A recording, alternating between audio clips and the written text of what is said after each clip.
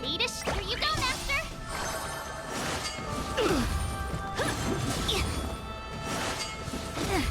The fearless knows not fear. I won't do. Too slow. Forever. Triumph! Victory is inevitable!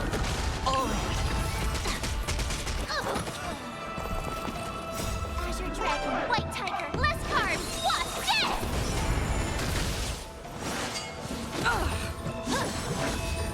Never hesitate! Trap! Awesome! Now what's this?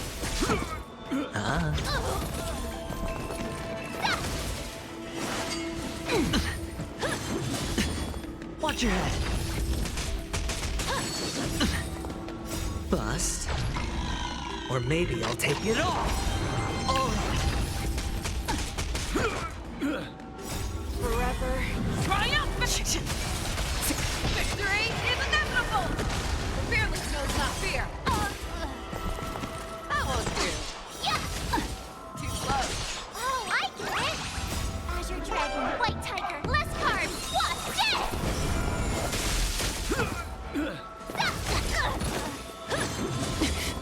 Never hesitate!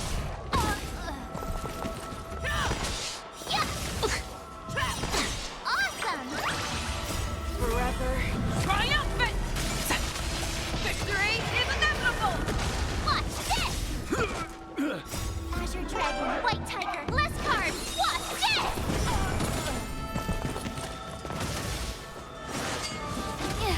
Watch your head. You need to get strong. The fearless knows not fear. Too slow. It's on me. Nap time. Oh, I get it!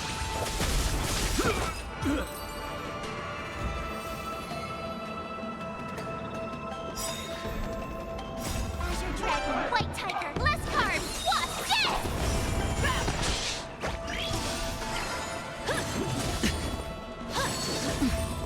Never hesitate! I won't do. Forever. Triumphant! Victory is inevitable!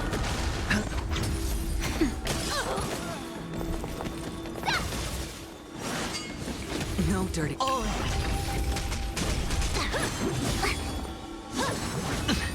The fearless knows not fear. Trap!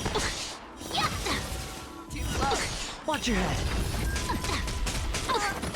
Awesome! Azure Dragon, White Tiger, less carbs, what's this? Forever. Triumphant!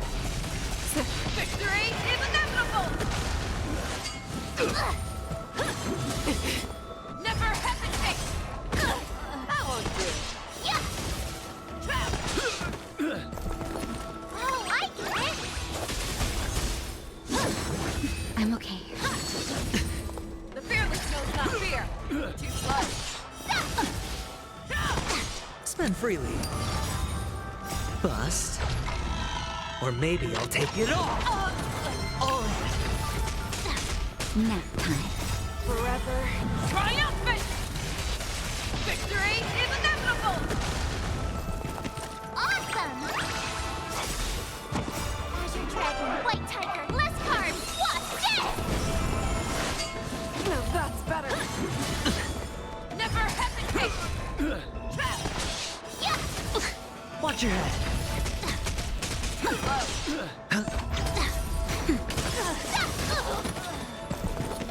Yeah!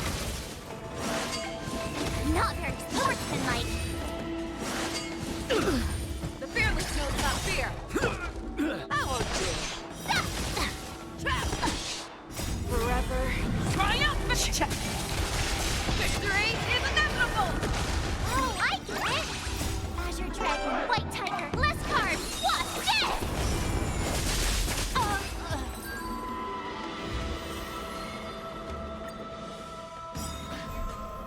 Nice job!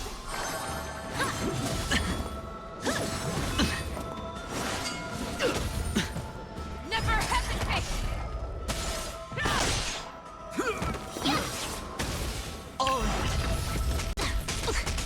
Too slow!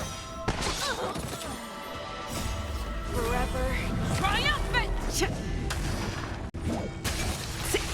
Victory is inevitable!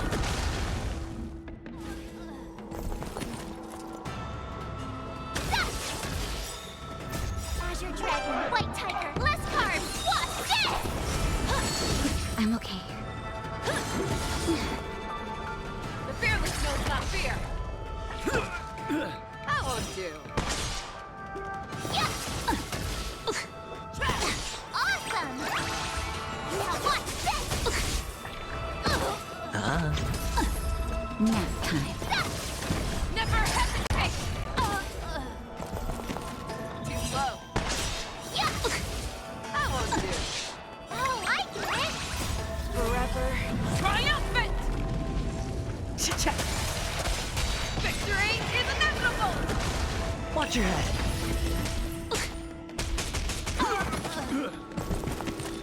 Yeah! Azure Dragon, White Tiger, less carbs, what's this? You need to get strong. The fearless knows not fear! Too slow! Bust. Or maybe I'll take it all. Yeah! Forever triumphant! Victory is inevitable! Awesome! That was sneaky! Never hesitate!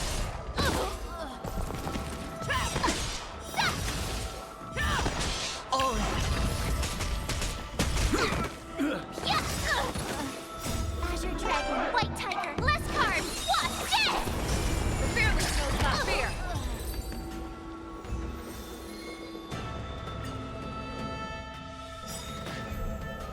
Nice job! No dirty tricks. Never hesitate! That won't do! Watch your head. Too slow! Forever triumphant! Victory is inevitable! Yeah!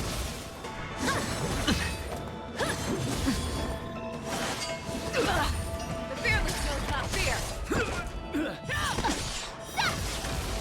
Oh, I get it! Azure Dragon, White Tiger, less carbs, what's this? Bust. Or maybe I'll take it all. Watch your head. Forever triumph! Victory is inevitable! Yeah! No dirty tricks. Never hesitate! That won't do!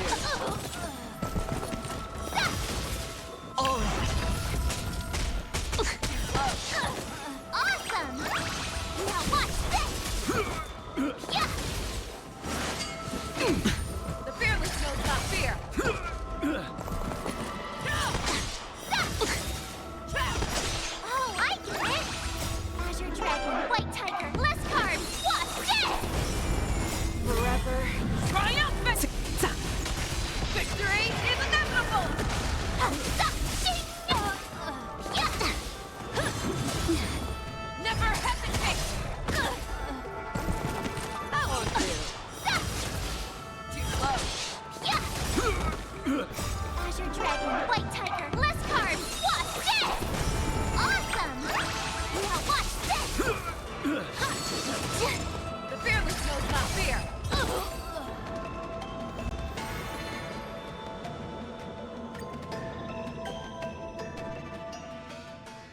The real dreamscape.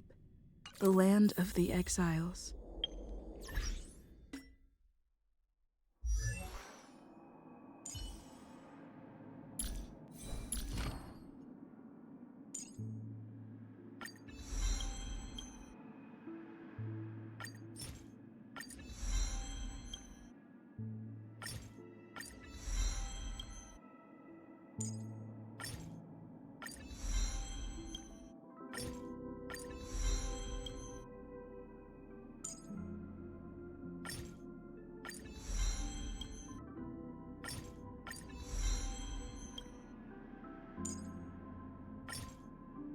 Need I say more? Muscle memory never lies.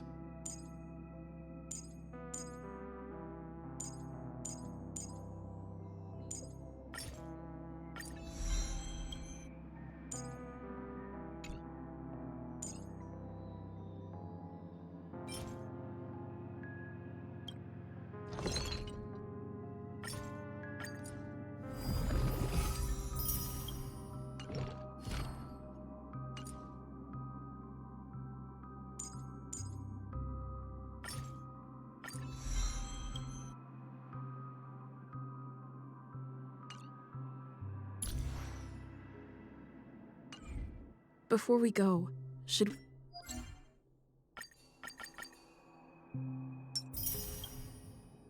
we speak to everyone?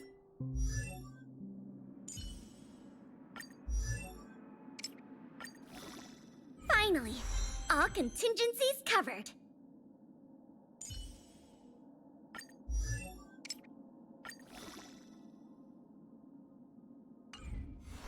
First.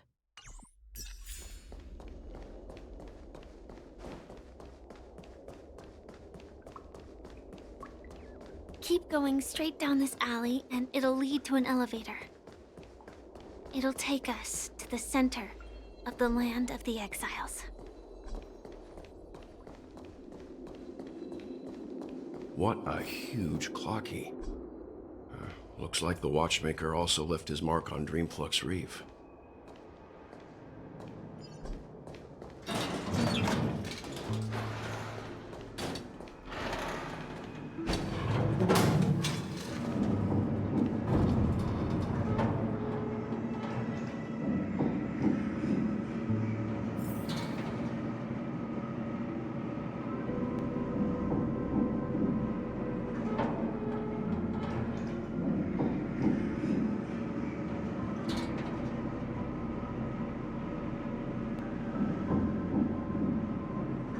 Unbelievable. To think there's a settlement of this size within the dreamscape. And all beyond the family's reach.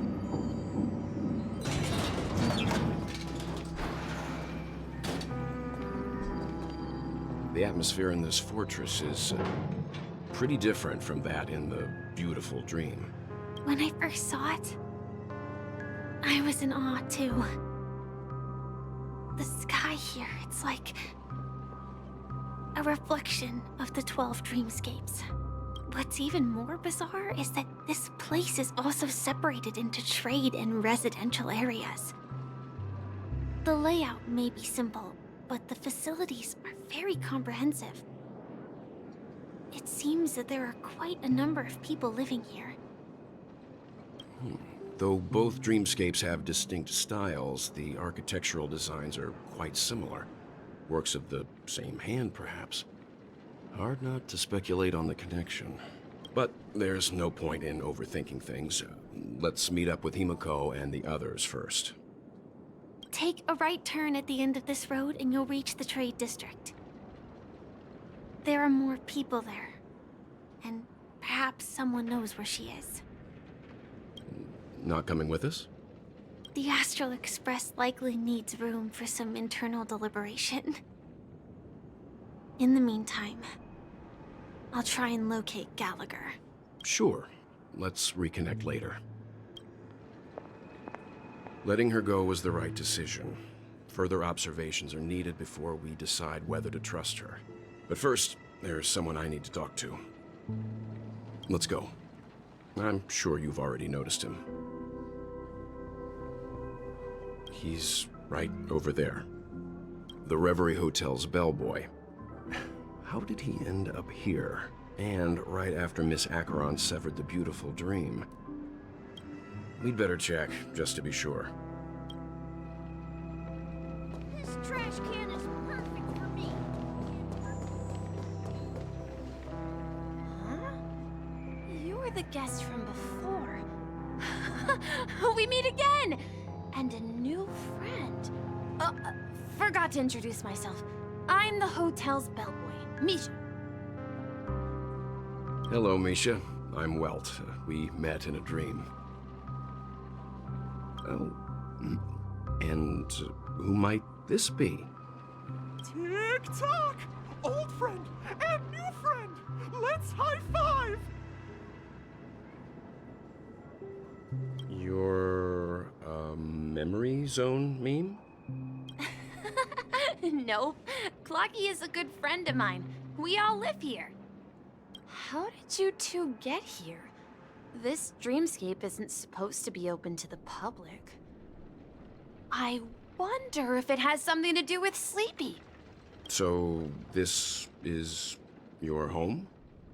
Yep. After my work in the beautiful dream ends, I'll go back home. Commuting used to be more convenient, but ever since travel became cumbersome, Sleepy started ferrying people back and forth between the two dreamscapes. This Sleepy. Can you describe what it looks like? Sleepy is a memory zone meme. Looks fierce and has many eyes. But it's actually really well behaved. Gallagher's been taking care of it. Based on the description, that meme is indisputably death. A nightmare for the family, but for the people who live here, well, that couldn't be further from the truth. Death? Not in a dream, surely.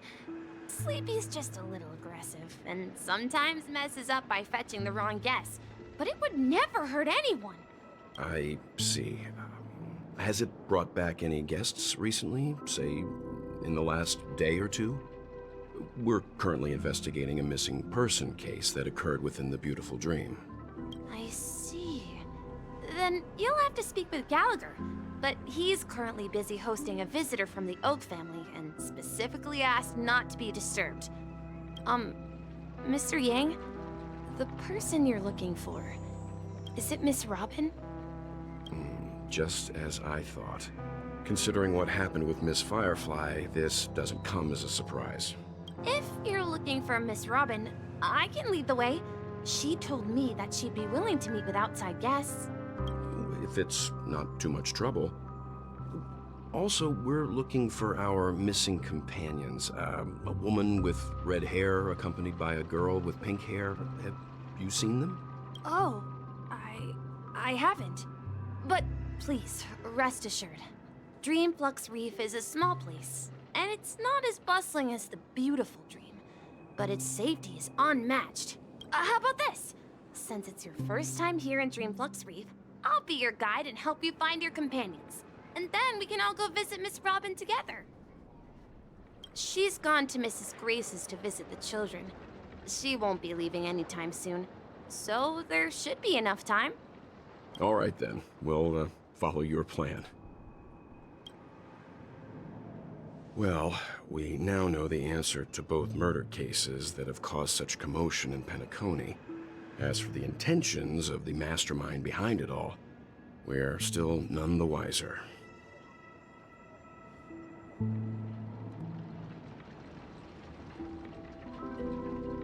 Yes, that's my thinking as well.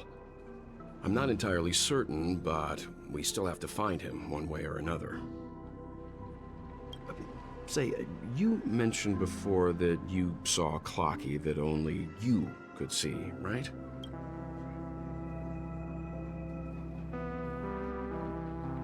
I can't shake off this strange feeling. Am I really still so young at heart? Forget it. It's not important. We'd better just follow Misha.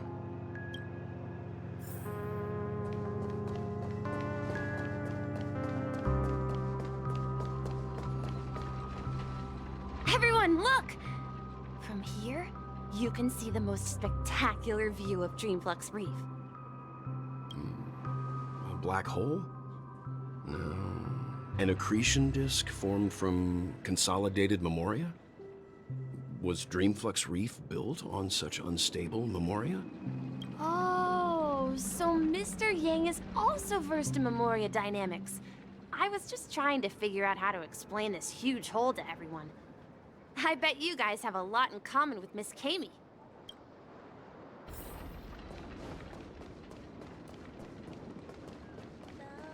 Look! There she is! My calculations are finally done. In another 10 system hours, the above dream will swallow the dream below. My hypothesis was correct. This place will cease to exist as the dream devours everything. Who are you all, and why haven't you left yet? This place is about to disappear. I'm Kami, a dreamscape surveyor specializing in Memoria dynamics, and this is my life's work that I'm researching. See that huge gaping hole? It was just a narrow rift many years ago, but now it's grown into a giant hole. The surrounding Memoria has been flowing towards the other end of the hole at a constant velocity, slowly but surely. But the scary part is, according to my calculations, the flow rate of Memoria has recently changed, and it's faster than ever before. It's almost as if something is sucking it in from the other side. By constantly improving upon Madame Rosalina's Memoria measurement method, I've finally obtained accurate results. After 10 system hours, the Dreamflux Reef will cease to exist. It will disintegrate like a melting glacier, and then fuse with the sweet dream fragments on that side of the void. Please don't worry. This sort of thing has happened many times before. Miss Kami isn't a bad person. She's just a bit lost in her own world. She'll probably realize she's wrong soon enough. You don't say. There was something else that piqued my interest. Who is Madame Rosalina? Oh, do you know her too? Or are you also a fan of Memoria dynamics? We're very interested in Madame Rosalina's achievements. Could you tell us a little more about them? Why, of course! She's an excellent scholar of Memoria dynamics, and the first person to apply Memoria rate measurement methodology on interstellar travelers. Regrettably, due to the presence of the Garden of Recollection, ordinary people don't pay much attention to the nature of Memoria. She departed this world without much fame, leaving only a few thin journals behind. I came to Penacony to learn more about my idol, and went to great lengths to seek out Dreamflux Reef, all because this is her final resting place. Prodigies always meet their demise prematurely. If only Madame Rosalina had more time, she would have discovered a way to reverse the flow of Memoria. I felt it. The source is in the golden hour. There is a certain anomalous presence stirring the currents of the memory zone. I must uncover more concrete proof. I must convince everyone. Does the name Madame Rosalina sound familiar to you? That's right. It seems like she did a great deal of research and calculations in Dreamflux Reef before abruptly passing away. Miss Kami regularly mentions her. I hear Madame Rosalina passed away during the prison war. She could see the Penacony of today. Its people building homes in the memory zone. I bet she'd be really happy. Perhaps. Our destination is the commercial district. That's where the largest crowds gather in Dreamflux Reef. We might be able to find the others there. Let me go! Ghost! There's a ghost! Don't come near me! Oh my. I'm human and so are you. Can you get a grip? Ah, there you are. I've been waiting for you two. Quickly, come help. I bumped into a member of the family on the way here. He was so scared, and I just wanted to calm him down. Let me go! Let me go! I've only done good in my life. Why can't I rest in peace after death? Well, this is how it turned out.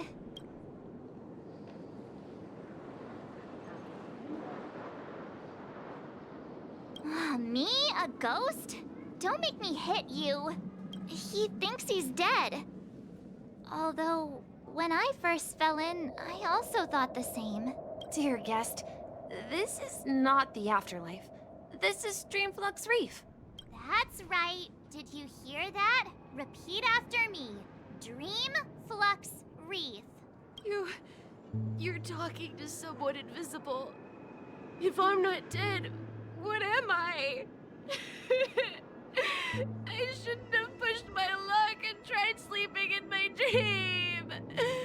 Curiosity kills the Papeshi. So stop asking. You'll alert the monsters.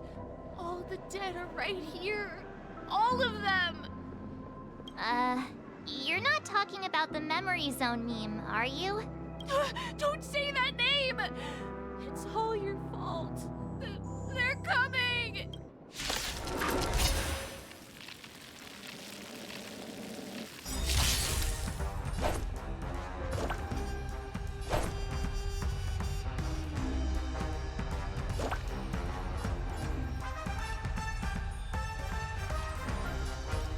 Here you go, Master!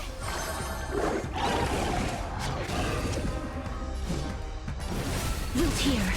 I won't do.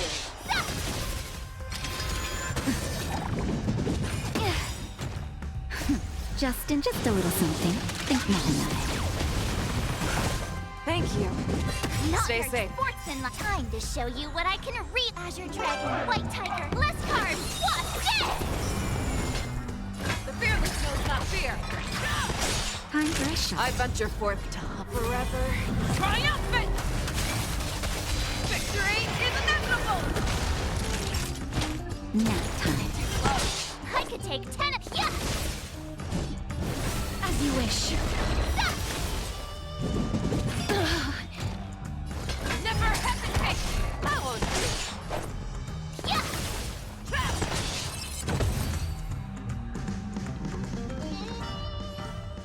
He passed out.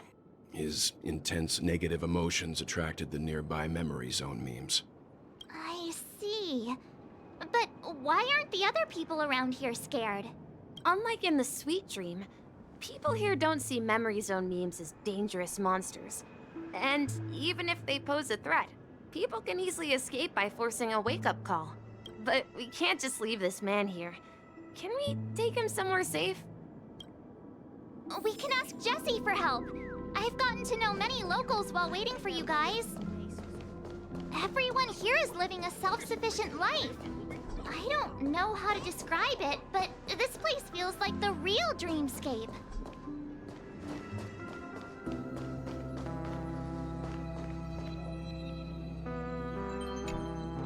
Evening, Jessie. Is it evening? Welcome, Miss March. Who might these be? These two are my friends.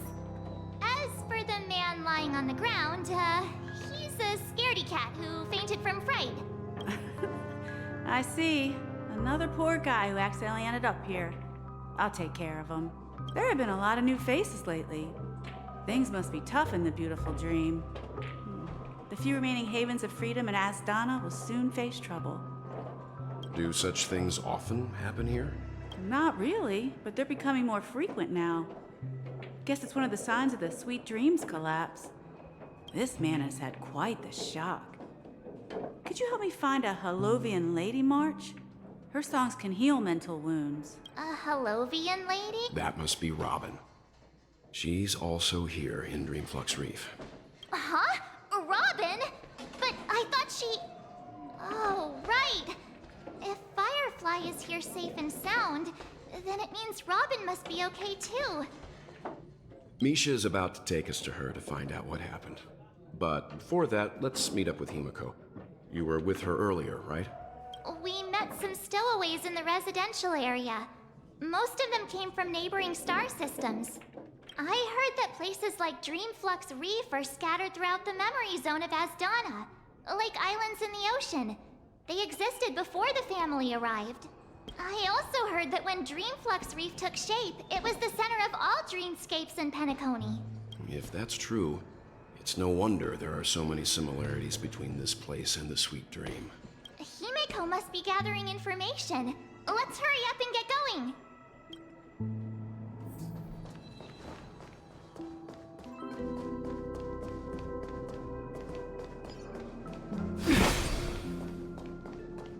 No! At this rate, the family will be done for. Done for! This is where we split up. So that's how it is. I never imagined we'd gather the remaining details here. To borrow Gallagher's catchphrase, what an unpredictable twist of fate. Himeko, here they are. Ah, perfect timing. Now that everyone's here, I'd like to introduce everyone to Micah, who's partly in charge of the Land of the Exiles.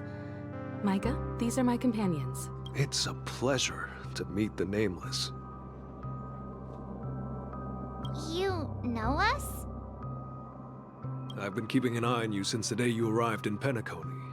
We would have met under more appropriate circumstances if Dreamflux Reef hadn't been isolated from the 12 Dreamscapes. Please, allow me to formally introduce myself. I'm Micah, the Gravekeeper of Dreamflux Reef.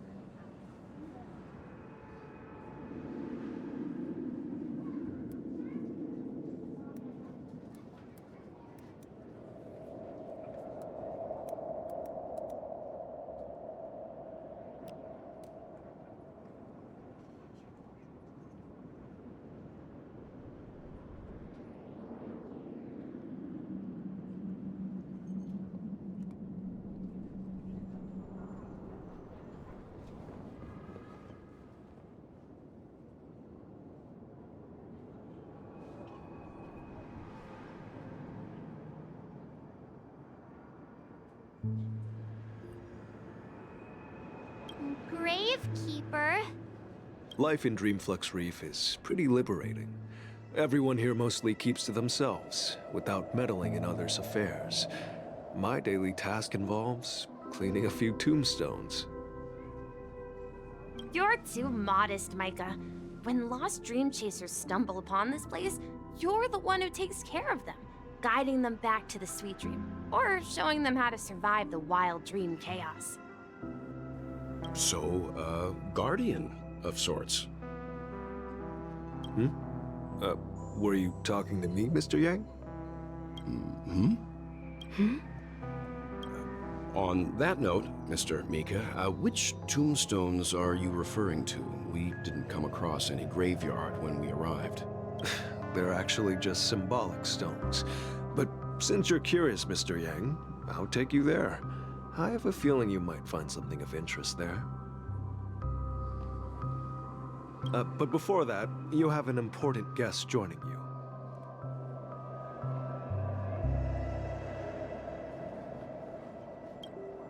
An important guest? Who could it be? This way, please. The roads here in Dreamflux Reef are a bit run down, so watch your step.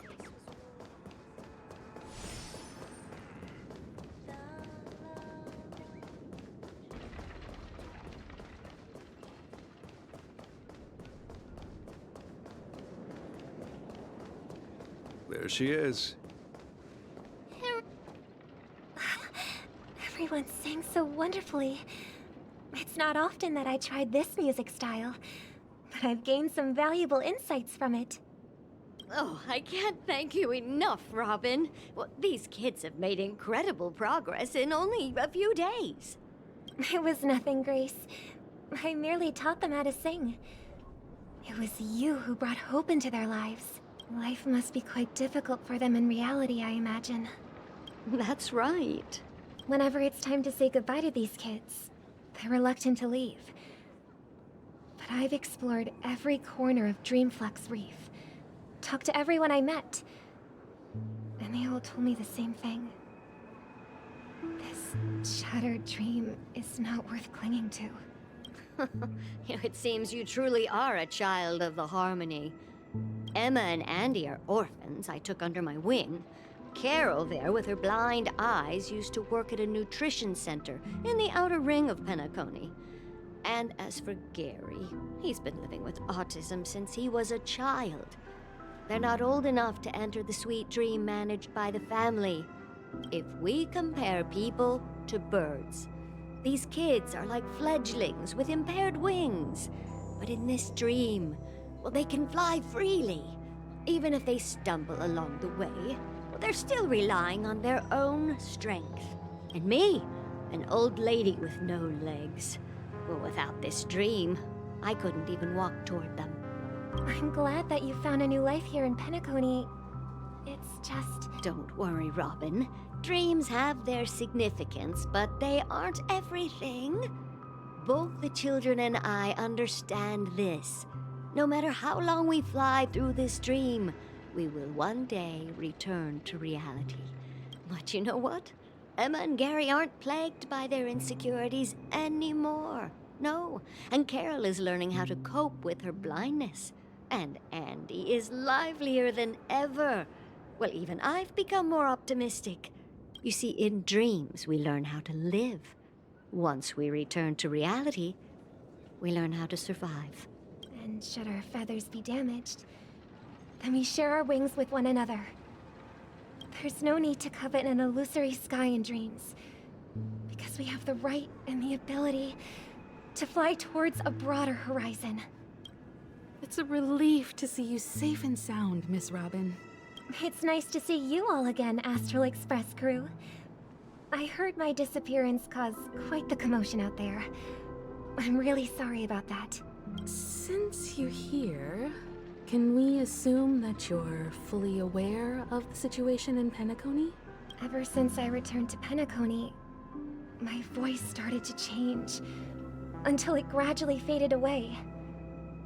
At first, I thought it was a temporary ailment, perhaps due to having been away too long. I thought maybe it just takes some time for my body to acclimate to the high concentration of Memoria and Asdana. But now it seems the root of the problem goes way beyond me. There are elements around me that don't align with the Harmony. And losing my voice is just one of the signs of the Sweet Dreams collapse. The Sweet Dreams collapse.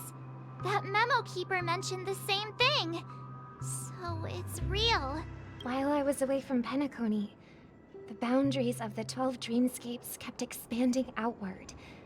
But whenever I mentioned the anomalies in the dream, all the family heads refused to talk about it.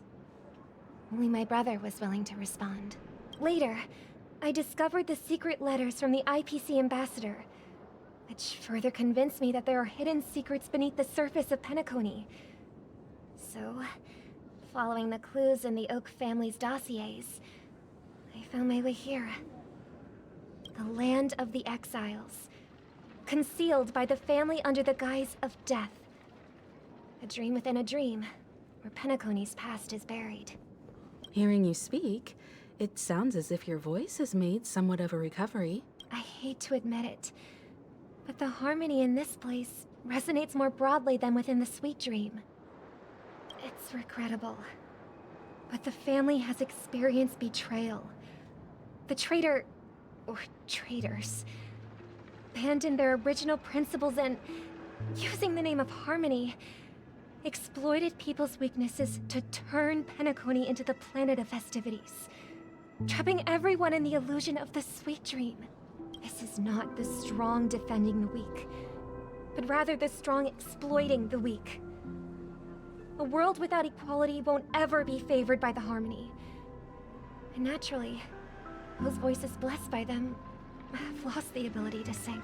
Could there be another force influencing the family's shift in philosophy, Miss Robin? Considering what happened with Acheron, it's difficult to conceive of another entity within the realm of the Harmony capable of influencing everyone. Unless a power surpassing that of an emanator is involved. I'd heard about what happened to the Xianzhou Alliance, But as far as I'm aware, the family hasn't faced any such external interventions. Oh no, regardless, I cannot accept my home is moving towards the very opposite of what the Harmony represents, while still claiming to uphold it. I must uncover the reason why Mikhail cut ties with the family, and who exactly it was who betrayed us all. Do you remember our arrangement, Mr. Micah? Well, here's my answer. I've decided to forgo my role, and never step foot on the Charmony Festival stage again.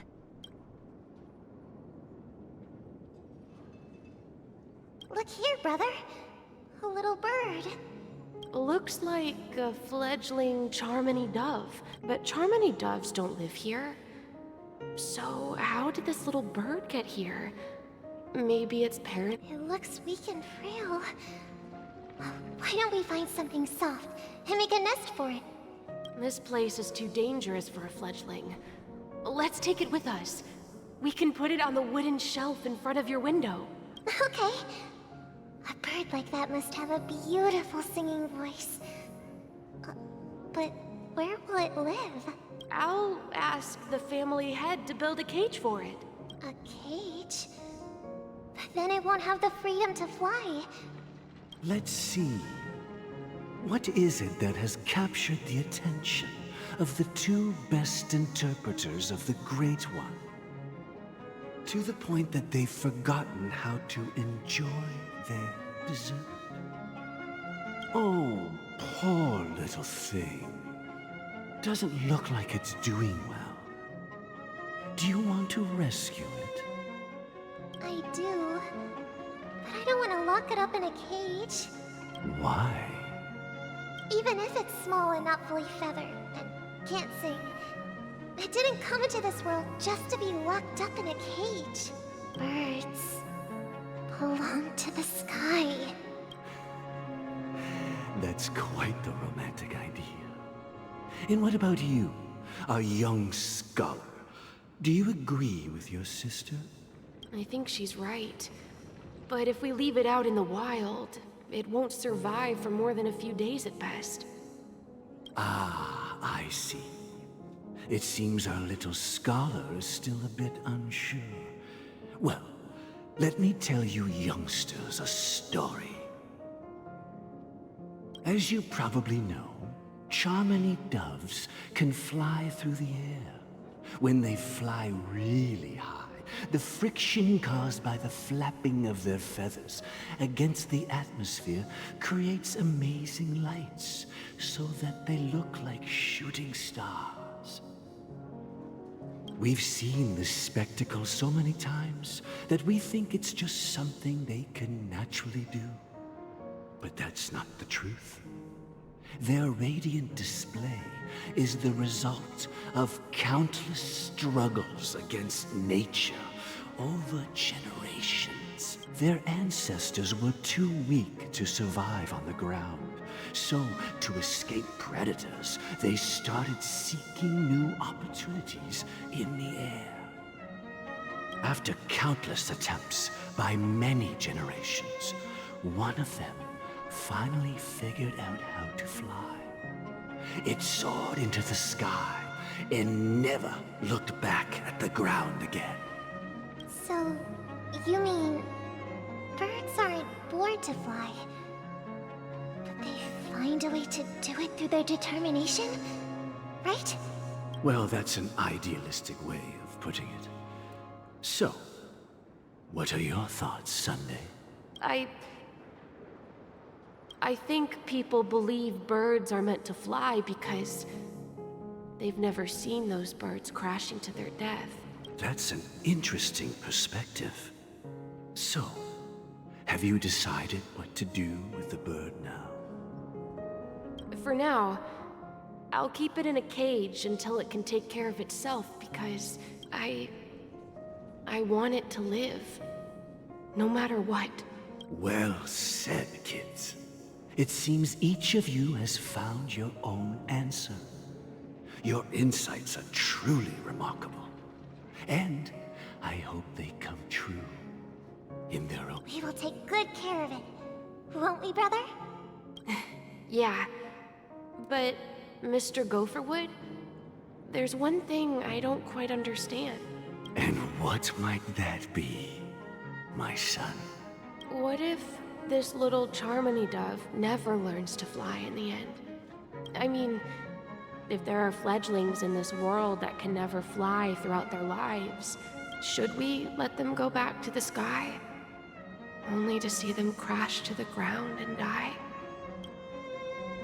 Talking in your sleep, Birdie? Time to wake up. You look a little unsteady. Need a hand? I'm still alive? Yeah. Happy about that? Where is Robin? Tell me. Now. I knew that was going to be the first thing you'd ask. Don't worry, your sister is here, safe and sound. She's probably walking around the streets now. If I were you, I'd be more worried about myself. After all, right in front of you is the guy who just stabbed you in the chest with a dagger. If you wanted to kill me, you wouldn't give me the chance to speak. Just tell me your demands, lackey of the Watchmaker. So, you figured out who I am, huh? No wonder you had the guts to go against the Dream Master and the Four Families. Looks like I made the right choice. Choice? You are aware of my plan, and see through my fictionology. Time is running out, so let's drop the charades. I'm suggesting we cooperate. Cooperate? What makes you think I'd cooperate with you? The fact that the famous Robin has chosen my side. Plus, some clues about a traitor and a bright future for Penacony. Any of that catch your interest? I find it hard to believe a man who's full of deception. Fine. You don't have to trust me. What you should trust is the sense of justice inside of you. Show me Robin first. All right. As you wish. Here she is. Huh? What's your trick this time? Just kidding. I mean, this lady will lead us to Robin, right? And the crew, too. There are too many people who you owe an explanation. That'd be great. Please follow me, Honorable Oak Family Head. Now, all the actors are on the stage. This is the monument I mentioned earlier. The names inscribed on it should be familiar to all of you. Rosalina and Tiernan. When Penacony was known as a frontier prison, it was the Trailblazers who connected it with the stars. They were the heroes who saved Asdana, and their names deserve to be immortalized. Not just on this small stone tablet, but in the annals of history for all of time. However, today, the planet of festivities is nothing but sweet dreams. That heavy piece of history is all a distant memory. Just like that prison. If their names are inscribed here, then that means... According to Micah, they died long ago. Rosalina was killed during the War of Independence. She ventured alone into the heart of the star system to investigate the flow of Memoria, but she never returned. Tiernan was a skilled gunslinger, strong and reliable. He led the people through countless battles, but he didn't live long enough to witness the arrival of true peace. In the decade following the war, Penacony faced challenges internal and external. To protect Asdana, Tiernan picked up the way of the Trailblaze again, and led the Letmoth family to explore beyond the system, only to be surrounded and wiped out by the swarm. Though I had expected as much, the tales of these heroes truly are sorrowful. True to the title of Trailblazer, they spent their lives venturing into the unknown. But what about this tablet? There are no names carved on it. When Dreamflux Reef was created, its owner was still alive. However, he insisted on erecting a monument for himself, saying that it will happen someday. Here we meet again. Everyone from the Astral Express. Robin.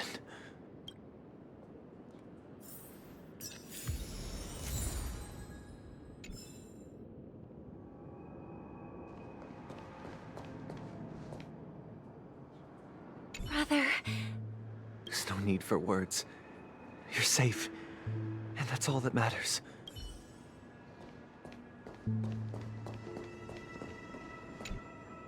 I promised to give the siblings some privacy, so let's talk about our business first.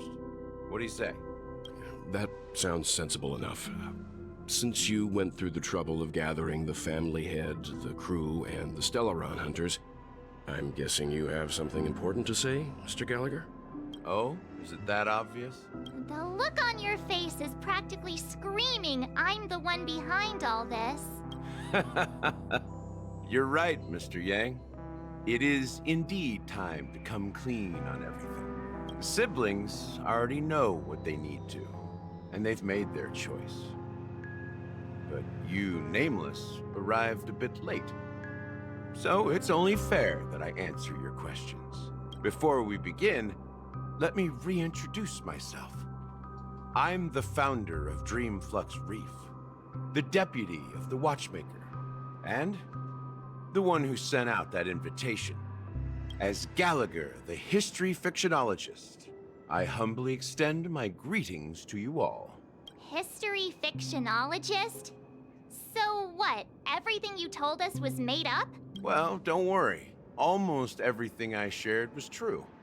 Well, except for the part about the family accepting me back. I double-checked with Micah, and everything he said about the family, the Watchmaker, and Mikhail is true. Thank you for your understanding. Now let's get down to business. I'm sure you're all wondering why I went through the trouble of setting up this battle for the legacy, inviting different factions and stirring up a ruckus all over Penacony. Well, it all boils down to something very familiar to all of you. The Stellaron. The Stellaron? But how is that possible? Penacony is a free-flowing interstellar hub. There are no signs of contamination whatsoever. You're totally correct. So, care to take a guess at what that means?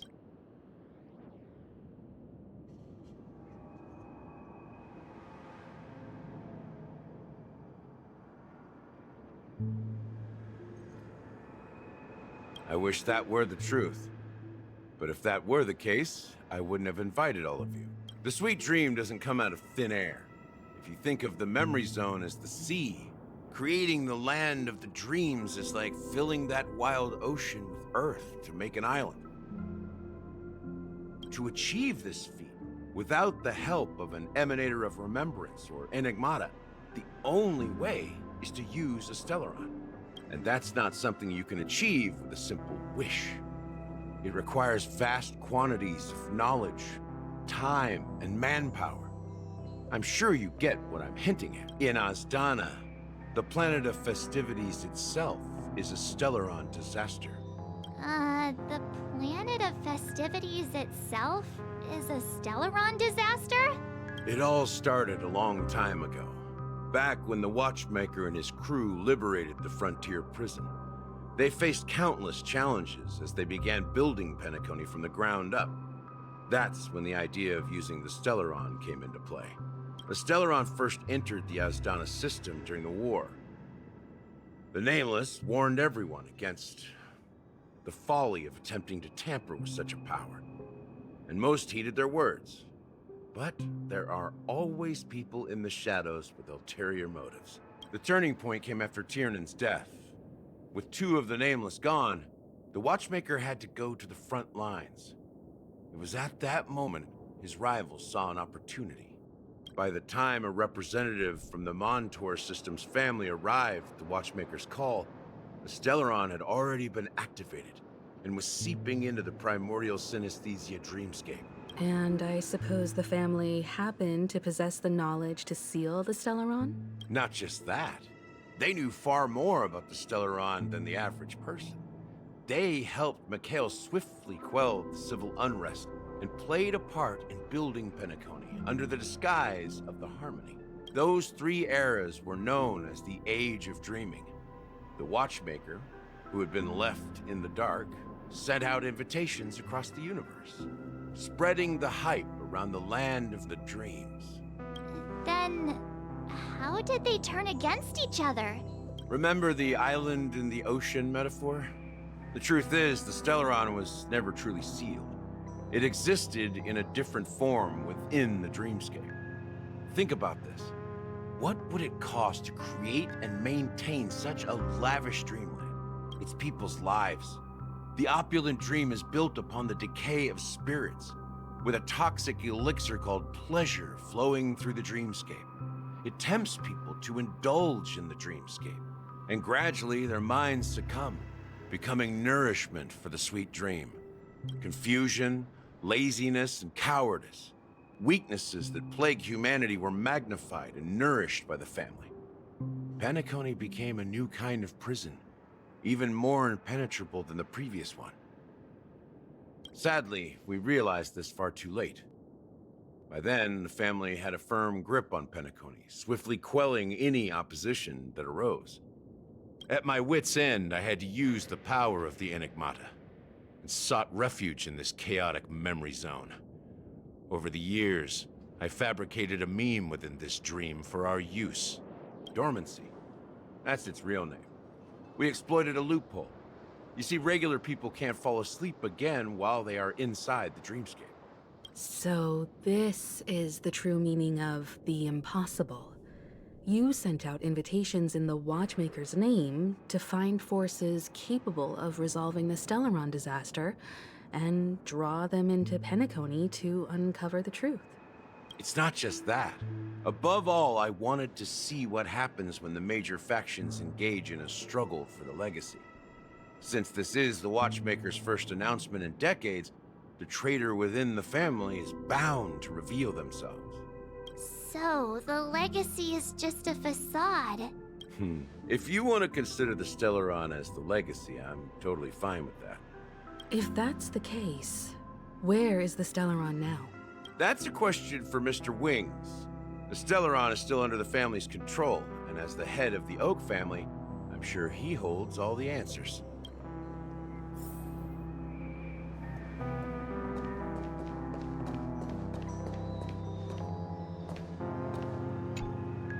Are you done talking?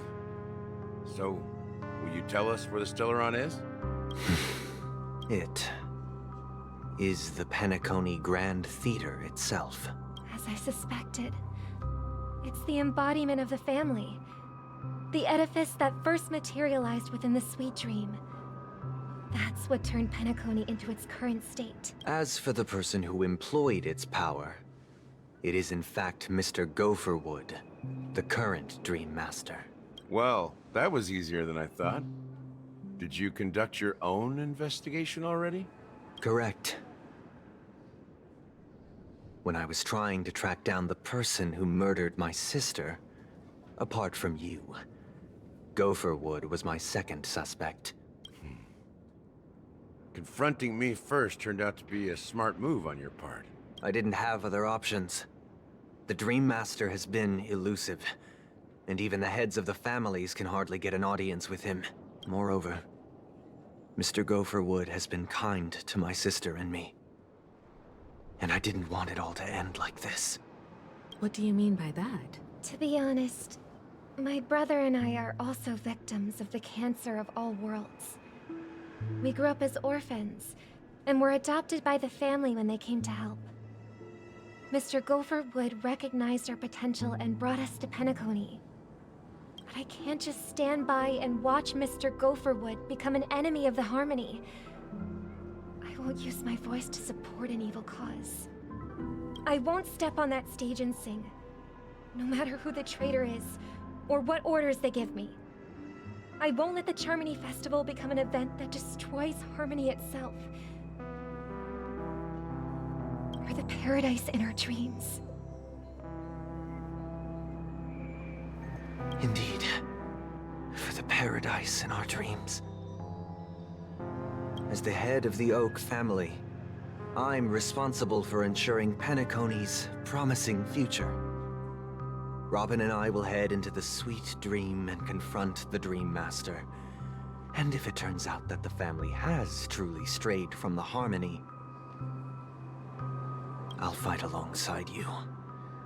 We'll put the Charmony Festival on hold and make sure Mr. Gopherwood pays for his blood debt.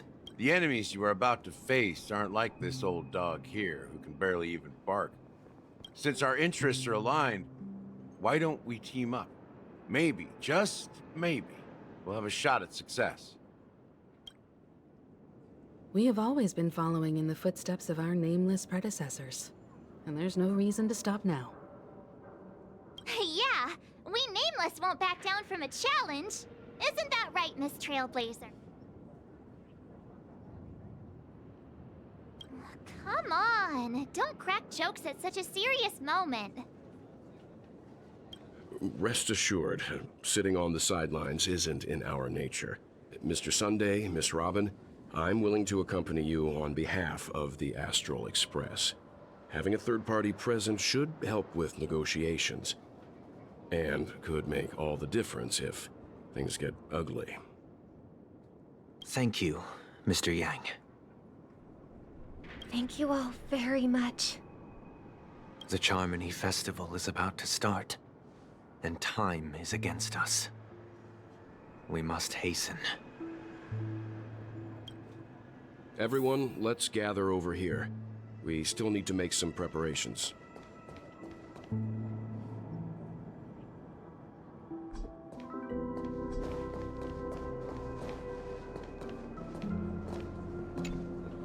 I may have been quick to step up to the plate, but confronting the Dream Master could be a very dangerous affair. Huh? Even you're saying that, Mr. Yang? How powerful is that Dream Master? He's the leader of the families of Penacony, and he has the entire power of the Harmony behind him. Not to mention the Stellaron in his possession. We must proceed with great caution.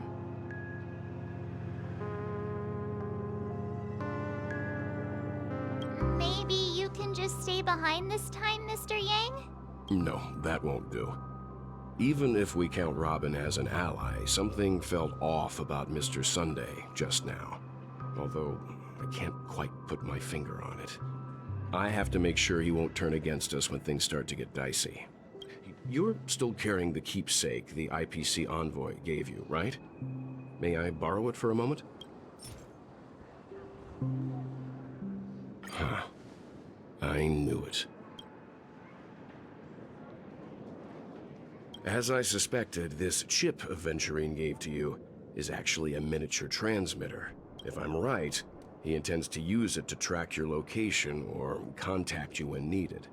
As it so happens, this may actually be of some use in the current situation. Aventurine? Is he still alive? And what does he have to do with our mission to confront the Dream Master? Remember what I said earlier? Working with the IPC is a way to keep the family in check. If negotiations go south and the family show their true colors by going after the Stellaron, I'll use this transmitter to send a message to the IPC.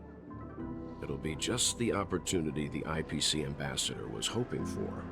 The only question mark in all of this is Aventurine's current status. But the IPC is always listening, especially senior strategic investment department heads like him. Getting the message across shouldn't be a problem. Good luck to you, Welt. Well, you take care too. If anything goes wrong, don't worry about me. Just make sure to seal the Stellaron.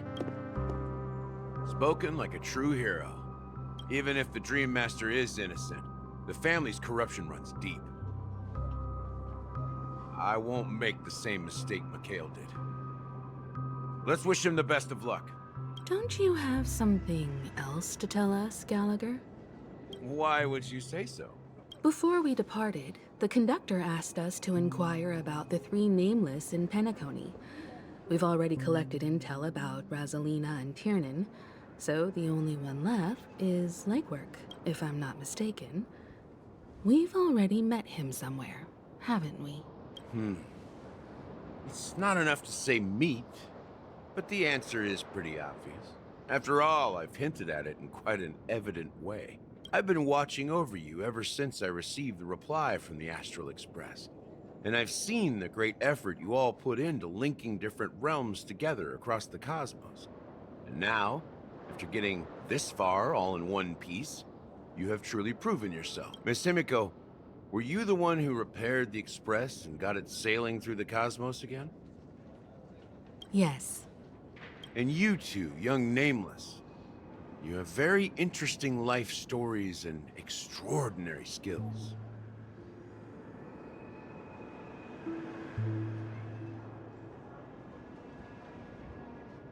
I don't know much about my life story, but I do have extraordinary skills. You're full of energy. Please send my regards to the conductor, Pom Pom. Please let them know that their friend has fond memories of his time aboard the Express, which he reminisces on every time he has a good drink. As for the last Nameless, he embarked, disembarked, and embarked again, traveling in a great circle, ending up back where he started. On his deathbed, he told me to find the Astral Express and deliver an invitation to the future Nameless. He left behind a special gift, a true legacy. Something that belongs only to the successors of the Trailblaze. Come with me. Now is the time to reveal it.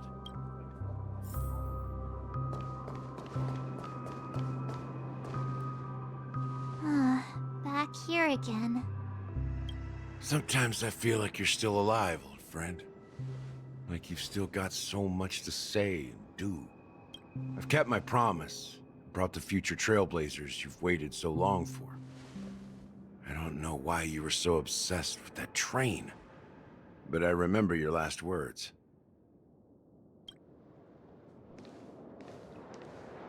Don't let us down, old man.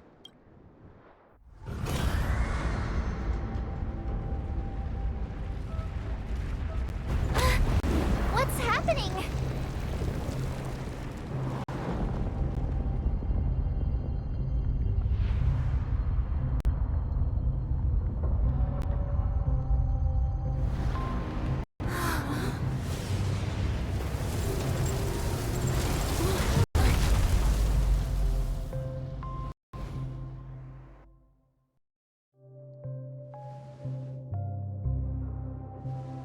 Go ahead. His resting place lies in the garden up ahead. The first and last Nameless of Penacony. Mikhail Char Legward, the Watchmaker.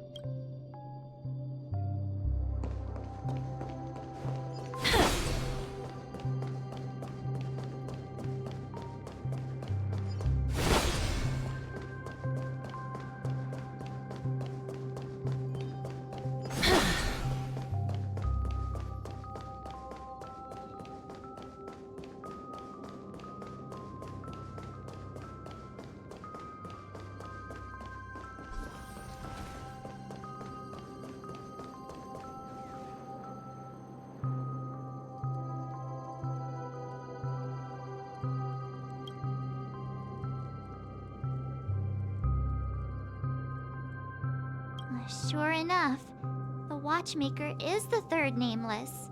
Even I could guess that one. The legacy he left behind was a dream bubble. I believe inside that bubble, there's something that holds meaning only for the Nameless. After all, when I checked its contents, I found nothing inside. Maybe some Trailblaze runes? Even more enigmatic than me. Well, let's have a look.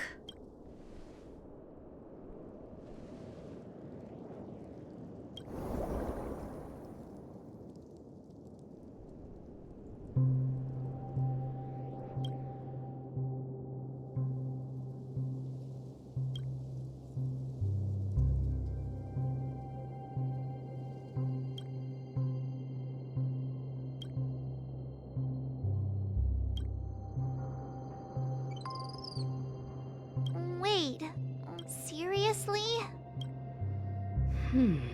How could a dream bubble be empty? Just as I suspected. That old man always had this strange belief in the Nameless and the Trailblaze. And I never understood where he got that confidence from. Especially since he never managed to get in touch with the Express while he was alive. I could never figure out what was going on in that old man's head. But this empty dream bubble is so typical of him. He was always full of weird fantasies and incomprehensible romanticism. That mischievous old man. Well, I didn't expect him to leave anything concrete behind anyway. Don't think that's the case, Gallagher. I'm sure Mikhail has left us the most precious thing of all. Don't start getting all philosophical on me, all right? Just as Mikhail believes in the nameless of the future, we unconditionally believe in the nameless of the past. How could they leave with regrets for the future when they were ready to dedicate their lives to the land they loved? There must be something contained in this dream bubble. It's just we haven't figured it out yet. You also have faith in the Watchmaker, don't you, Gallagher? Well, I'm a follower of the Enigmata. My philosophy forbids me to have faith in anything. That's why I understand what faith means in the path of Trailblaze. Can I borrow your pet? I need to make a trip back to Golden Hour and check something at the Dreamscape sales store. It's for Mikhail, and for the future of Penacony.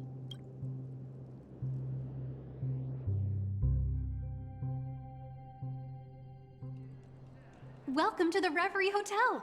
How may I help you? Greetings. We're the Nameless from the Astral Express, and we'd like to check in. The Astral Express? But I thought...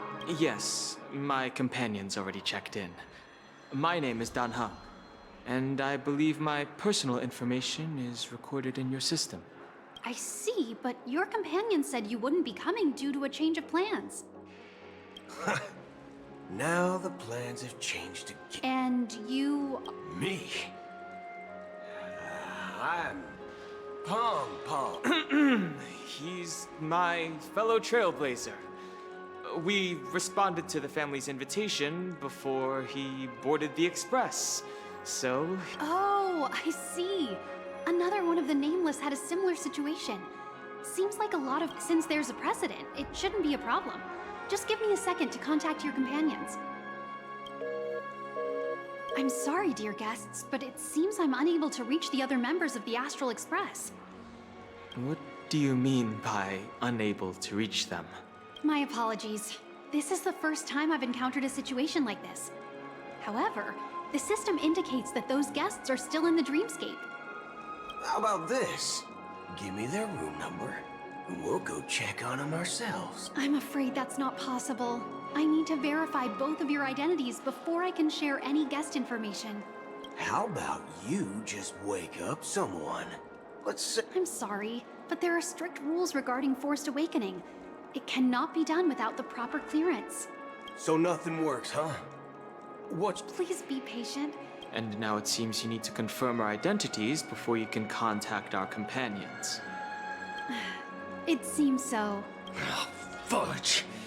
Look, nothing personal, but if you can't handle this, go find someone else who can. Please calm down, dear guests. I do recall that Mr. Sunday, the Oak family head, personally handled this issue earlier. Oh, please wait a moment while I contact him. I don't think she's trying to give us a hard time. She really just doesn't know what to do. I have a bad feeling about this. You tried to contact them on the Express earlier, but they didn't respond.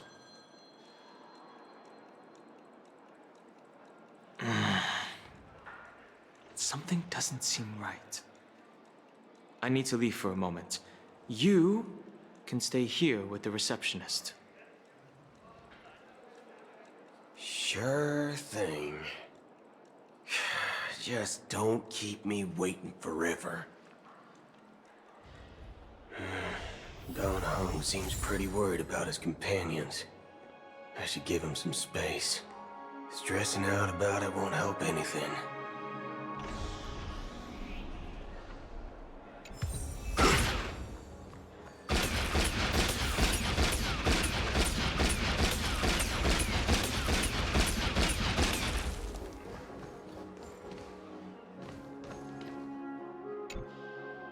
The Charmony Festival is about to start! I'm so excited! Hey, you guys here for the Charmony Festival too? Well, I didn't come all the way here specially for the festival. Honestly, I don't really even know what it's about. But I heard it's a lot of fun! Well, back in my homeworld, Anaria, we have festivals like that all the time. My dad threw me a birthday party one time that was just as extravagant as the Charmony Festival. Oh, come on! The Charmony Festival is a once-in-an-Amber Era event!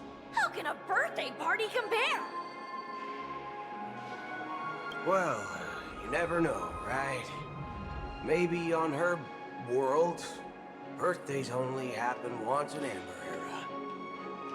Anyway, let's forget about that. Have you heard about the, unsettling things happening in the dreamscape? Unsettling things? What could possibly go wrong? It better not ruin the Charmony Festival! I've been looking forward to it! Relax. With a big event like this, there's bound to be lots of gossip and rumors. Don't worry. If anything does happen, the family will be on top of it. Oh, that's a relief. I didn't come all this way to see the festival go down the drain. Well, looks like I won't get any fudging clues out of these two. They're clueless.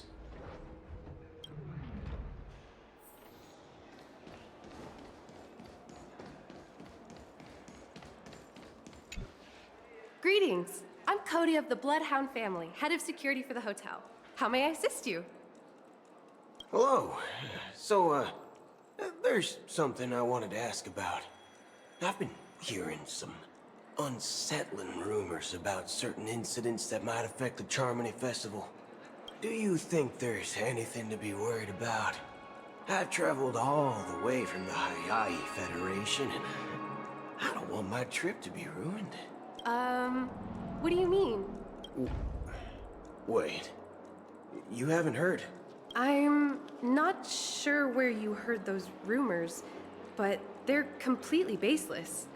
I can assure you, as a representative of the Bloodhound family, that everything is going smoothly for the Charmony Festival.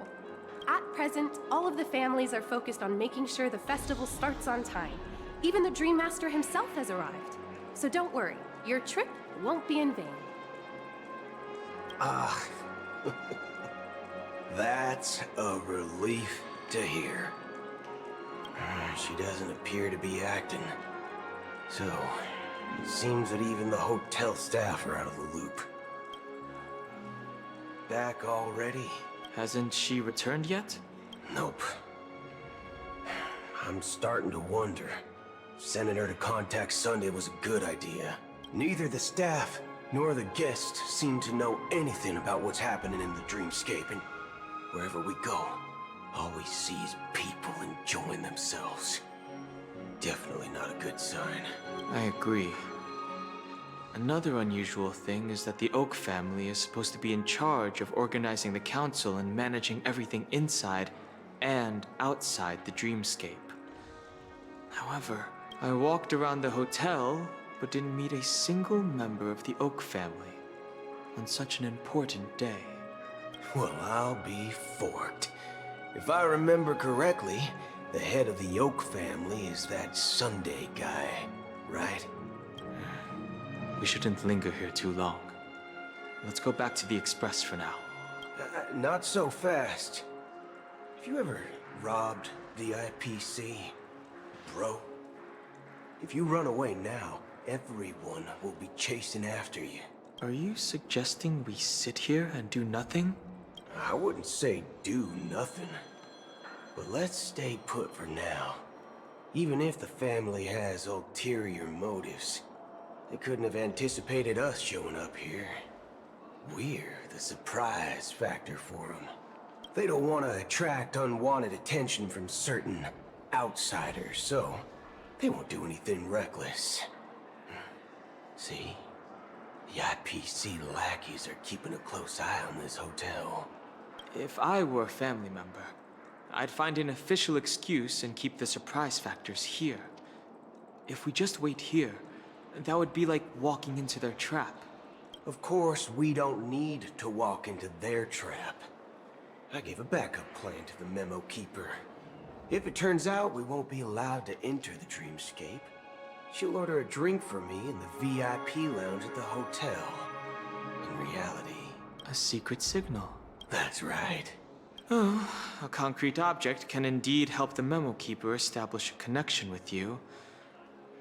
But Boot Hill, if you have more backup plans in the future, I hope you'll let me know in advance. I'm sorry, but it's one of my quirks. I have too many unreliable friends.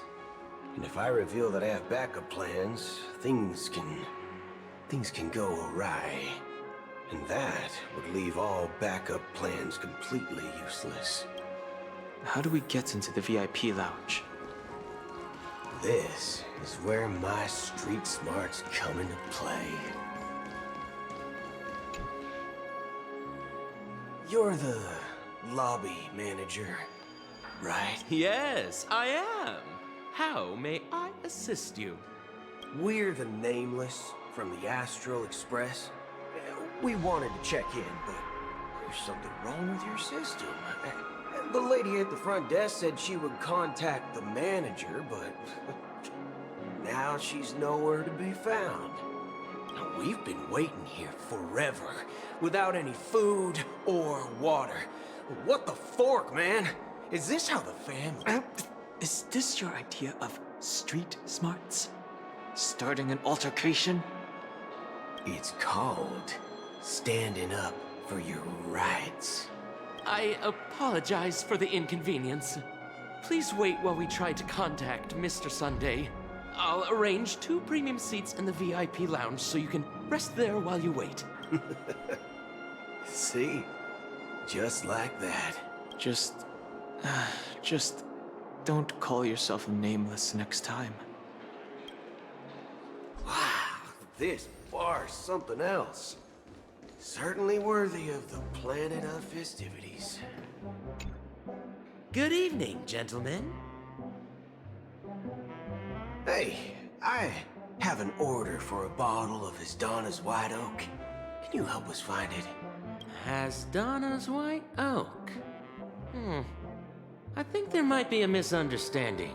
We don't serve that here. Oh, no way. Are you sure you're not mistaken? If someone had reserved such a beverage, I would definitely remember it. It sells for hundreds of thousands of credits per bottle, after all. I couldn't afford to cover for such an item if it were broken or lost. That's strange. Well, could it be that the Memo Keeper couldn't afford it? Then what should we do now? No need to rush. Let's grab some drinks first. Maybe I arrived too early and he hasn't come yet. Now, let's see what kind of juice malts you all have here. Well, give me a glass of Heenum Valley, 40 years. I'll have it neat. No ice. Well, that's the most expensive one on the list. You have a taste for the finer things. It's on the house, anyway. What can I get for you? Anything you recommend is fine. Then I would recommend today's special, Glass Village. It's classic Soul Glad mixed with Laboon juice. It's refreshing and suits your cool demeanor. Just 1 minute. Ah, this flavor. Dynamite barbecue with rocket fuel. Ooh, it really hits the spot. Truly the finest sherry cask-aged malt juice in the cosmos. Dynamite barbecue with rocket fuel. Is that really something that humans enjoy? Hey, this guy doesn't know anything at all. As long as you're satisfied, dear guests, please enjoy. Let's give the Memo Keeper another half-system hour. If she doesn't show up, we'll need to come up with a new plan. In the meantime, let's take stock of the situation. What do you think? The situation is unclear. Something must have happened on the planet of festivities, but the public is unaware of it. Someone in a position of power within the family must be covering it up. It's unusual for the followers of the Harmony to invite other factions, let alone the IPC and the Masked Fools. If what you said about the Emanator of the Nihility is true, the situation in Penacony is a little complicated, to say the least. Actually, there's something else I'm concerned about. Regarding Acheron. As you know, the faction that follows the path of the Hunt are some of the most dangerous folks in the cosmos to mess with. I mean, who in the right mind would impersonate the Xianzhou Alliance or the Galaxy Rangers? It's like asking for a death wish. Isn't there a saying among the Xianzhou people that the Rainbow Set lets their luck's arrow do all the beating? Talking. Do all the talking. Well, you know what I mean. Even though the Galaxy Rangers have been out of sight for years, we've been keeping an eye on this region. Even the dumbest criminals know better than to mess with the Annihilation Gang, much less the Rangers. But that Acheron lady, she doesn't seem like a lunatic at all. On the contrary, she's highly logical and organized. She knows exactly when to hold back and when to strike without mercy. And do you believe that someone like her would have an ulterior motive for impersonating a Galaxy Ranger? I'm not entirely sure, but I do have my suspicions. Maybe she knows a Galaxy Ranger, or perhaps she's trying to lure us out for some reason, which I can't figure out. Anyway, what worries me more are the anomalies within the family.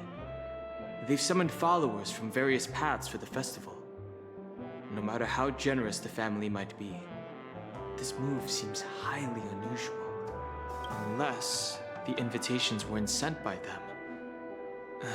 If that's the case, it's even more intriguing that the family insists on organizing the Charmony Festival, despite the chaos. Maybe it's Shipei the Harmony pulling the strings. You find it beyond human understanding because it wasn't arranged by humans at all. People do stupid things out of irrational impulses. They abandon their principles when self-interest is involved. They believe in things they know they shouldn't, and fudge, they even break their own rules. But Eons don't. They stick to their determined path and never turn back, even if they reach a dead end. You think Shipei's will is behind all this? It may not necessarily be Shipei. There's definitely some higher entity involved. I know it may sound pessimistic, but if human free will were reliable, why would we even need Galaxy Rangers? It's much simpler when you boil it down to the eons and paths. Like how Lon always follows the path of the Hunt, or how the Express stays true to the Trailblaze despite Akavili's disappearance. But in my opinion, Akavili's fall holds significance for the Nameless. Oh. So you're saying the Nameless now have to take responsibility for their own choices because their absolutely right leader is gone? Exactly. I believe the purpose of the journey isn't just about following a path that's always considered absolutely right. It's more about doing your best to choose the right path for yourself among countless possibilities, even with limited insight and judgment. I don't know what you've been through, but I agree that people must take responsibility for their choices, because no one else can do it for them. That's why the Galaxy Rangers need to uncover the imposter and figure out her true intentions. Just in case. I have a backup plan if the Memo Keeper doesn't show up. This is my final backup plan. I promise. You sure have a lot of cards up your sleeve. Well, going back to my old career would make things a lot easier. By the way, when you were walking around the hotel, Did you happen to see any important-looking guests? What's your plan? It's simple. We just grab some hostages and use them as bargaining chips with the family. Or maybe we can even take their identities. No need for that. We'll return to the Express now. Wait. Are you getting scared? Draw your weapon. Let's make a big scene. Are you leaving, esteemed guests? Would you like to cancel that As Donna's White Oak you just ordered? Huh? As Donna's White Oak? But didn't you just... Ha ha. Looks like you are a bit intoxicated, esteemed guests. You ordered a bottle of As Donna's White Oak just a moment ago.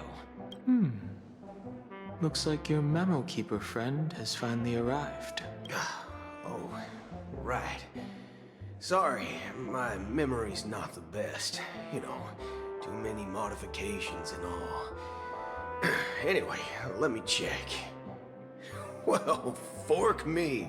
It says Donna's White Oak, all right. And there's a note. I'll be waiting for you on the Astral Express. No mistake. That's her message to you. She knew the hotel wasn't safe, so she suggested we find another place.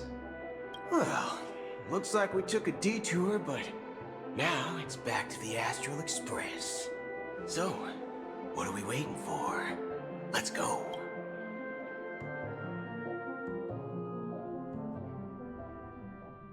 You're back? Two guests just boarded saying they were looking for Boot Hill, so I told them to wait in the parlor car. Oh, just in time. 2 guests? She's one of them. Look, we welcome all passengers on the Astral Express, but sneaking in like that? You have no regard for etiquette! My apologies, conductor. It was an oversight on my part. I assumed you were already acquainted with the garden. Given the chaotic situation in Penacony, the Nameless are the only ones we can truly trust right now. You are the memo keeper. Pleased to meet you, Dan Hung. I've seen you in others' memories.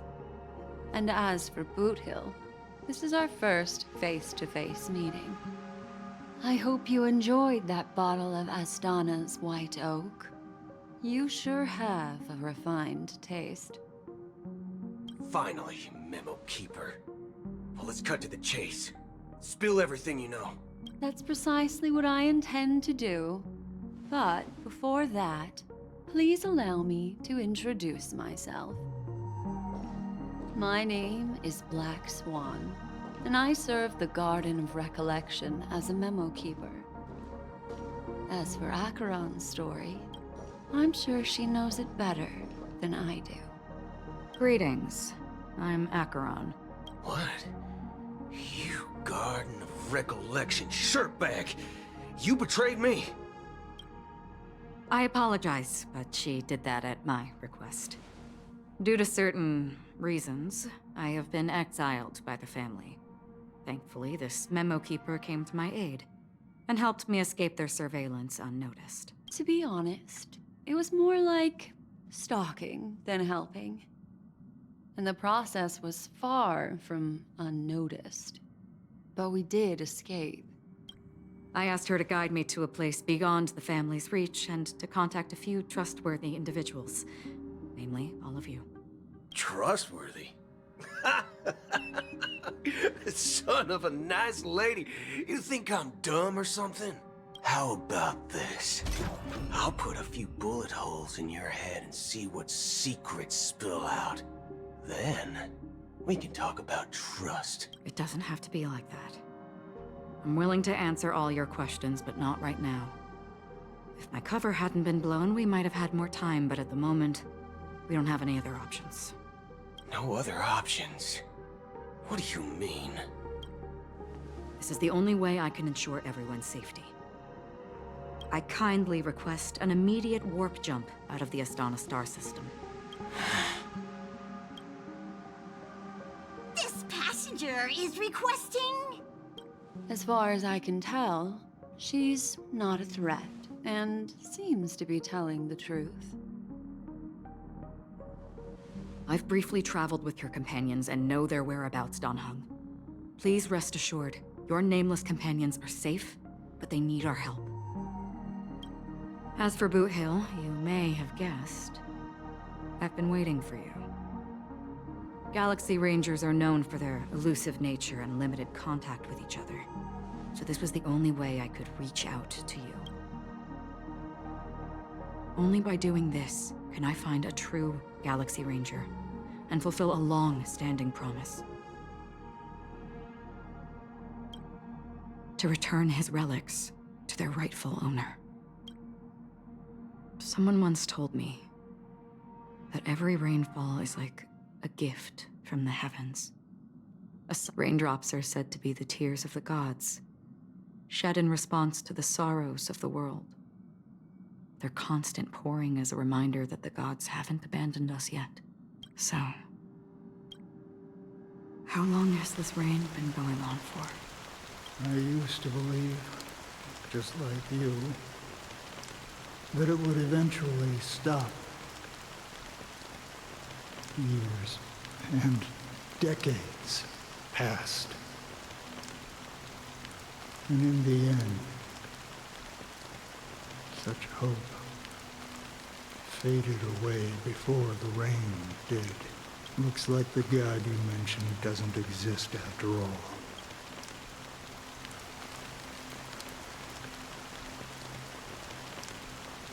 Well, let me share a story of the mortals who walk the paths are like sailors on a vast ocean, leaving behind a trail that creates countless ripples of possibilities. These ripples last longer than the fleeting lifetimes of humans.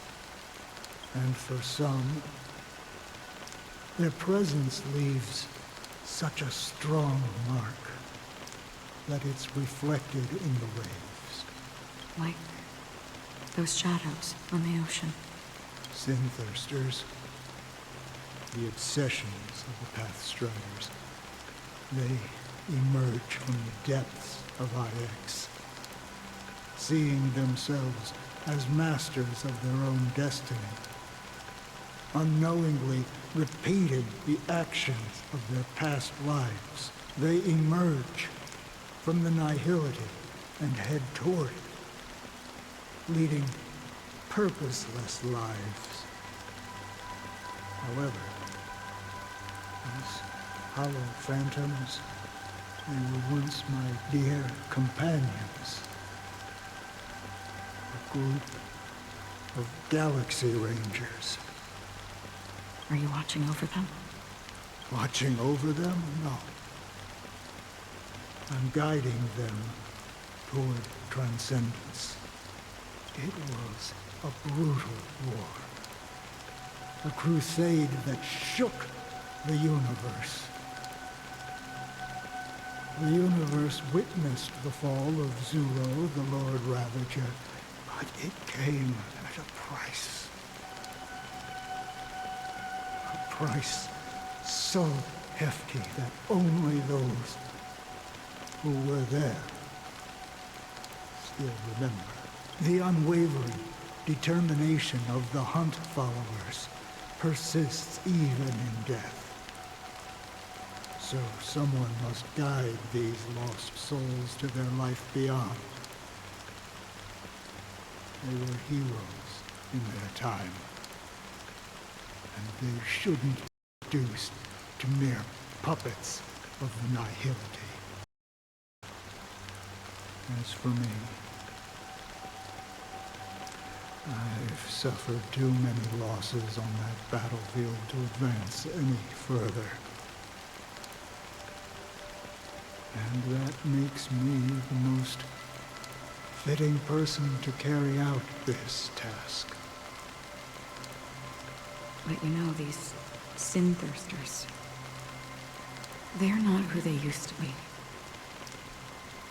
Does this seem pointless to you? Well, some tasks have to be done, even if they are pointless.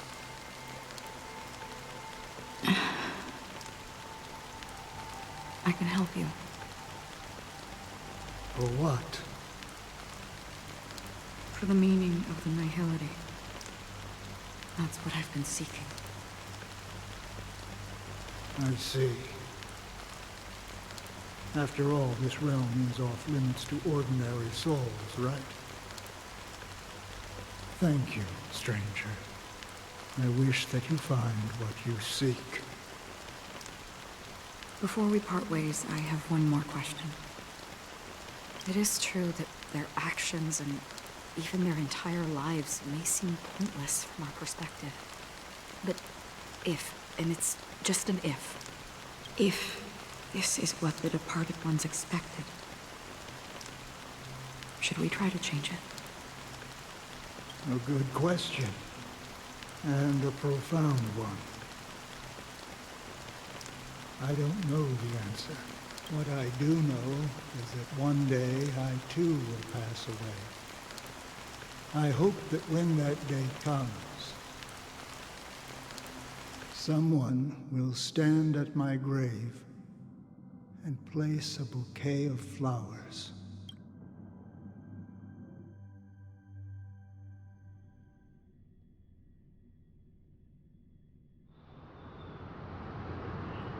When I appeared as a child, my speech, mindset, and soul reflected immaturity and innocence. As I grew into adulthood, I left behind my childlike side. I humbly request your blessings, esteemed advocate of Shipe. Come to me, my kinship.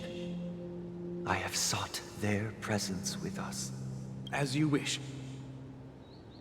I have faithfully served the Alfalfa family for nearly a decade, promoting the path of the harmony to the best of my ability.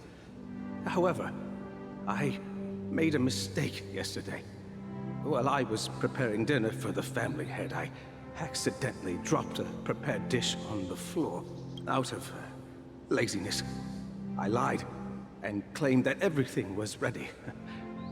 Although the head has dismissed me as punishment, it has been tough to sleep with the guilt still gnawing at me, as I worried that the seeds of evilness may have taken root in my soul. So, I confess to you now, to seek atonement for my sins. Do you sincerely repent and vow to change your ways? Yes. Have you examined your soul and confessed all your sins? Oh, yes. Are you willing to accept the process of atonement? Very well. Show your dedication and goodwill to the family, and you shall be reinstated among them. Now, please, leave in peace. Oh, praise Shipe. And thank you, esteemed advocate. Next, please step forward. I wholeheartedly confess to you. Please, pardon my sins. Rest assured, I have implored their presence to be with us. As long as you are sincere, absolution will be granted. Oh, great. You know, I arrived in Penacony as a stowaway. I sold everything to get a ticket. My house, my land, and my 2 children. I see. Please, go on. My children were starving, and I hoped they'd have a chance at survival if they became slaves here. If I can strike it rich here, I'll lift them out of that situation and give them the life they deserve. But the Bloodhound family got wind of it. They're on my tail, hunting me down. I thought I could bring my kids here. It was all my fault. All my fault. The family is ready to forgive all sinners. I'll ask the Bloodhound family to cease their pursuit. You don't need to live in fear anymore. Oh, thank you. Thank you. I'll work my hardest to redeem my children and make them part of the family. Praise the harmony! Next, please step forward. Hey! Long time no see, Mr. Sunday. The most esteemed individual in Penacony, and the next leader of the Oak family, right? I have sought their presence with us. Let us proceed. Sure. Let's just get this over with. I have sinned. Please forgive me. I wasted half a pizza at breakfast, and a bottle of Soul Glad. That's it. Nothing more. Can we wrap this up? I've got a robo-ball game to catch, you know? Do you seek to atone for your sins through good deeds? My sins? Starting to sound like a saint, huh? Well, let me tell you something. Neither the family nor you have the right to judge me. You think nobody knows what your precious family has done? About the watchmaker? Huh? Don't kid yourself, Featherbrain. Those dream chasers might be fooled by your act, but don't fool yourself. Before you start spouting off your holy verses, answer me this. Where does the power of the Oak family come from? And your power? What makes you think you can sit there all high and mighty, looking down on everyone else? Well, I've spent enough time in confession today to enter the Harmony's paradise, right? Then I'll take my leave. Good luck with your election, and, don't make me regret my investments in you.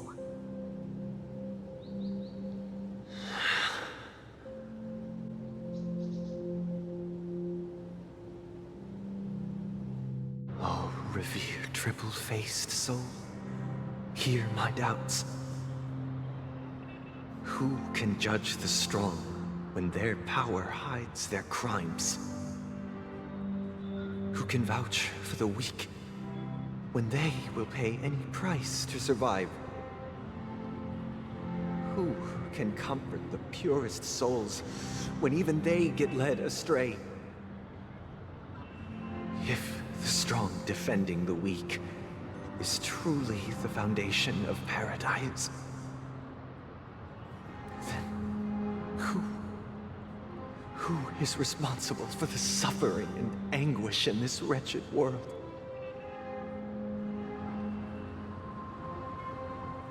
Brother? Brother? Brother, are you all right? I'm fine. I've been working long hours, and I just made a trip to Dreamflux Reef and back. So, I'm a bit out of sorts. But it'll all be over before we know it. You've been working non-stop on the Charmony Festival, Mr. Sunday, and no one could have predicted this incident. Even if the Stellaron does pose a grave threat, I still feel sorry for all the trouble we've caused you.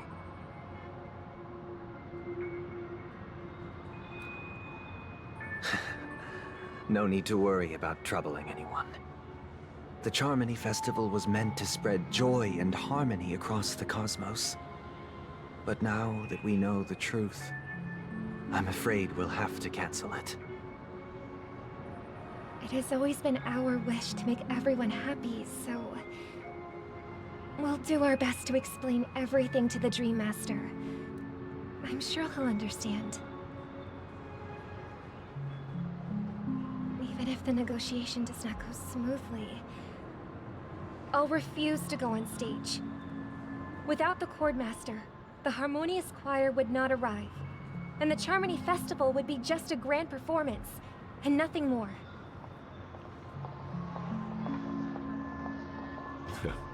I'm relieved to see your determination. You know, since arriving in Penacony, we haven't had any contact with this Dream Master himself. I'd heard of the heads of the 5 major lineages, but the Dream Master is a mystery to me. The Dream Master rarely grants an audience, even for us.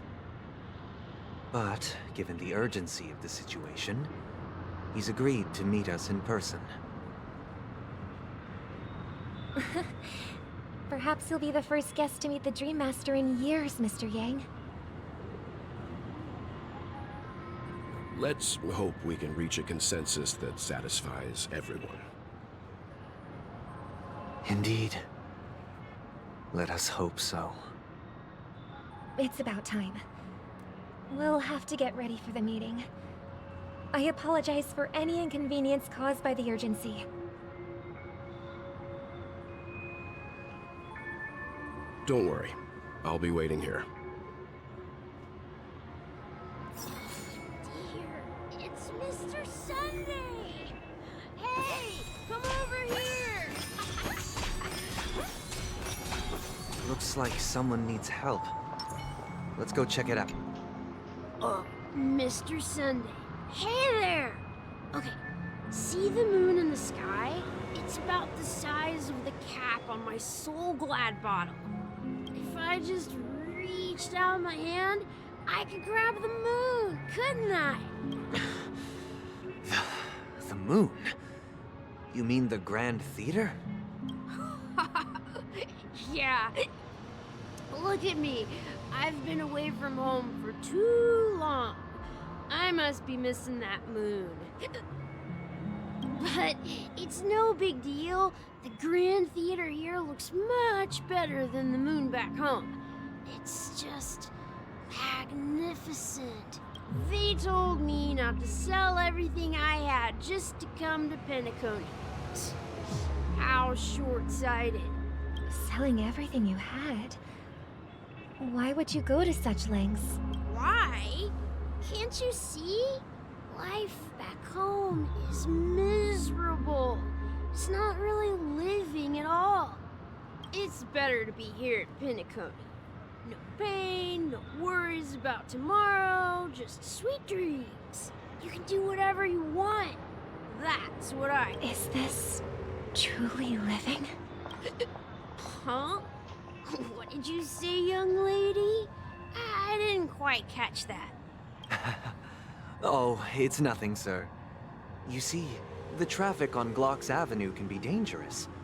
How about I ask a Bloodhound family member to escort you to Ideen Park over there, so you can continue enjoying your sweet dream? Oh, yeah, that's a great idea. Wow, no wonder you were the leader of this sweet dream. You're totally a lifesaver.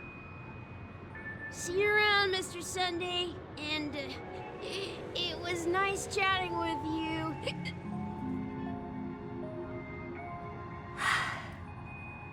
What's up, sister?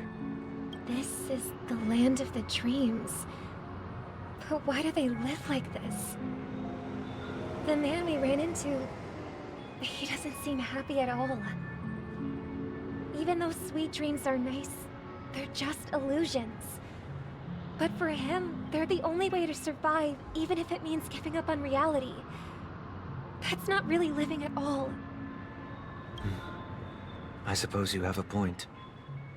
But, in my opinion, that's how most people live their lives. Why do you say that? You think that man is not actually living, but that's not quite accurate. Even without Penacony, people create their own illusions called self-value.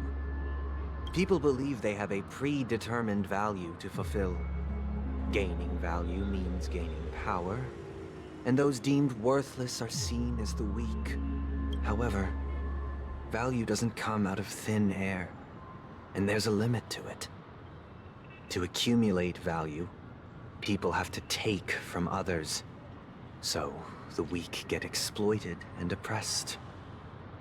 Are you suggesting that this is not how things should be? Exactly. But, ironically, people don't think there's anything wrong with it. Because they uphold the illusory notion of self-value. The survival of the fittest. That's where all the tragedies in the world come from.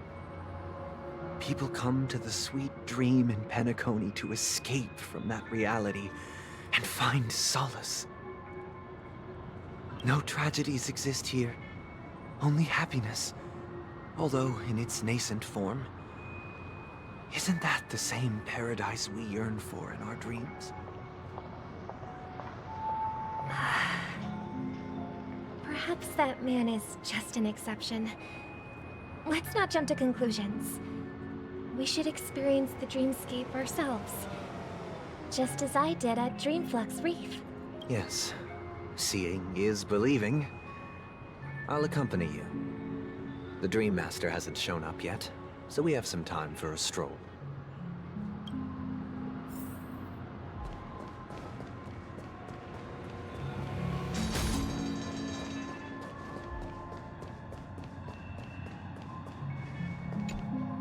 Glad to meet you again, Robin. How are the preparations for the Charmony Festival coming along?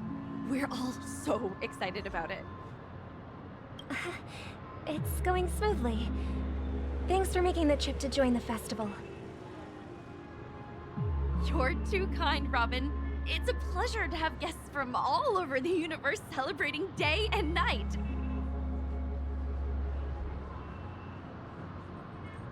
I can't stand being lonely or bored, so this jubilant dreamscape is perfect for me. But if this went on forever, would it get boring too? Nah, not at all. Who would get tired of having so much fun? Every day, you get to wear fancy clothes, explore all sorts of dream bubbles, indulge in delicious food without gaining weight, and you never get old or sick. As long as you can afford a room, this place is the ultimate paradise. But you know that only a few things can be brought back from the dreamscape to reality, right? That's exactly why I don't plan on bringing anything back. Just enjoying the dream itself is good enough for me. I mean, I'm not one of those long-living species. I only have around 60 or 70 years in this lifetime, and there's so much to worry about.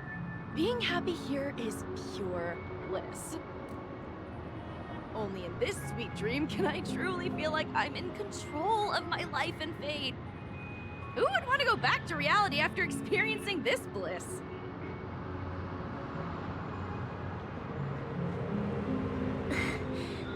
I see. I genuinely wish you all the happiness in the world.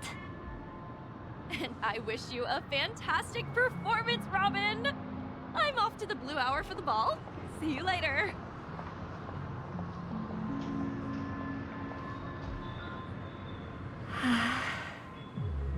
Seems like that guest's perspective didn't resonate with you either. She had a valid point.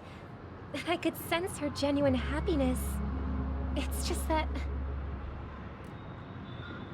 What you're trying to say is, she thinks she's in control of her life. But in reality, she's just escaping from reality and seeking solace in this sweet dream. Once she steps out of this sanctuary, everything will be lost. Well, she did make mention of being able to afford a room. Didn't she? However, the paradise in our dreams, it doesn't have to end. No. And the paradise we yearn for shouldn't be just a fleeting dream either.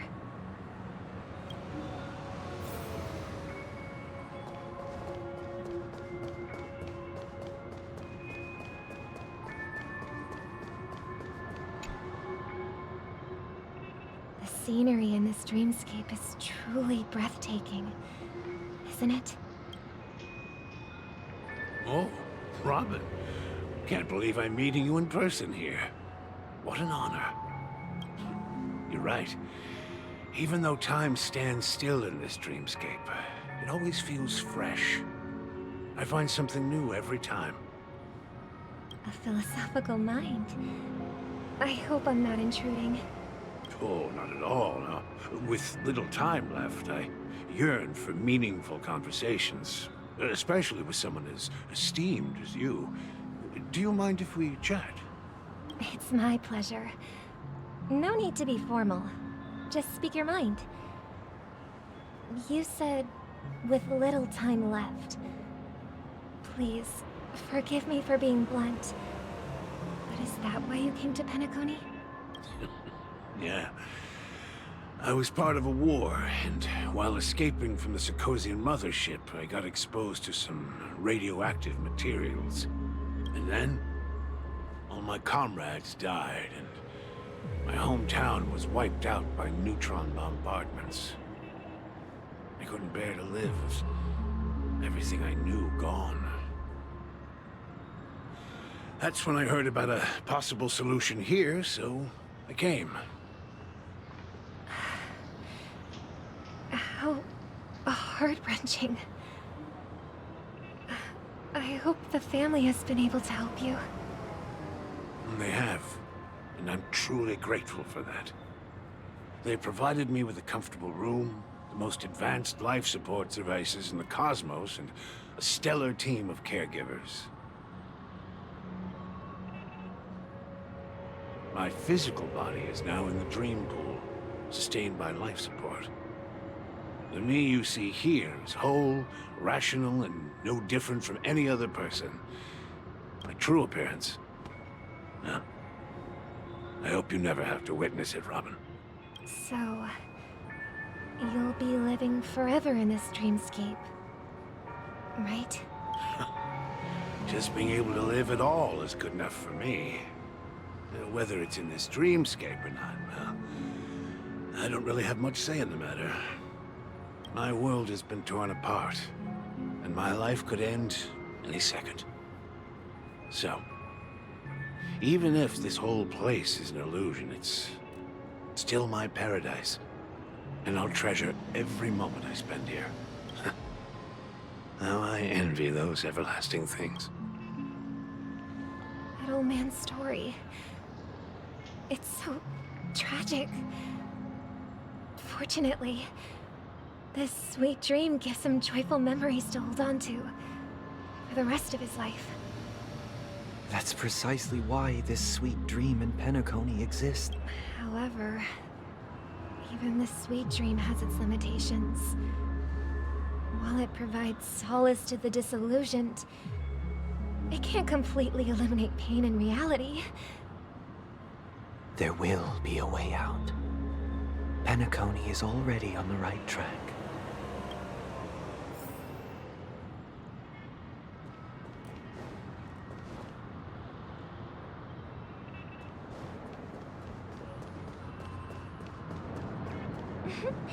Look what we have here. A lovely young lady. Wait, is that me? Brother, what a surprise to see you again.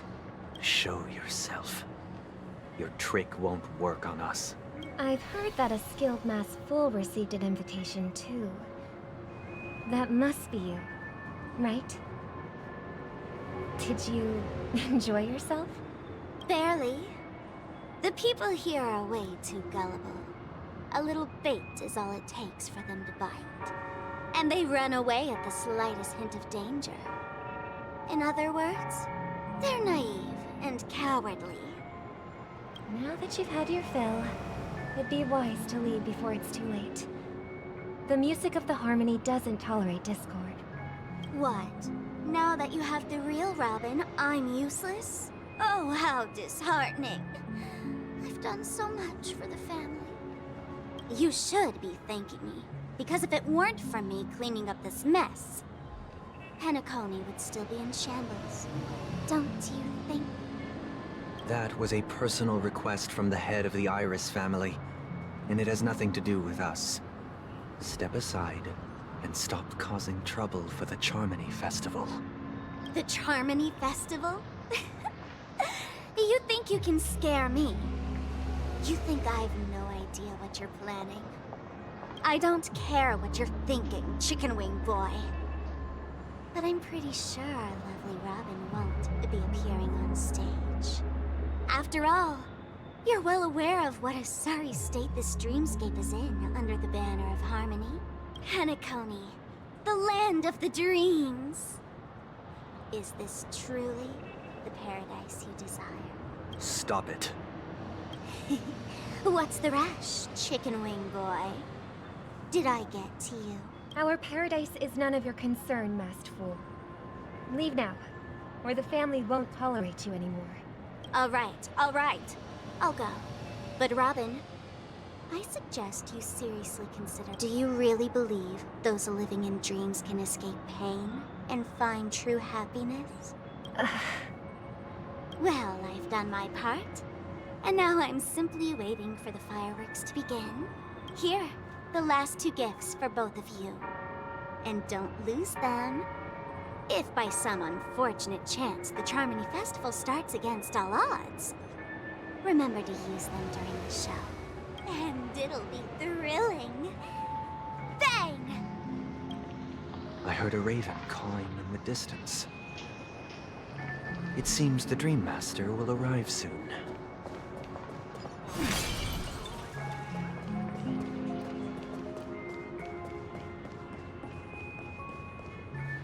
Let's wait here for the Dream Master to arrive. Okay. By the way, brother, I heard you no longer have a sweet tooth. Back when we were kids, you used to steal my desserts. Seems like a lot has changed during my absence. What exactly happened? Well, someone has to stay awake even in this sweet dream. But that someone doesn't have to be you, or anyone in particular. You're carrying too much on your shoulders, brother. The paradise in our dreams. It shouldn't be like this. Penacony is nothing more than a dream. It can't erase the worries and pain of reality, or bring true happiness. It only offers an escape from reality. Remember the old man we met earlier? Without this dream, he might have completely lost himself. That might be true, but even without Penacony, he could have chosen another path. As far as I know, the Intelligentsia Guild has been promoting their rehabilitation techniques for a long time now. That path may have been more ordinary and challenging, but now he's in a comatose state. And the sweet dream has become sort of end-of-life care. His fate is sealed. Is Penacony granting these people a future? Or is it taking it away from them? Well, don't forget this. Not everyone really has a future. The future for humanity is like the sky for birds. People mistakenly believe that flight is inherent to birds because they've never witnessed those birds crashing to their death. Do you remember how we took in that little Charmony dove when we were young? Yeah. We took care of it. Provided food and water, groomed its feathers. And later, when I decided to leave Penacony, I opened the cage and set it free. Well, I didn't mention what happened to it in my letters, because I didn't want to upset you. Shortly after you left, it crashed to its death right in front of your window. I had surmised as much. I knew you wouldn't have avoided mentioning the bird for no reason. Despite that unfortunate outcome, I still believe it was the right decision. Birds aren't meant to spend their lives in cages. They belong in the sky, even if they can't fly. But here's the thing. If there are birds in this world that can never fly, can we really assert that they belong in the sky?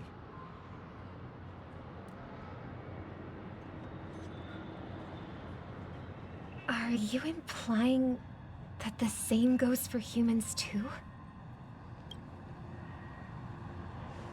Let's take the Astral Express as an example. The Nameless made tremendous efforts to bridge worlds, gaining fame across the universe. However, only a few extraordinary individuals can endure such a perilous journey.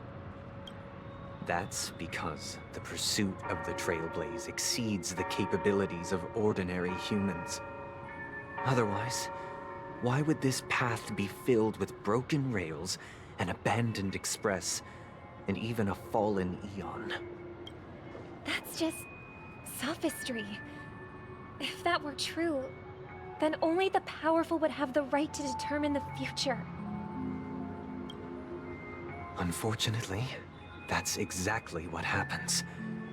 Another name for the future is self-value. While this world has its fair share of heroes who inspire people and garner admiration for their heroic deeds, the majority of ordinary people will never become heroes in their lifetime. Some are born weak and vulnerable. Some find themselves trapped in unfortunate circumstances. Some fall victim to malice and cowardice. When it comes to survival, everyone is equal. And the weak can only watch as their value gets constantly diminished by external forces. That's why we should care for the weak and support them as if their suffering were our own. That's what the Odes of Harmony have always taught us.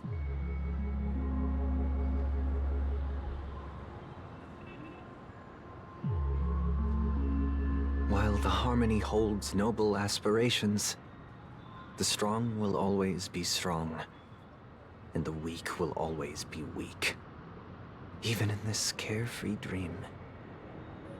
Human nature contains greatness, but it also harbors inherent weaknesses that can't be eradicated. In the end, if people can't even secure their own survival, they won't care about the illusory future of equality.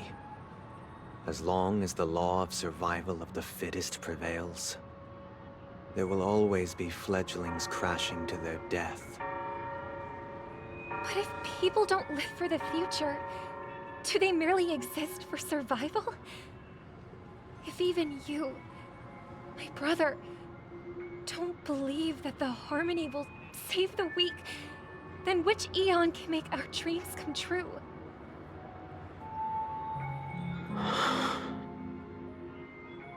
People often forget that when the first bird took flight, the entire world envisioned a future where no more fledglings would ever crash to their death. Are you reading, sister? What are you reading? Mr. Gopherwood gave me a picture book. It's about the story of the harmonic strings. If I could become a chord master, I'd like to summon Dominicus, the harmonious choir. I want to sing with everyone and spread our wishes so that all can feel happiness and joy. I see. Then, I would summon the harmonious choir too. Don't you have a wish of your own, brother? Of course I do. It's just that it includes your wish and everyone else's. I long for a true paradise where everyone can find peace. Then, let's build a stage there and invite everyone to our performance so that both our wishes come true through the power of the harmonious choir. It's a deal then. Yeah, it's a deal. But how can I become a chord master? Maybe you will have to become a star first.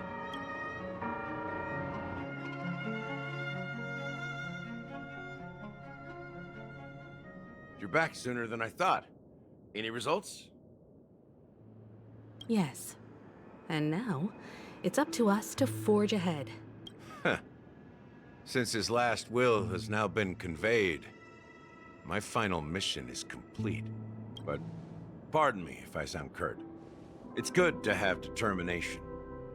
The path Mikhail left for you is not an easy one to tread. Why else would he have chosen to sleep in solitude, staking everything on some nameless in the future? But you have the numbers. And in numbers comes strength. So that... Got any more encouraging words? As I see it, relying on Welt's negotiations alone is far from enough. Regardless of whether the other party will be compliant, negotiating simply allows us to meet them as equals. And won't grant Penacony is our rival's home turf, and we already have very few chips left to play with.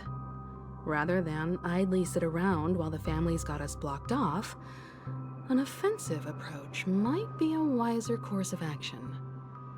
We're more familiar with the Stellaron's properties than most, and since it's the key to stabilizing the sweet dream, it's vital to the family's interests. By attacking their core interests, they're bound to retaliate hastily. And as the saying goes, haste makes waste. That's right. As long as we pose a threat to the Stellaron, either with words or otherwise, we have a chance at gaining the upper hand. But the problem is, on the eve of the Charmony Festival opening, how exactly are we going to get close to the theater?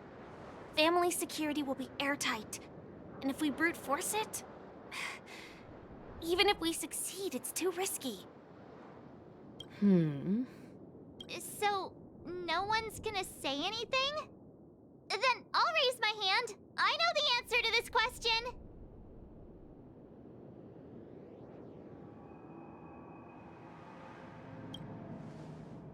What's that supposed to mean? You'd better believe it. So, I heard that before the Charmony Festival begins, there'll be a pageant to kick off the festival. It's called the Soulglad TM Festivity Auditions, or something, and it's going to be held in the moment of Scorch Sand. As long as we clinch the top spot, we'll be able to attain the title of Festive Superstar, and be able to personally bask in the graces of Miss Robin. Not that that's important. What's crucial is that we can enter the Grand Theater before the audience arrives. So, how do we go about participating in these festivity auditions? I've already procured special invite tickets from Miss Robin's fan club. To tell you the truth, I had been preparing to join the auditions all along. But now it looks like even if I scrape through, I probably still won't have the chance to shake Miss Robin's hand. So they're still running this thing, huh? It was originally just a publicity stunt, set up by Mikhail to drum up attention. But it looks like it might be worth a shot. We'll follow Marge's plan.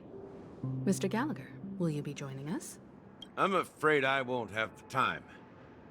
As a virtual character, I've already completed my final mission. Whether Penacony can awaken from this dream is all down to you.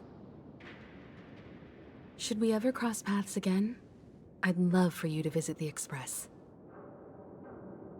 All right.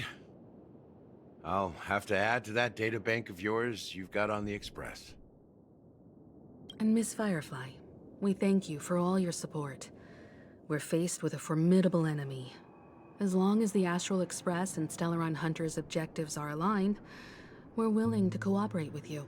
We've already come this far together. I'd like to join you for the rest of your journey on Penacony. I'm pleased that we can finally fight shoulder to shoulder. I couldn't ask for a better ending. This is also the spirit of the Trailblaze. Now, everyone, let's prepare to move out.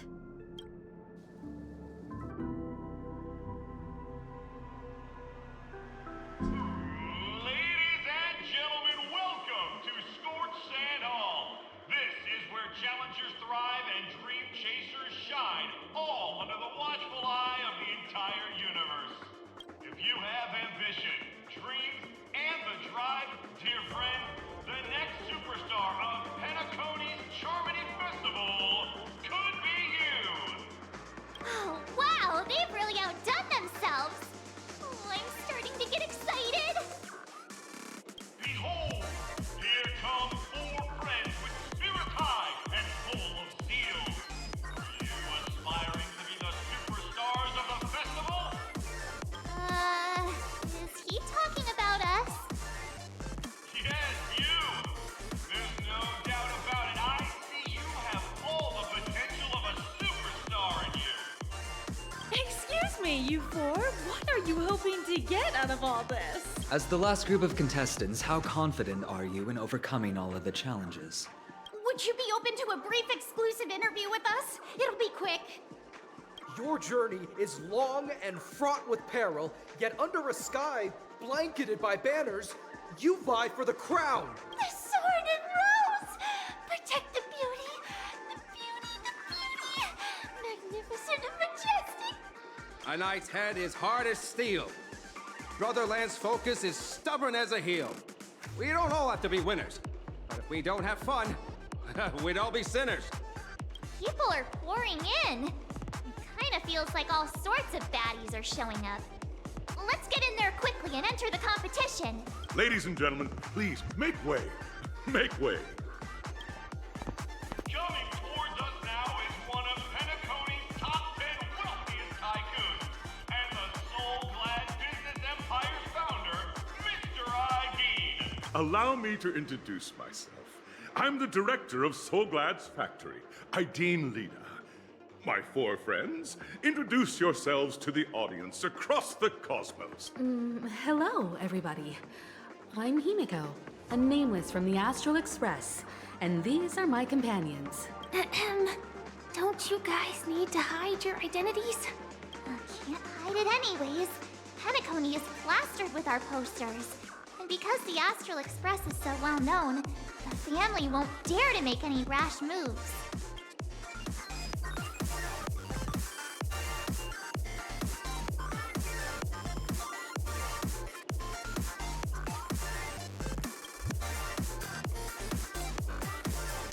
Hey, be a bit more serious. We're live on air. Hello, everyone. I'm March 7th. I'm an ordinary girl who loves adventures. Hello, everyone. I'm Firefly. I am also an ordinary girl who enjoys adventures. So it's a bunch of nameless guests. This final face-off is bound to be spectacular. Time is precious. My 4 friends, come with me. Grab a bottle of Soul Glad and make your dreams a blast.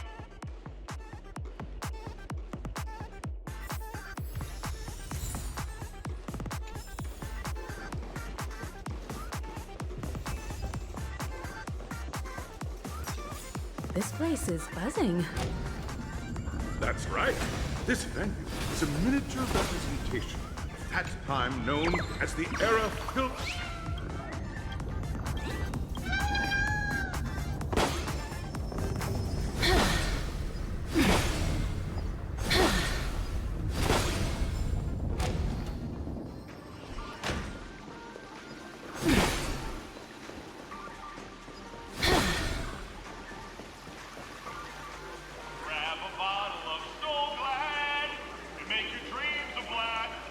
Nameless, your arrival reminds me of the grand occasion when Penacony was first established. I was still a young, bright-eyed lad back then, lured here by the watchmaker's ads, full of zeal and ready to make my first fortune in life.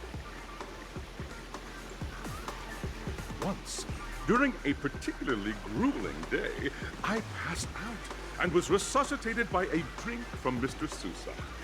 That sweet taste has since been etched in my mind, and that was what drove me to create the Soul Glad that we all know and love today.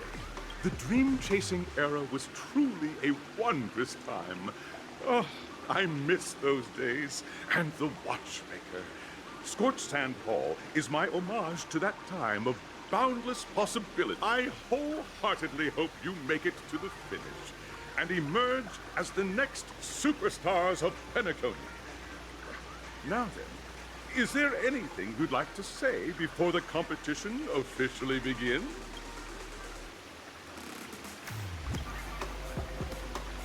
Ha! That's the trailblazing spirit. How about you, Miss March? Hello, everyone! Next up, get ready for the Mega March 7th adventure, where I'm going to break the speed run world record! Trailblazing into the uncharted and challenging the limits. That's Miss March 7th for you.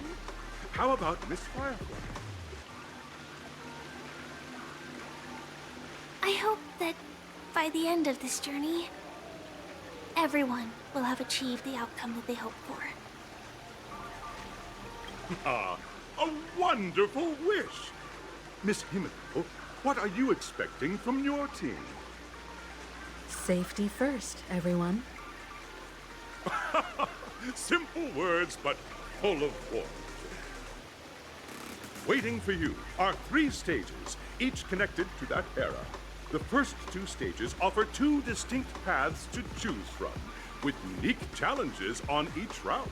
And in the last stage, you will face off against a champion who has defended the title to this very day. A beloved contender whose noble virtues are unrivaled. Those are the rules. Simple. Everyone clear? Now, I hereby announce that the 33rd Scorched Sand Festival of the 20th season, sponsored by Soul Glad Enterprises, has started.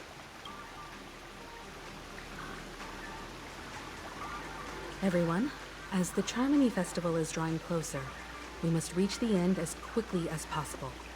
Factoring in efficiency and safety, splitting up into 2 groups is the best choice. March and I haven't known Miss Firefly for too long and aren't overly familiar with her. It'd probably be better if the 2 of you paired up. Fine by me. Let's do it. All right. I don't have a problem with that.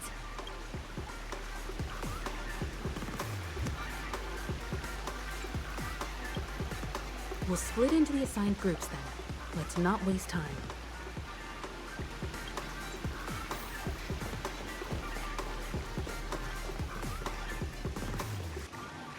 Welcome to the first stage of Soul Glad Enterprises' 33rd Scorched Sand Festival of the 20th season, Dream Play Fantasia!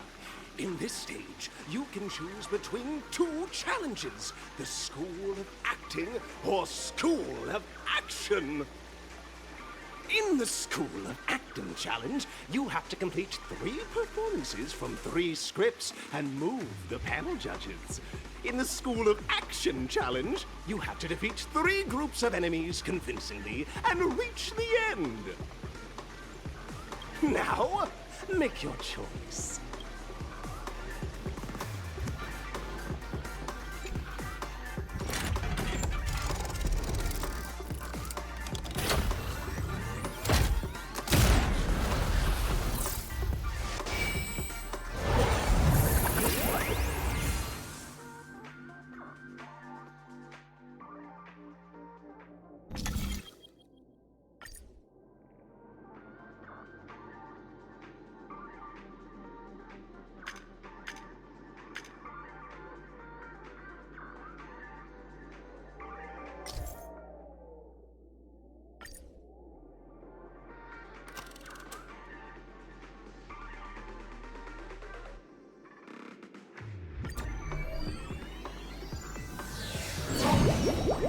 The champion's crown awaits you on the stage. Welcome to the arena of actions. Competitors, allow me to introduce the rules of this challenge to you. There are a total of 3 stages up ahead, each with their own challenges. The enemies you will contend against are antagonists from the film Once Upon a Time in Dreams. Defeat them swiftly and decisively to set a new record. It's worth mentioning that the fastest time for this stage was achieved by a contestant with fiery red hair. Astoundingly, he overcame all enemies across the 3 stages in only 5 minutes. Time is of the essence. Let's make this quick.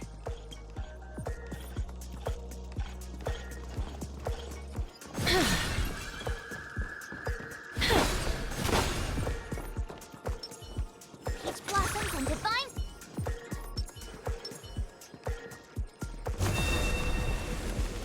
Contestants, you are about to confront the monsters of the primordial dreamscape. During this period, Penacone has dream chasers who've come to...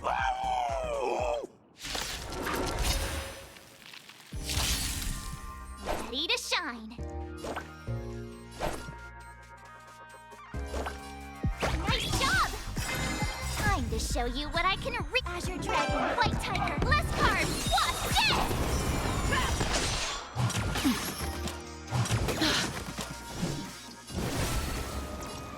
As you wish. Yeah!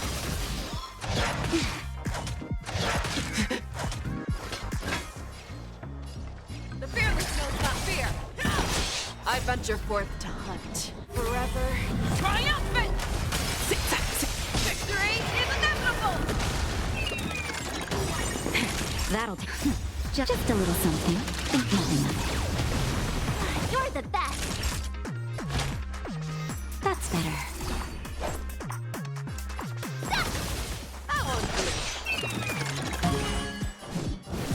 Root here. Yeah! That was sneaky. Show me what you can do. I'll never hesitate! I could take 10 of you. Too close. Time to show Azure Dragon, White Tiger, less carbs. Watch this! Awesome! Now watch this!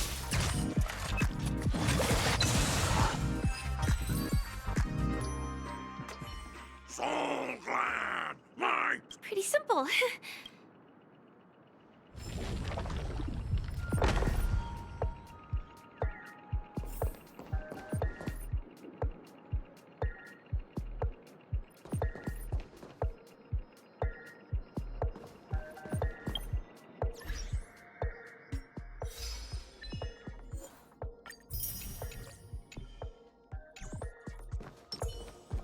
Peach blossoms and divine sword.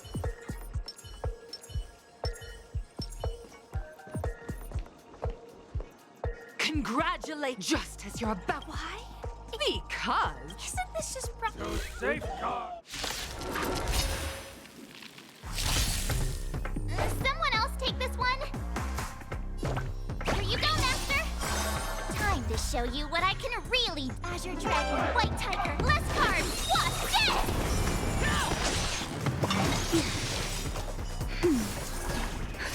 Just a little something. Think nothing of it. You're the best. I'm okay. As you wish. Fangs and claws got dull. The fearless knows not fear. I won't fear. I venture forth to hunt. Forever triumphant! Victory is inevitable! Naughty child. That's better. I shall remember this work. Just a little something. Think nothing of it. You're the best. Embrace a new life. Awesome! I could take now. Watch this.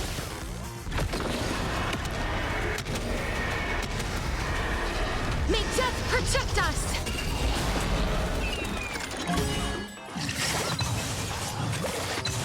Time to show you Azure Dragon, White Tiger, less carbs. Watch this! Please cherish this time. Root here.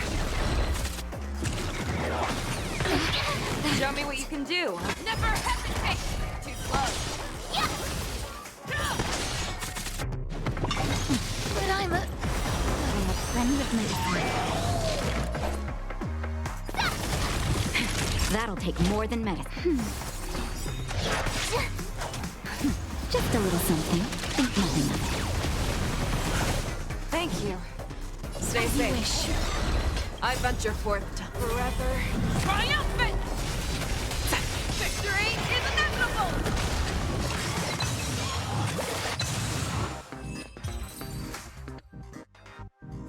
The world kisses me with...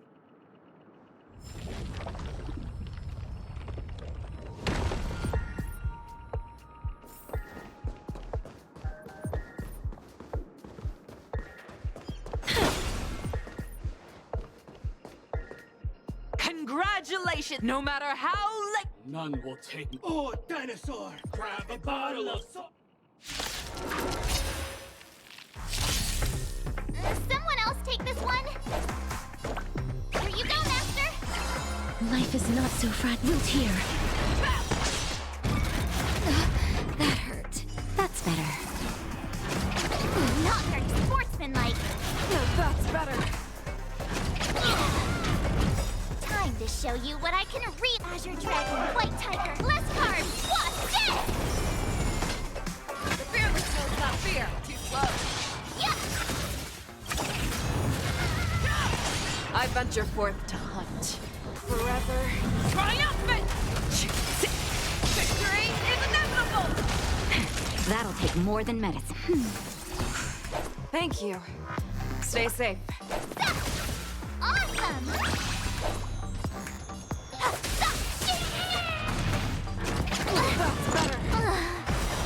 That was just a small setback. Nothing more. Please cherish just a little something. Think nothing of it. You're the best. As you wish. Show me what you can do. Never hesitate! Yeah! Too slow. I could take 10 of you. I'm Time to show you Azure Dragon, White Tiger, less carbs, what's dead? That's better. Embrace a new life. Yeah!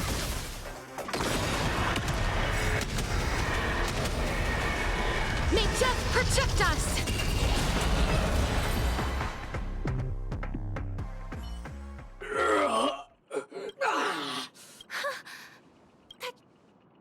Isn't this fight way off? Transforming into a... After an extended... In the years that fall... well...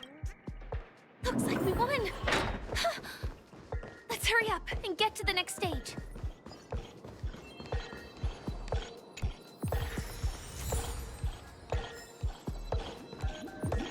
Congrats to both of you for clearing the stage, but more importantly, are you having fun? Fun is more important than success. Look at the time! You finished much faster than that red-haired contestant did. That red-haired contestant. Who is that exactly? You'll find out eventually, but only if you clear the next test first. Welcome to the second stage of the 33rd Scorched Sand Festival in the 20th season, sponsored by Soul Glad Enterprises. Gunfire time! You have the option to choose gunfire and undergo Brother Hanu's trial, or time, where you'll face Clocky's trial. And now, make your choice!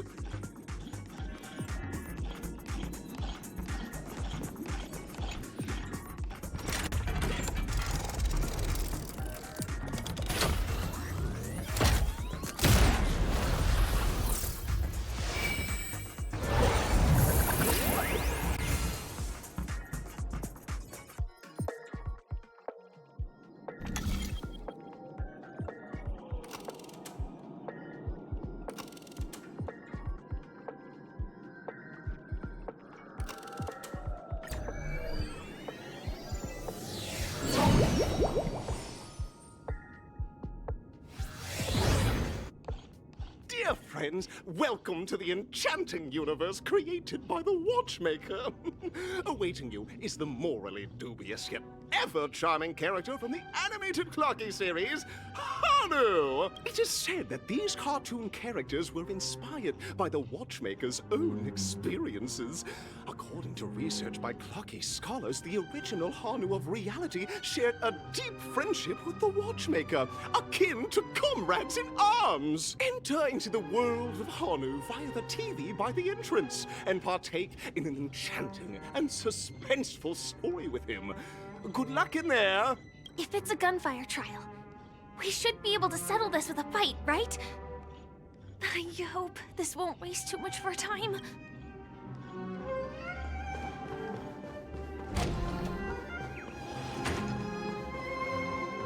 Ready? 1, 2, 3. Are we both in control of this Hanu character? Very good! Looks like you've got the hang of it! In this Hanu's Adventure episode, Boss Stone has gathered his battleships for an assault on Dreamville. Old Buzzfly, Cousin Wolf, and Bombhead are all raring to go. The brave Hanu must thwart their advance and protect his home. Alas, Hanu presently is ill-equipped to fend off the malevolent mischief makers, which is why he is preparing to seek out the Puzzle Gentleman's aid. Go forth and speak to him.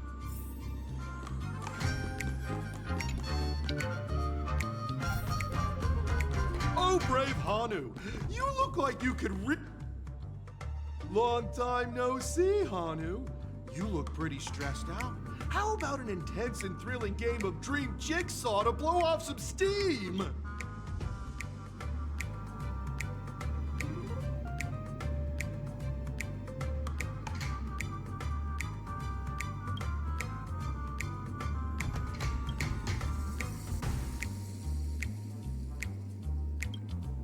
Oh my! Are you telling me that Boss Stone has rallied the villains to seize Dreamville? What a dreadful twist of fate! Listen closely, Hanu. I'm aware you're in need of a suitable weapon. And I also know there's one just upstairs. But you know what? You'll have to play an exhilarating round of Dream Jigsaw first. No Jigsaw, no moving forward. Now scurry along, Hanu, but tread carefully. Two ne'er-do-wells are also eyeing those jigsaw pieces. Either outsmart them with the quick knockout, or ensure they don't catch you in the act. I can't wait to see you finish the dream jigsaw. Best of luck, Hanu. Let's stay alert and make sure those monsters don't spot us. Look up there! If we can push that thing down, do you think that would do the trick?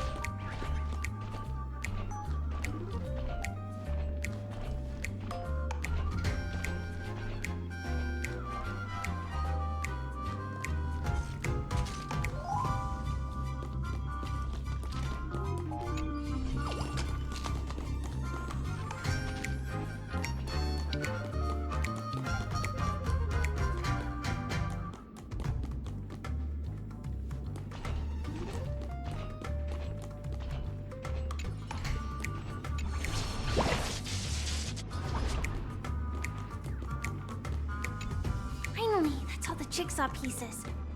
Let's hurry back.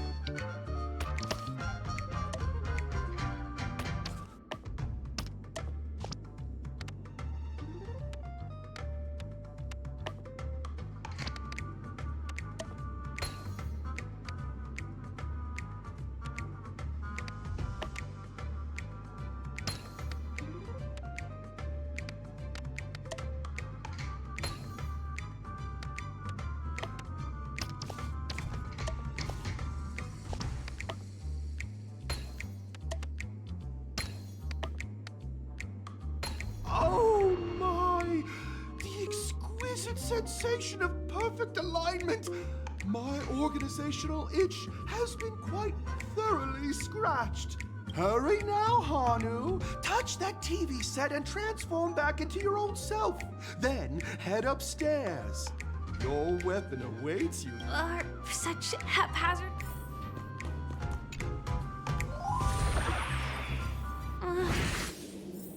Disconnecting from that thing so suddenly has left me feeling slightly disoriented. Is that...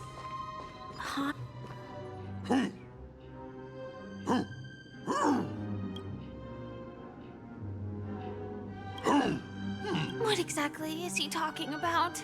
Tick-tock! It's time for me to make an appearance! Clocky? I can also see him. Is this character part of the show? In Dreamville, Clocky is everywhere and can do anything! Like right now! I can be your translator! Tick-tock! Hanu says, battle! We must do battle! The enemy is at our doorstep, and we have no path of retreat for the future of Dreamville! Touch that suspicious-looking TV right now! So they just jumped inside that TV. Sheesh. Logic in this plot and dialogue is really being pushed to its limits. Well, here we go again. Ready? I am gradually getting used to this. Huh. Who knows? I might even be able to perform some high-level moves with Hanu. Oh, did someone say high-level movies just now? That's right, pal. The upcoming script is just exploding with all sorts of high-level shenanigans. Last we saw, Hanu was preparing for battle. Suddenly, he hears heavy footsteps coming from the hallway. Malevolent mischief makers have broken into his home. But brave Hanu won't go down without a fight. He instantly sprints for the storage room, ready for a do-or-die showdown against the baddies. But we still don't have any weapons in hand. Guess what? Hanu's favorite bazooka just so happens to be in that storage room. So get a move on. What a coincidentally convenient plot twist. It'd be even more awesome if the organizers allowed me to wear armor.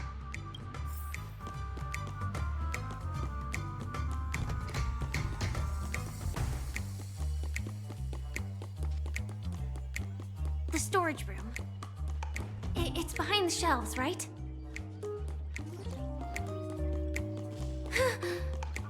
He wasn't lying. There's actually a bazooka here.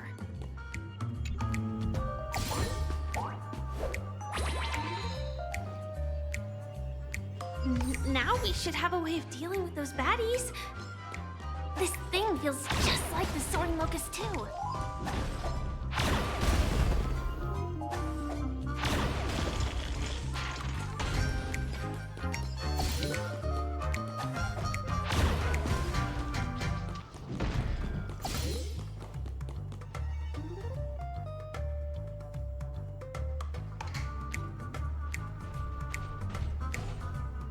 Careful. It looks like we've got more company. Get ready to fire!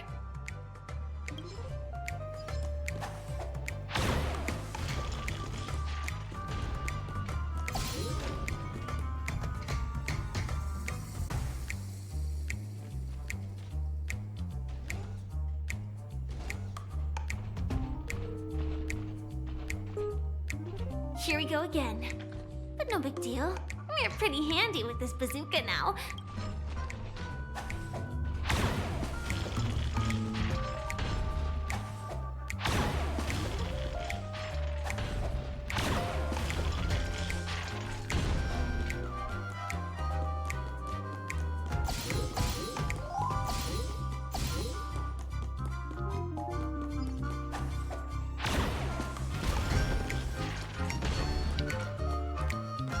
That should be all of them, right?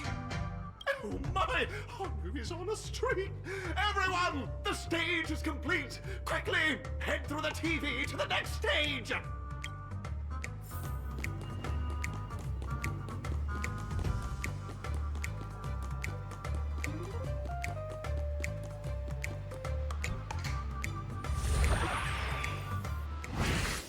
Well, that's that. But it is gonna be hard to let go of this bazooka. Never mind. Let's hurry over to the next stage.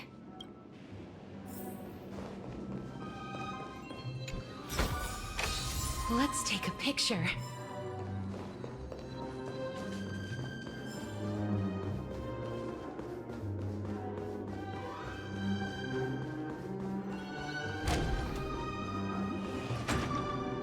Congratulations to both of you! Oh, you've overcome all obstacles and proven yourselves!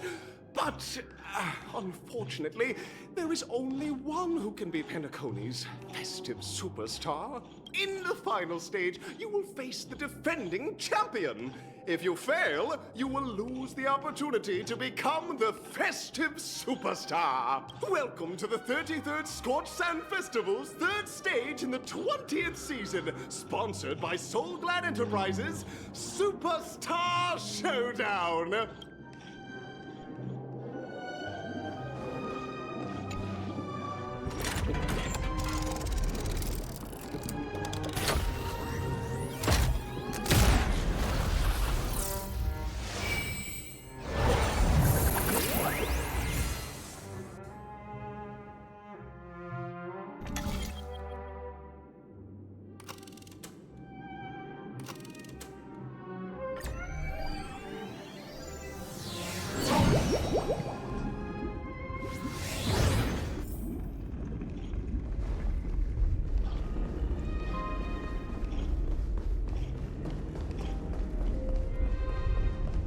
No, wait. I think I just saw someone. Someone extraordinary. Peach blossoms and divine. Please wait! My beautiful ladies. By the glorious light of beauty! I never thought I would see you again. In such turbulent times, your kind faces are as spring's gentle breeze, bringing salt. Are you a Knight of Beauty?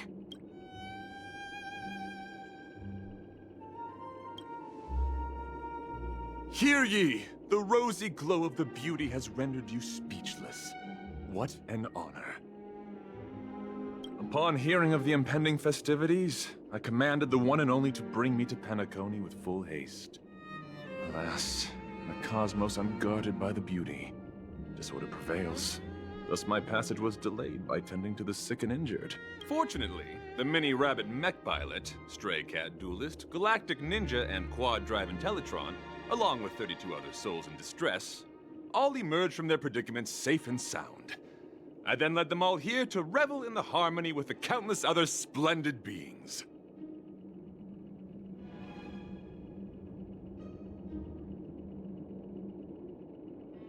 Saving the world? What a righteous act of beauty! If that's the case... No, that won't do! The rules of the contest are sacred and inviolable, just like the beauty. What would be the noblest choice?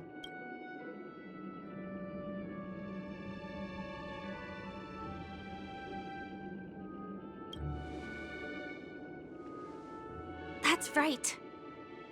This magnificent dream is built upon the Stellaron and the countless sacrifices of many. Oh, to encounter deeds so vile they stir one's very soul. However, present-day Penacony bears no marks of the Stellaron's taint, and the family has always been renowned for spreading harmony. How can I be sure your words hold truth?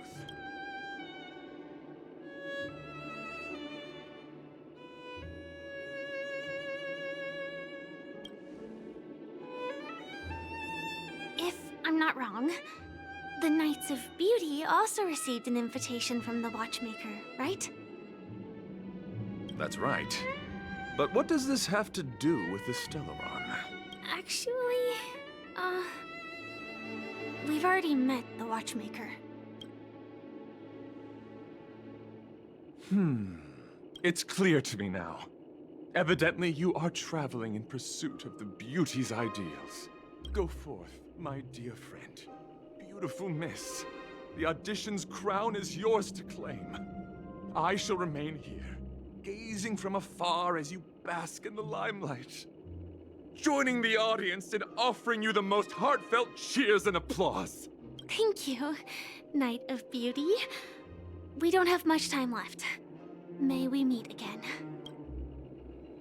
In that case, let's make our way to the end.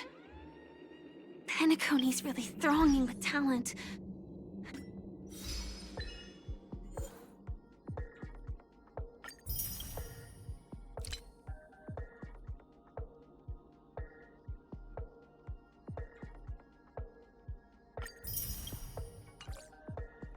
I hope we make it in time.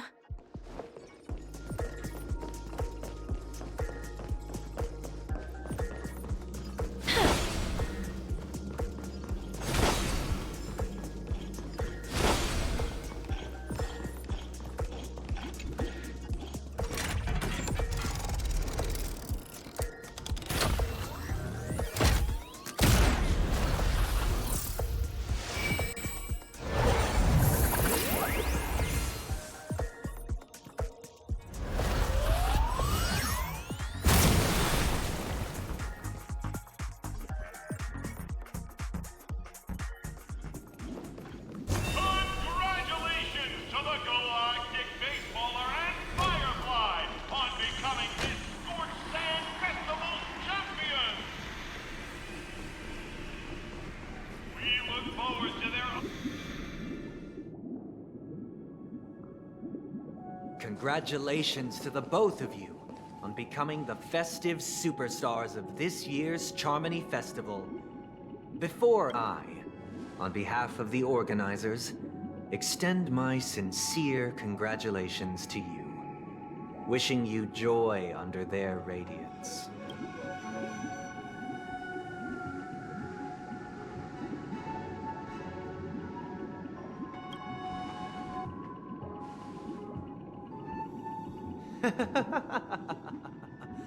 Your endeavors are worthy of extra recognition, and I've taken steps to ensure that. However, this reward is not a material one, but rather the opportunity for an open and honest communication between us. As previously promised, my sister, Mr. Yang, and I have met with the Dream Master. We delved into the truth about Penacony and its Stellaron, and have come to a consensus. Both I and the Oak family cannot acquiesce to your request. Just as expected. We acknowledge the perspective of you, Nameless. Penacony does require change, but not as you propose. The planet of festivities cannot and will not revert to a place characterized by chaos, disorder, or anarchy. Through your journey of overcoming obstacles, you must have glimpsed the essence of that era. The vulnerable ruthlessly eliminated, equality non-existent, common folk living precarious lives, eking out a dreary existence. Ultimately, only heroes like yourselves manage to achieve success. But I would dare ask, if you did not possess the special status of having a Stellaron, and you were but an anonymous and frail member among the masses, which Penacony would you prefer?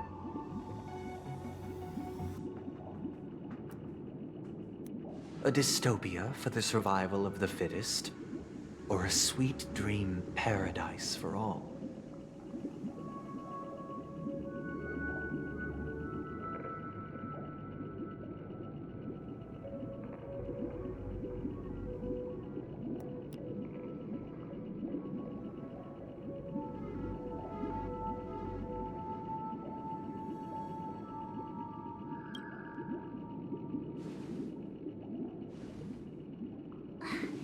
That's not the point! Don't let him mislead you!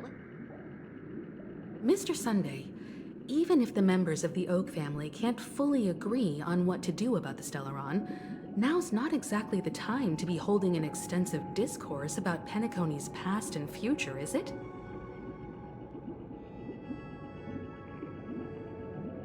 The Stellaron issue concerns the life and death of everyone on Penacony. If anyone has a better suggestion, the crew is more than willing to listen. Also, it'd be best to tell us the ins and outs of that meeting.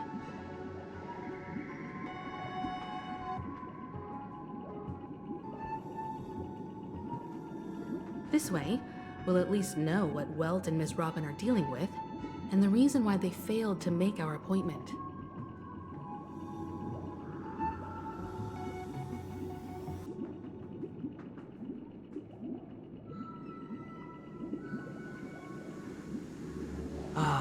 Navigator. That is precisely my intention. With all present, let's begin by discussing the details of that meeting. Let's talk about our tribulations and choices, our ideals and beliefs, and our final course of action. The only path to take.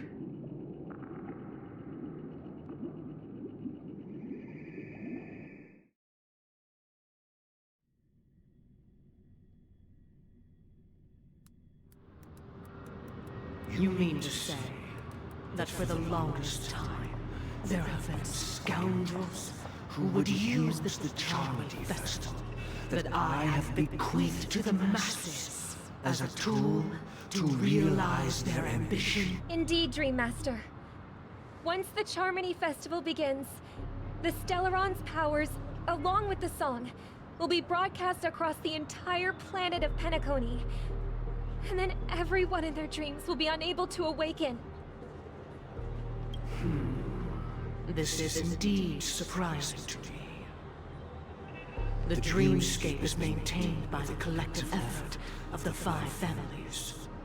If someone were to use the Charmony Festival to recklessly disseminate the power of the Stellaron, this individual must hold a position of great authority.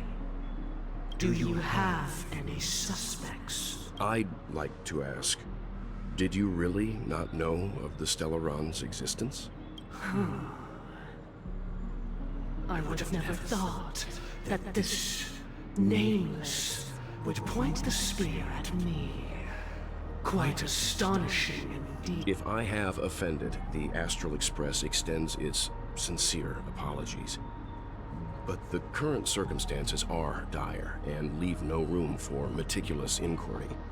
We're doing this out of concern for the Dreamscape's safety. So, if you could, please alleviate our concerns. Dream Master, it's just to prove that the Charmony Festival has nothing to do with the Stellaron. If we're being overly cautious, I will return to the stage to offer tribute in song. Just per the arrangement. Sunday, Robin. I've watched you two grow up, and know your dispositions like the back of my hand. Both of you, right now, can surely be lauded as their most devout advocates. I already know your resolve. The magnitude of this matter is enormous, and cannot be taken lightly. Since Mr. Yang has asked with such earnestness, I will personally respond in kind. If there is a need, the entire Oak family will be mobilized to heed your call. Someday, might I ask you to beseech them to cast their light unto me, and question me in their stead, so that no lies may be concealed? I will do as you command. Robin, could I entrust you to be present as a witness, to document the truth, and to proclaim my innocence, so that all slander may be utterly dispelled? I will do as you command. May thy will be carried out on earth, just as it is in the heavens. Oh, triple-faced soul.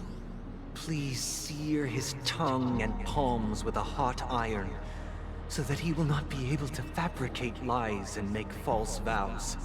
Let us begin. There is nothing else to prepare. Understood. Question. Have you devoted your life to your god, never worshipping other gods? Naturally. Do you love your god as you do yourself? Always heeding their admonishments? Naturally. Have you strayed from the path expected by your god, betraying their name? Never. Have you ever been inordinate with your asks of your god, coveting more than the foundation of the creation itself? Never. Then, a final question. Do you swear to fulfill all vows, past, present, and future? With the Eon as my witness, if I do not deliver on my words, or if I renege on my vows, may I be cursed in accordance with divine law. They have seen your faith, and have endorsed your faith. With this, it can be evidenced... Just a moment. What? I have another question I hope to have answered. To my understanding, the family's harmony and prosperity have never relied on so-called divine laws. The god you both mentioned, are they truly Shipe?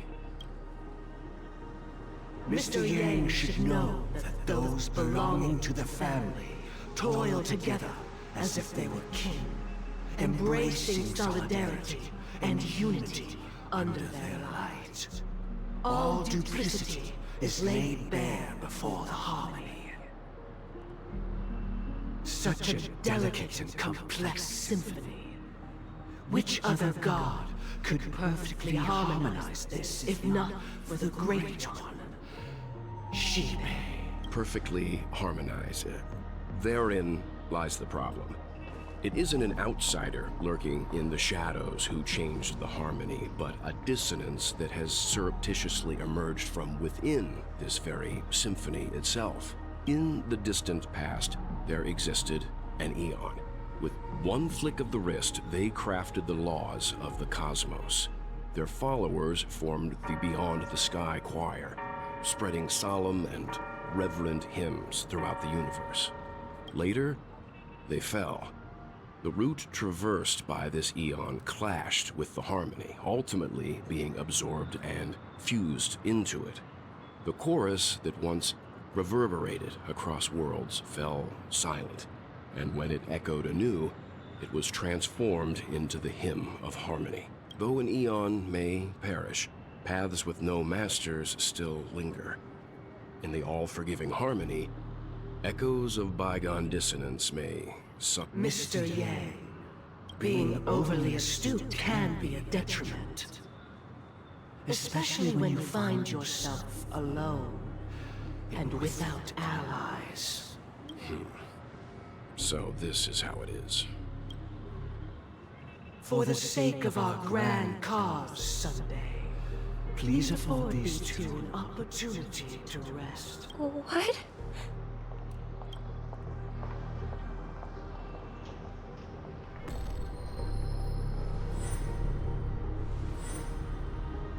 Sorry, Robin. It's just you. I did not wish for you to know this. It's a pity that things have turned out this way. So, this is the true reason I can't sing? The shadow that envelops Penacony is actually... We were never children of the harmony. Our ideal paradise could not have been crafted by Shipe.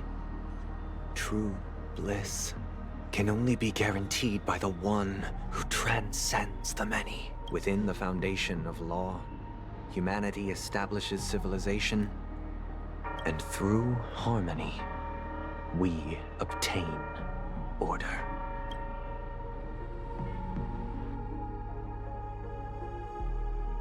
Unbelievable. To think that there would be remnants of the Order on Penacony. What have you done with Mr. Yang and Miss Robin? Don't worry.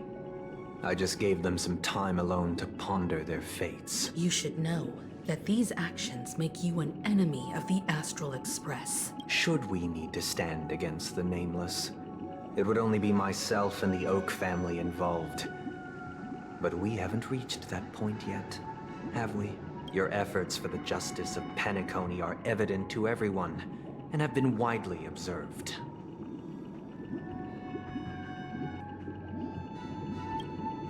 Oh, I intend to. But that hinges on the outcome of this negotiation. If it is the Order that drove you to imprison Welt and Robin, and you're using them to coerce our compliance, then there'll be no point in entertaining any type of discussion. You're mistaken, Miss Himiko. They are in very safe hands, and just as the family has always proclaimed, no one can be harmed in the dreamscape, least of all in the beautiful new world belonging to the Order. Penacony and the entire universe have witnessed far too much innocent bloodshed.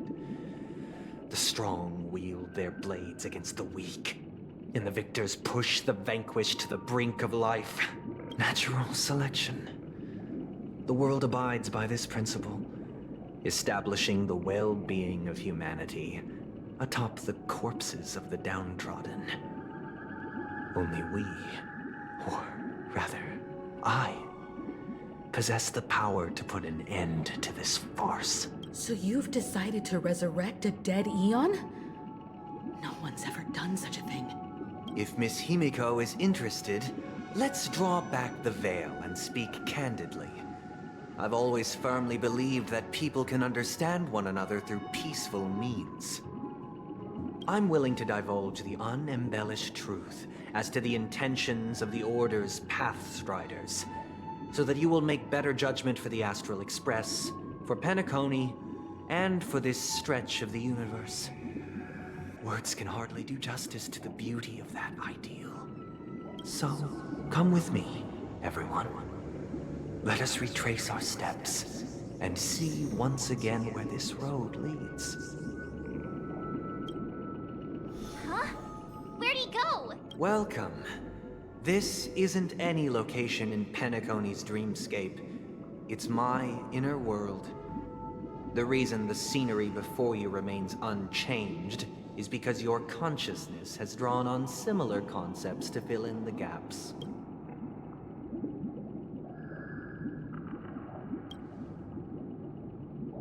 That means... Did you do the same to Welt? It's a tuning process. Stronger in effect and more draining on the mind. The gray-haired guest has experienced it before, so she should understand what it entails. Tuning allows you to intuitively grasp my feelings, which also means that I cannot hide anything from you. Now, everyone, please look at the huge screen. The road we once took begins here. From this point on, you will witness the numerous decisions I've faced. I've selected a portion of these to share with you.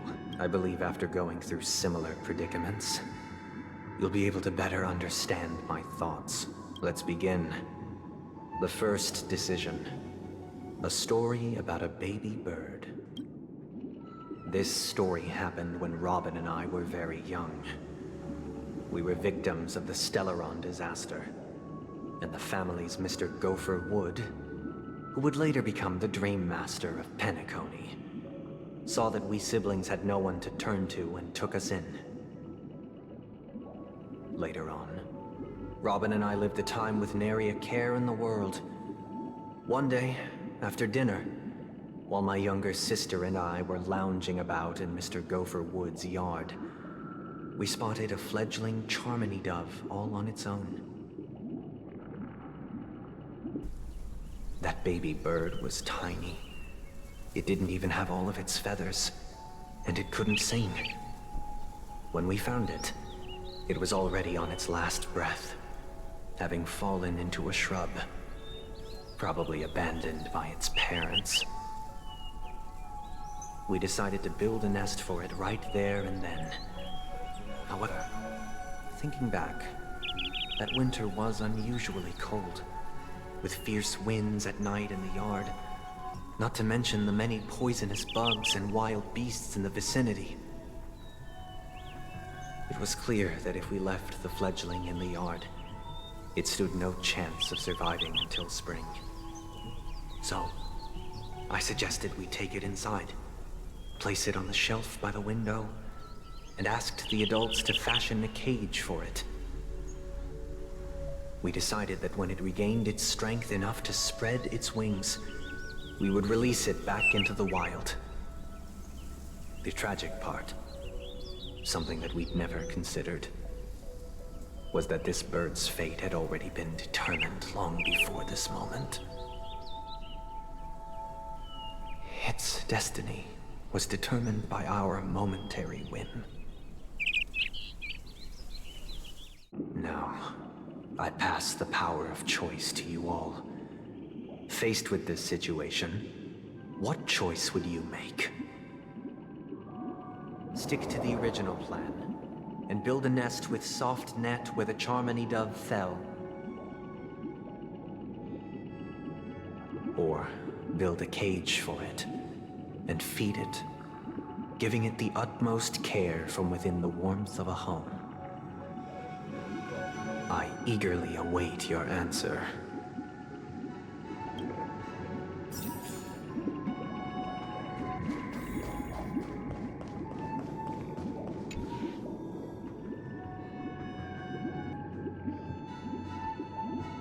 Interesting. Since you've made up your mind, allow me to reveal what fate this choice will bring to the fledgling. From what I've observed, there are at least 3 predators in that yard that prey on small birds. The Vosicle scorpion, Asdana wolverine, and the Huntington winged snake. Even if they shy away from humans, these animals are still near apex predators in a fenced location like a yard. In such a location, only one fate awaits that little Charmony dove. A painful death. As for the choice you made, I am deeply sorry. Now, let us advance to the second decision. This time, it's the story of a dream chaser. This story happened when I was appointed as Bronze Melodia, a position exclusive to the Oak family, charged with listening to the problems and vexations of Dreamscape residents, and providing them with the relevant guidance. It was during that period that I had the opportunity to hear voices from all corners of the Dreamscape. Joy, sorrow, arrogance, regret. The complex tapestry of human nature that formed the world, and I was fortunate to catch a glimpse of it. He was a dream chaser, and an illegal stowaway. Just like the rest of them, he came to Penacony in search of a better life, except that, to most people, the price he paid, I suppose you could say it was everything. He told me, I sold everything I could at home. The house, the land, even his 2 children. He said he could not afford to raise them, and that at least they could eat if they lived as slaves. He had a plan in place. He would buy back his children once he had made his fortune, and enjoy Penacony's beautiful dream with them. Alas, his plan to smuggle himself was somewhat clumsy, and he was sniffed out by those pig-headed hounds. After hearing the Dream Chaser's story, I immediately appealed to the Bloodhound family to cease their pursuit. That way, at least he could live peacefully. But I was still too naive to the ways of the world. I did not anticipate that what I thought was a kind gesture would later lead to dire consequences. I'll tell you the outcome soon. For now, I'd like you all to make a choice. Will you do as I did, and try to convince the Bloodhound family to stop their pursuit, so that the Dream Chaser may live peacefully and realize his wishes? Or will you remain silent, leaving him to languish while the hounds are hot on his heels, until his inevitable judgment arrives? I look forward to everyone's decisions. Who knows? Perhaps they might even alter the outcome of this tragedy.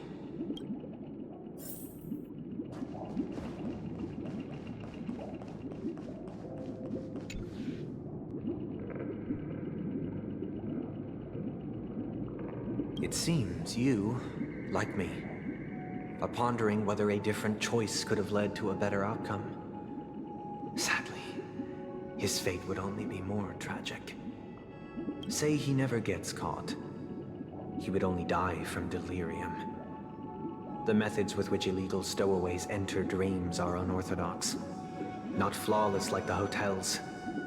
Living in the dreamscape would be a mere pipe dream. Should he be apprehended? Could the hounds afford to turn a blind eye? The answer is a definitive no. They couldn't bear the resulting consequences, and thus wouldn't dare extend a helping hand. As to your choice, I once again offer my heartfelt apologies. Next comes the third and final decision. And the story this time is my own. This story happened the day I was appointed the Oak family head. At that time, Mr. Gopherwood was the current Dream Master, and as per his wish, we had a private conversation. What surprised me was that the Dream Master had only come to deliver a letter to me. He let me read its contents, and it was a letter from my sister. The letter contained the usual pleasantries, anecdotes from her travels. Nothing out of the ordinary. Just as I started wondering how this letter related to our discussion, the Dream Master began to speak. Do you know who wrote this letter? My sister, of course. But why would you personally visit me to hand me a letter from my sister containing mere trivialities? To help you grasp the full scope of this issue. Do you know where Robin is at this moment? From what the letter indicates, she must be in Caspelina 8, correct? She's touring there right now. Correct. Has she mentioned anything about a stray bullet? A stray bullet? What? A war has broken out on that planet. It is because of this very reason that Robin chose this destination. To spread the word of the Harmony. And to save the lives of that planet. She personally made for the front lines. She hoped to ease the people's suffering with song, and was willing to brave mortal danger to deliver the IPC's medical supplies. Unfortunately, stray bullets show no such compassion. Is she all right? If the operation was successful, she should probably be recovering in the field hospital. By the eon above, the bullet struck her neck directly, yet possibly as a reward for her consistent deeds of harmony, it didn't hit any vital arteries. Once you've attended to your outstanding tasks, it'd be advisable to write her back as soon as possible. Those damned savages! I'll pack my bags right away. My gratitude for bringing this to my attention, Mr. Gopherwood. Now you understand why she always wears such elaborate neck ornaments, don't you? How could this happen? Miss Robin. It's all in the past, so please don't worry. I share this in the meager hope that you will understand the Harmony's limitations, and predicament. As likewise, I've prepared one last question, one last choice. But rest assured, this choice will not have any grave consequences, because this is merely a figment of imagination, a nightmare that has haunted me through countless nights. If you ever had the opportunity to make a choice like I did, would you still support Robin's journey on the path of harmony?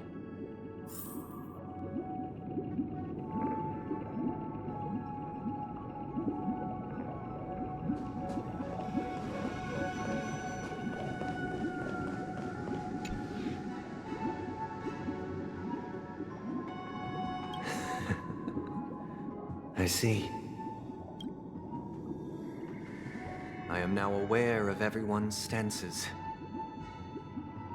Raising these questions merely serves to illustrate one point. The plight of Penacony cannot be salvaged by the harmony. The true foundation for a sweet dream paradise can only be established through the order, where the strong govern the weak. I know the suffering of being tormented, the turmoil of losing your way, how sorrow, and even despair, set in when matters don't work out. All of this causes me unending pain, because this is not what happiness is at all. We must teach the weak how to live a happy life. And this life isn't some noble propriety that the upper crust preaches, but in definitive terms, a way of survival that belongs to everyone.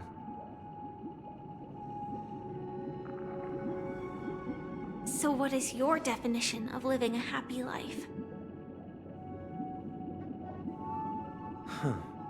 Good question. Human consciousness is fundamentally an illusion. A cage known as self-worth. People lured in by this illusion make mistakes, yet still ask that external influences bear the burden. When one mistake after the next permeates the masses, they become impossible to trace. Thus, the amassing of these individual cages culminate to form a prison. A place dictated only by the rule of survival of the fittest. Nature is always accompanied by predation and sacrifice. Its antithesis is known as order. That is what I want to do. Unite people's happiness under the banner of order. They won't need to make bitter choices any longer, nor face the weaknesses of humanity. They can cast aside their primal instincts to build a haven for mankind. Simply describing thoughts is far too abstract, so allow me to provide a simple example. As you all may know, there are societal norms like weekends and long weekends that exist on some worlds. During these hard-earned rest days, people are given the chance to extricate themselves from the stresses of everyday life, allowing a certain tranquility to return to their souls. And it is only on these days that people do not have to adhere to the law where the strong prey on the weak. They can live out their lives happily during these brief intermissions. It's just a pity that 2 or 3 days are still too fleeting compared to the span of a lifetime. From where I stand, society's ideal system should be 7 rest days. Following Sunday, there should ensue a second, a third, and indeed an infinite procession of Sundays. This should be the face of the new world. Idyllic, eternal, peaceful days. And thus, every person can return to their base selves in this utopia. Some gaze in reverence at the stars, pouring their whole beings into calculating the distance between us and the isolated world of Pagana. Meanwhile, some seek refuge in quiet corners, holding one another, unencumbered by the chains of unwelcome obligations. There would be no need to bear the hardships of reality.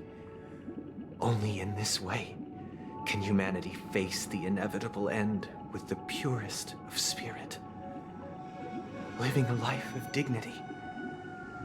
This is what it is to live in bliss. Miss Firefly, you who are stricken with entropy loss syndrome, you of all would surely understand this.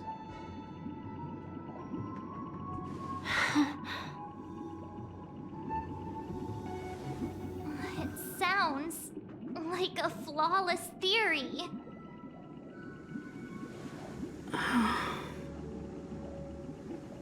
But what is the price to attain all this? The cost is minute, merely a personal and eternal sacrifice. If this paradise is to be maintained for everyone, someone must remain trapped in solitary wakening until the end of the cosmos. Wakening. Which means that this so-called paradise is still a dream. Stepping into this paradise means forsaking reality, correct? It is not forsaking, but transcending. Flesh, blood, sorrow, weakness. If the physical is the root of spiritual suffering, it is only logical that we defeat it. But in this supposed bliss, people won't have defeated their demons. The chance to overcome their tribulations would be forever lost to them. In other words, it is an escape. That's another way of understanding it. But there is no shame in escape. On the contrary, the seeds of escape exist in everyone's hearts. Don't you agree, Miss Firefly? And as for why life slumbers, it is because we are afraid to awaken from our dreams. But this is not in conflict with the grand plan. Only in acknowledging this can we truly understand the frailty of human nature, and from there, show compassion and protection.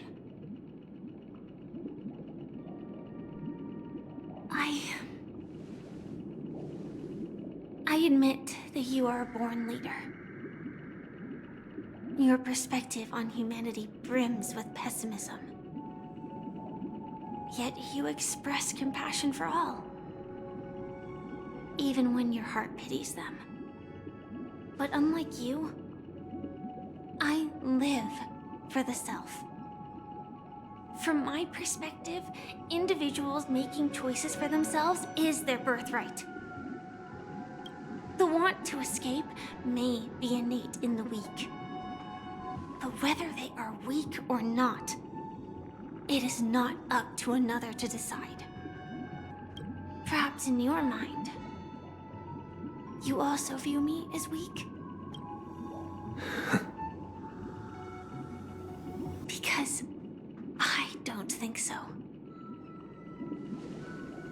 Since Miss Firefly has said her piece, the Astral Express will also naturally give you our answer. We'll leave it to you. Just as Mr. McHale instructed before. Tell him our choice.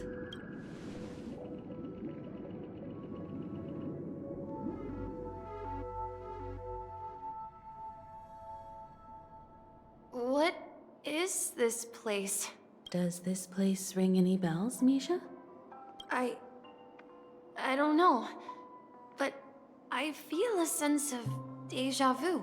It's the realm within a dream bubble.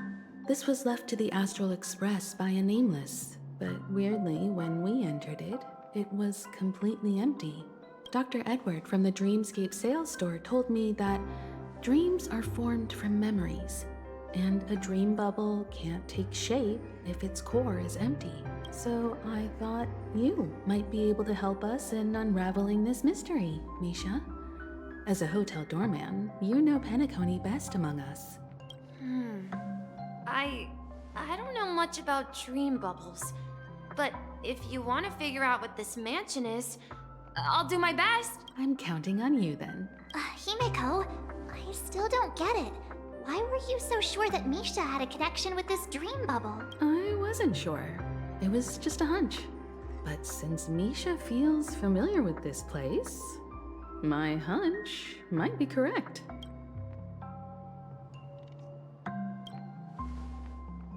Exactly. This is where you and Firefly encountered death, which we now know as dormancy. Considering its connection to Dreamflux Reef, it's not surprising it appeared here. The question now is, who brought you here? Based on the clues we have so far, it's unlikely to be that masked fool. So identifying them is crucial to us. We're drawing closer to the truth once more. Let's give Misha some time, as I believe he'll unveil the secret of this dream bubble. All right, but there are doors all over the place. Which one should we choose? Do you have any idea, Misha? I guess... maybe this way? I'm not entirely sure, but... let's give it a try. Wait, you... Weird. This place is quite different from the hotel. But I feel like I've been here before, and even lived here for a while. If I remember correctly, there should be a fireplace down that hallway. Clocky and I used to sit by the fire, listening to the crackling of firewood. And the room on the other side was the toy room. I loved spreading out all the toys from the box on the floor and making up stories for each of them. Hold on. This doesn't make sense. Didn't I grow up in Dreamflux Reef? So, what is this place? This could be a case of amnesia. But don't worry, Misha. It's common for everyone to forget certain aspects of the past. Those memories haven't vanished. They're just lying in the depths of your mind. We can surely get them back. Since this place seems familiar to you, why don't we explore a few more rooms and see if you can recall anything more? Yeah, then let's check out the rooms I just mentioned.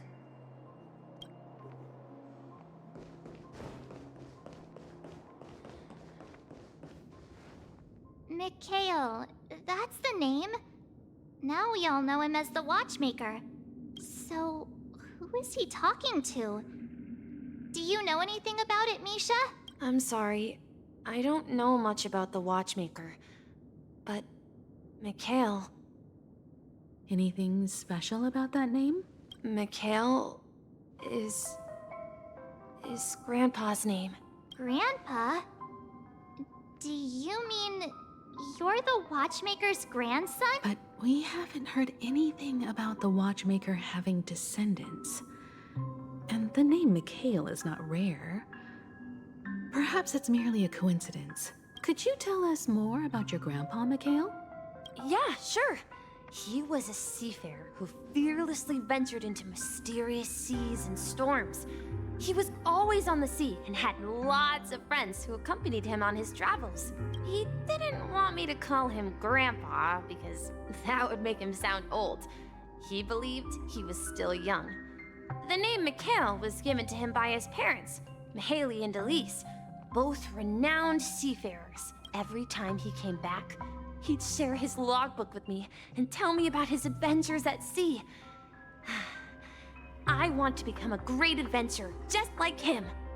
It appears that the Seafarer has nothing to do with the Watchmaker. So, perhaps it's just a coincidence? So, where is your grandpa now? He went off on a new journey. And it's been quite a while since I last saw him. So, where has Clocky gone?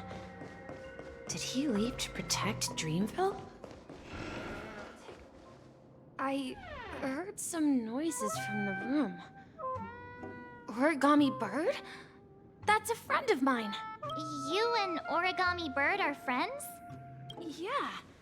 It's a member of the Compass crew, just like Clocky and Miss Mirror. And there's more than just one Origami Bird. They are a big family with lots of brothers and sisters who look the same. They follow Miss Mirror's orders and handle all sorts of jobs on the ship. They're the best sailors. Sailors? Can Origami Birds be sailors? Could you tell us more about the compass, Misha? The Compass is a ship bound for the New World. Clocky and his partners travel through layers of fog to the depths of the sea. Whenever there is danger, Clocky will use a compass and guide the ship in the right direction. That's a great story. But in the Penacony cartoon, Clocky and his partners have always lived in Dreamville and never ventured out, right? Huh? Oh, that does seem to be the case. Weird. I clearly remember Clocky arrived in the New World in the end. Perhaps Clocky has a hidden past. I think I hear the sound of water. You once mentioned there's a magnificent fountain up ahead. Look, there it is! The water resembles a precious jewel, embedded in the dreams of all seafarers. Every time I gaze at the shimmering lights beneath the waves, it feels as though I'm back in this place, standing by your side. Have you recalled anything, Misha? Yeah, I saw these sentences in Grandpa's logbook. He used to say that despite the perils of the sea, whenever he stood on the deck in the afternoon, overlooking the sparkling waves, he would think of this fountain in front of his house.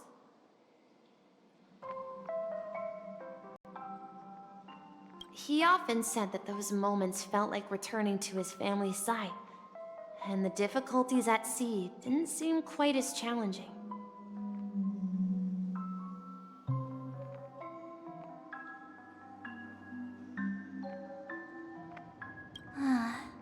You know, I quite understand such sentiments.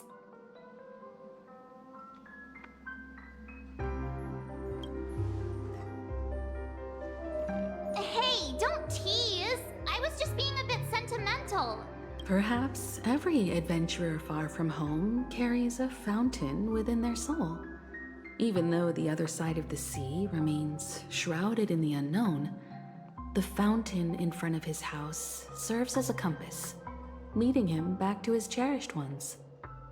Yeah, while Grandpa was at home, we would stand by the fountain and place the compass, a toy boat that I made, into the pool.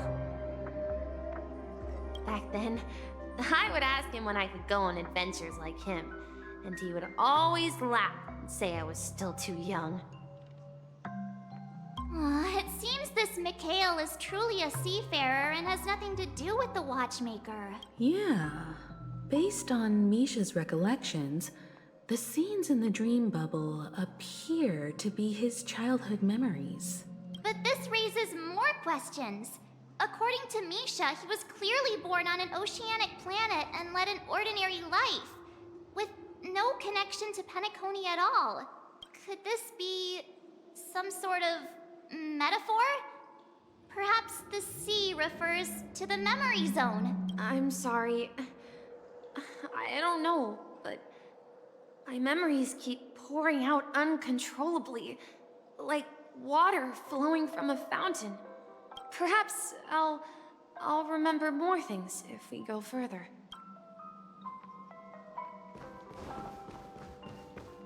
Can you take me with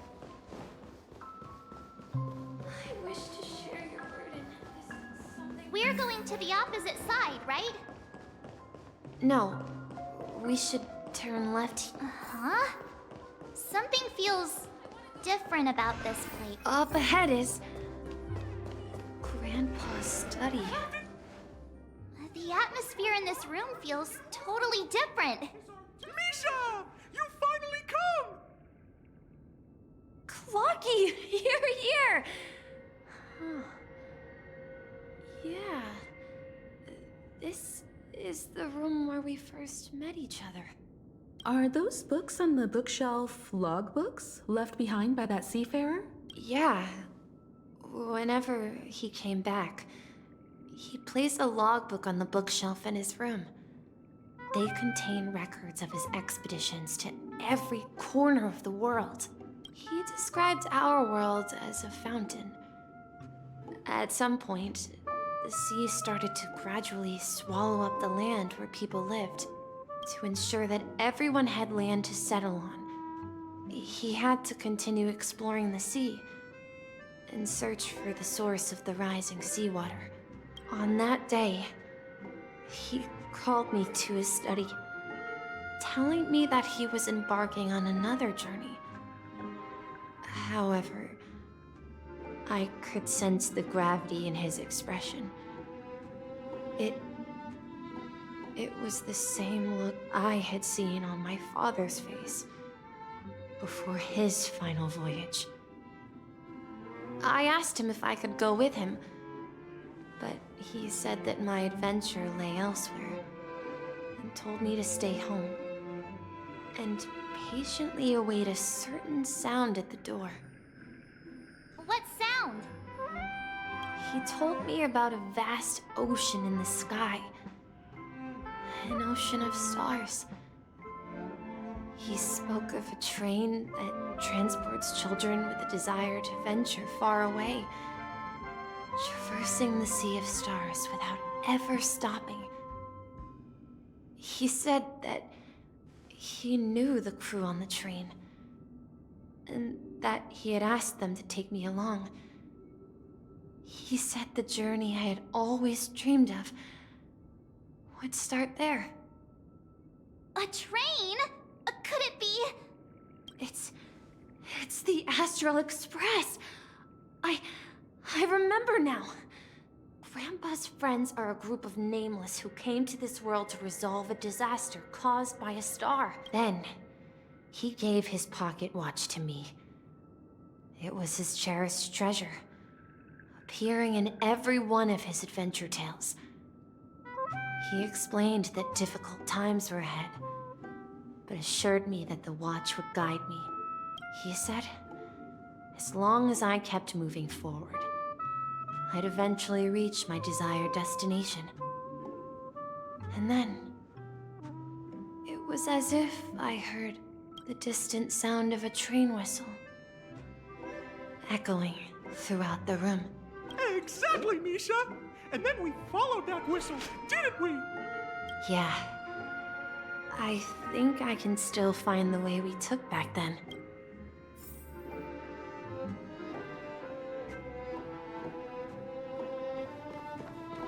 This is the dream jigsaw, right? So we're supposed to find the exit. But where can we find the last piece? Do you remember? You said you obtained a mysterious shard when you stumbled into this place. Hey, the shape seems to match.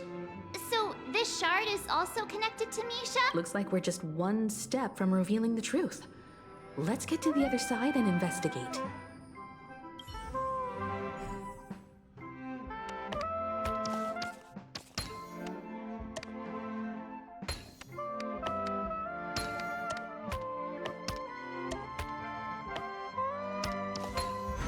I've learned something.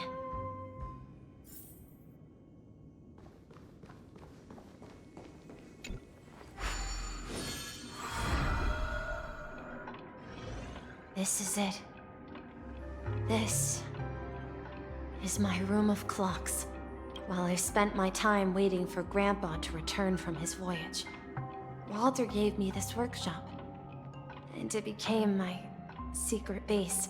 Here, I learned how to repair clockwork and gears out of my fondness of precision mechanics.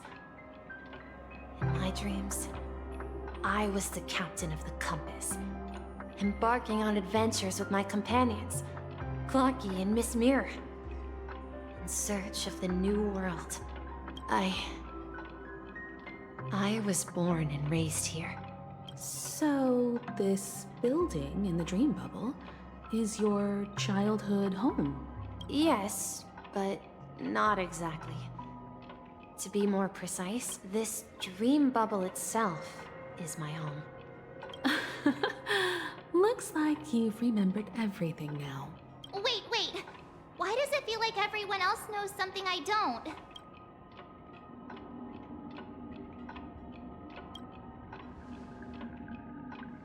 Marge, do you remember when she mentioned the clocky that only she could see?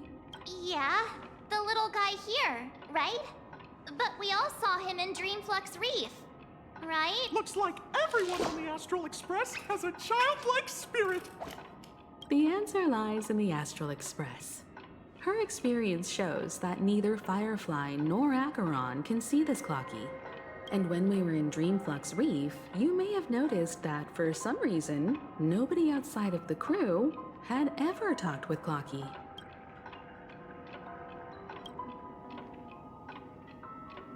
A mimetic life that can only be seen by a select few.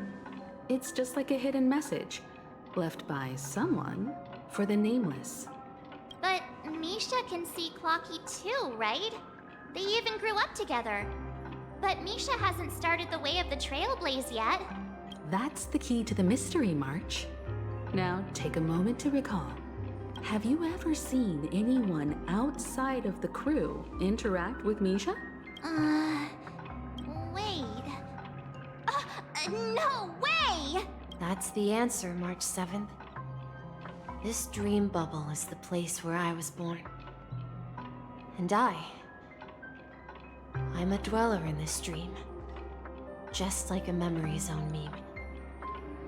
I should have stayed here and waited for you.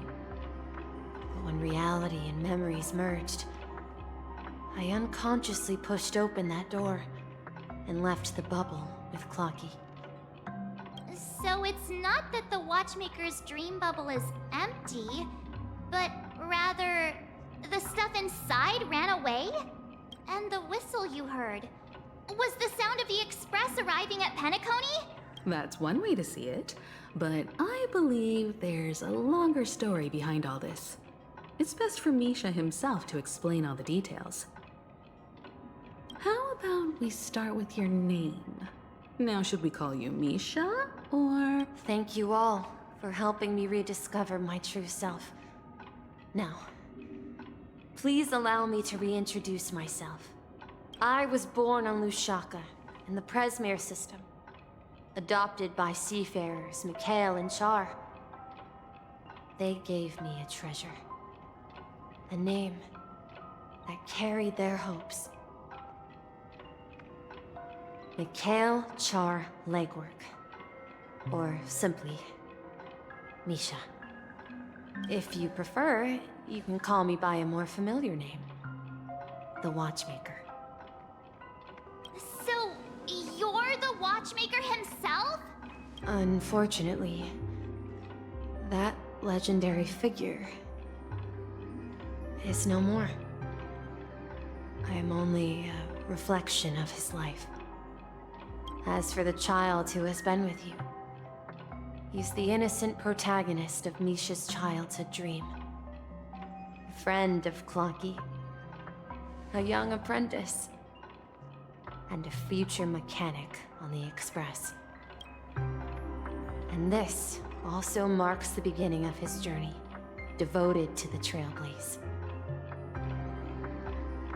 At the end of the journey, I left this little flame, which I so cherished, in my deepest dreams, hoping to pass it on to the nameless of future generations. However, he somehow left the dream bubble and forgot all about his task. I apologize for all the confusion this caused. Because he was born with a desire to trailblaze, wasn't he? I don't think Misha has forgotten his role as a guide. He remembered it, and that's why he mistakenly appeared as a hotel doorman in her dream from the very beginning. The one who brought our unconscious friend here must have been Misha. If that's the case, we encountered the Watchmaker's legacy from the beginning, didn't we? Well, I have a sarcastic friend who says I always take big detours and end up back where I started. Perhaps that's what every nameless has to go through. But in the end, you found me. I'm sure you're all wondering what my legacy is. I believe my hound has mentioned the Stellaron and my wealth. If I may apologize, the Stellaron part is real. As for my wealth, however, it's nothing more than a baseless rumor. I left my homeland as a child and embarked on the journey of Trailblaze. I traveled to various planets until finally reaching Esdana, where my friends and I built the original Penacony and fought for its future ever since. I've been moving forward all my life, doing what I could to overcome the obstacles in my path. But ultimately, my journey reached its end, and I left behind no possessions worth entrusting. So, if you ask what's left within this worn-out train engine that can be called a legacy, I suppose it's the things that are still burning in the engine's furnace. Now that you're well aware of the current situation of Penacony, I certainly hope that you'll help me get this world back on track. But I'll leave that decision to you, for the path of Trailblaze is never paved by others. All I have for you is a story and 2 gifts. I want to give you my pocket watch. It has accompanied me throughout my long journey, guiding that naive child forward, and has been blessed with the presence of so many great people up to this day. And my hat, too. The one who navigated for me placed it on my head and planted a fanciful thought in my mind. The trailblazing expedition will never end. Now, it's time for you to make your choice. Once you've made up your mind, open that door and enter the long dream of an old man. I'll be waiting for you at the end of this corridor of time. All right, everyone, let's make a decision. Although I don't think anyone will have any objections.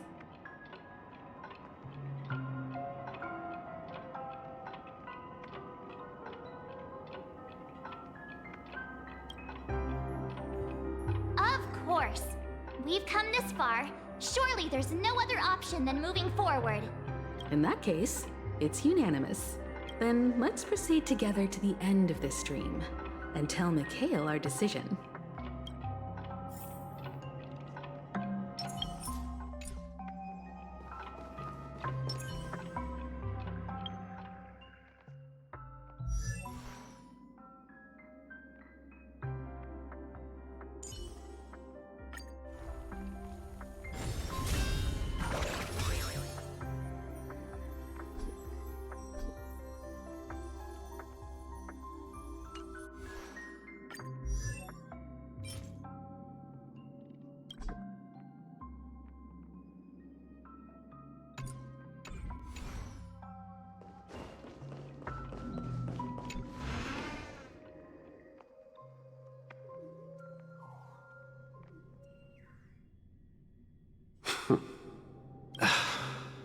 Mikhail, where are you going? Someone has to step up and save Lushaka.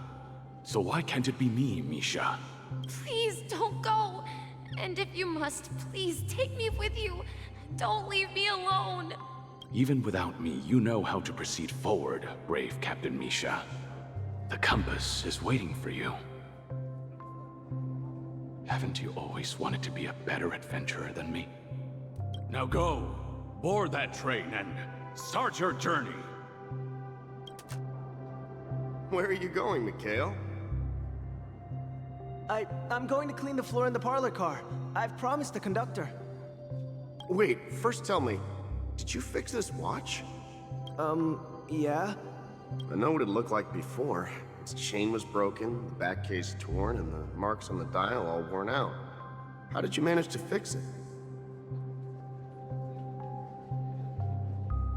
Well, it's hard to explain, but I knew it could be fixed. It's the hands, Mr. Amundsen. Its hands were intact and pointing in the right direction, so I knew there would be a way to fix the rest.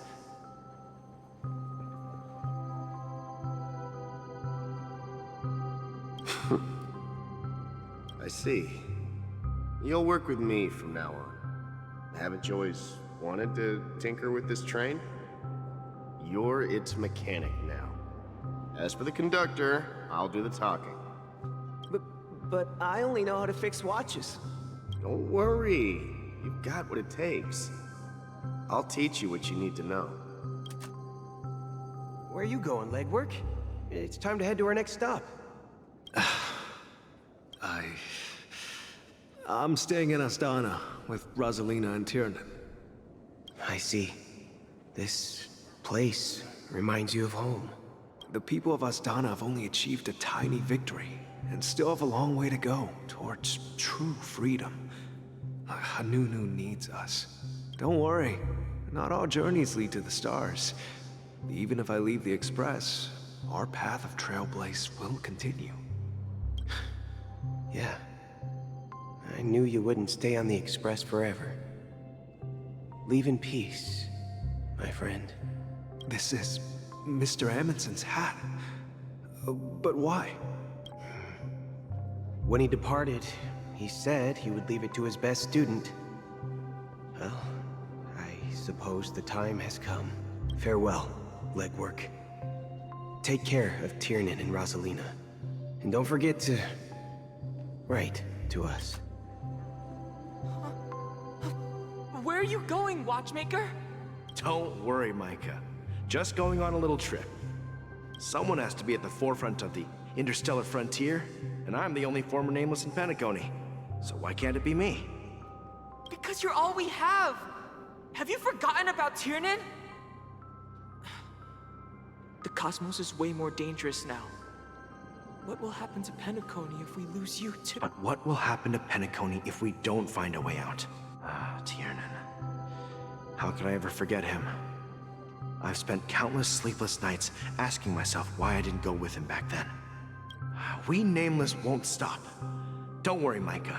It's just a matter of getting back to my old profession. Just wait for me to come back. But if, and it's a big if I don't come back in one piece, then you'll become the next watchmaker. Where are you going, old man? Oh, you're here. Answer my question. What are you up to? Relax, Gallagher. I just came up with a great idea. Wanna hear it? Oh, come on. Aren't all your ideas just ways to get yourself killed? I may be blunt here, but you're the last remaining hero in Penacony. If you die too, the secret of Stellaron will go to the grave with you. Yes. I'm afraid there's no way out in Penacony, so I'll have to consider alternatives beyond Astana. We'll organize a festival using the Watchmaker's legacy as a facade, and send invitations to the entire cosmos to gather people here. So, a desperate struggle against the family? Desperate? Don't we have you here, my friend? This task is challenging, but what hasn't been challenging for us along the way? Well, whatever you do, remember, make sure to send an invitation to the Astral Express. Misha! Where are you going? Oh, it's you, Clocky. Take me to Dreamflux. Last night, I had a long dream about the day we met. I want to write down that dream. Write it down? Why? Oh, so I won't forget it. Do you remember how you got your name, Clocky? Of course! You told me that when you were a kid, you lived in a room full of clocks. Those wall clocks and pocket watches grew up with you and were your best friends. Yes, but what I didn't mention was there's a funny misunderstanding behind it. I was a kid, and there was always a special pocket watch in my memories. It was with my grandpa, guiding him on his sea voyages and leading the way in his every adventure story. I wanted to have a pocket watch like that too. And that's when you appeared in my dreams. Yeah. Every night, we boarded the compass and set sail together. But you know what? It wasn't until the day my grandpa gave it to me that I realized it wasn't a pocket watch at all. It was a compass. So your name should have been Compassy, and the watchmaker is just a nameless. We've arrived at Dreamflux Reef. So, where to next? You know, Clocky, I don't think I'll be going anywhere else.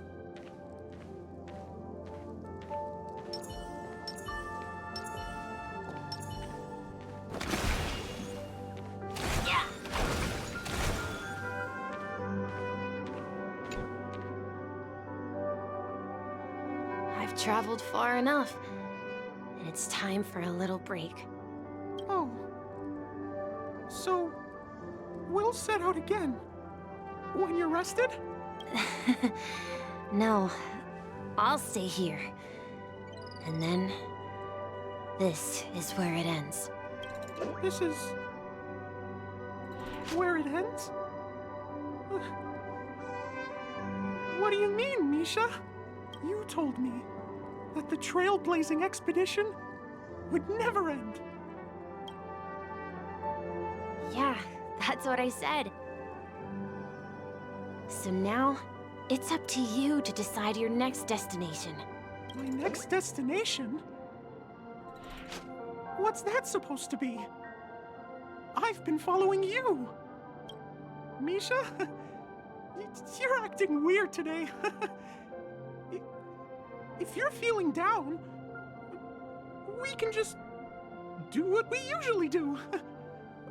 With the clockwork. No, I'm not feeling down. As for clockwork, yeah, it resolves all problems in this dream. So, do you know what clockwork actually is? I'm not quite sure. Well, everyone gets lost at times. They may hesitate and doubt which way to go.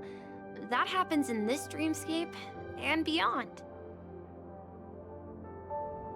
But don't worry. Everyone goes through moments of uncertainty and hesitation. Eventually, they gather the courage to make bold decisions. Whether it's calming, happy, angry, or sad, all they need is a little nudge to take that step toward where they truly belong. I'm leaving that little nudge with you, and I hope you'll share it with others. Such is the essence of clockwork, the will of the Trailblaze.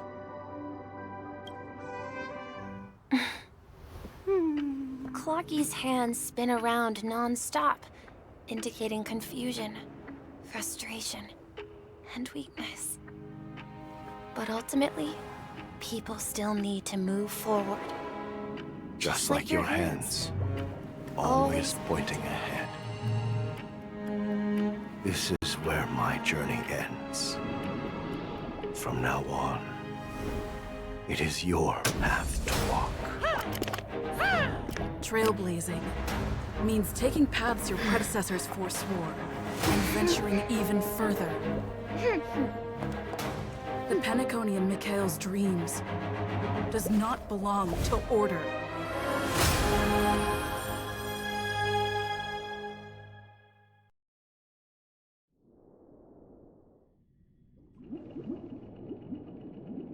I can't believe that Eon would cast a glance at Penacony at a time like this. Is it because of the resonance from the legacy of the Trailblaze? Or perhaps the bond between you is so strong that it even impresses an Eon? Well, there might be another possibility. Perhaps they want to witness, on behalf of the fallen Eons, who will hold the future of Penacony. If that's the case, on behalf of the Dream Master of Penacony and the 107,336 members of the Oak family, I'm extending a formal invitation to all of you. I'm cordially inviting you all to the Penacony Grand Theater to participate in the upcoming Charmony Festival. And, of course, you won't be in the audience, but on center stage. Since the future of the Stellaron, Penacony, and even the entire cosmos is at stake, let's draw a conclusion there, in all fairness. If you truly believe in Akavili's path, then show me their courage and determination.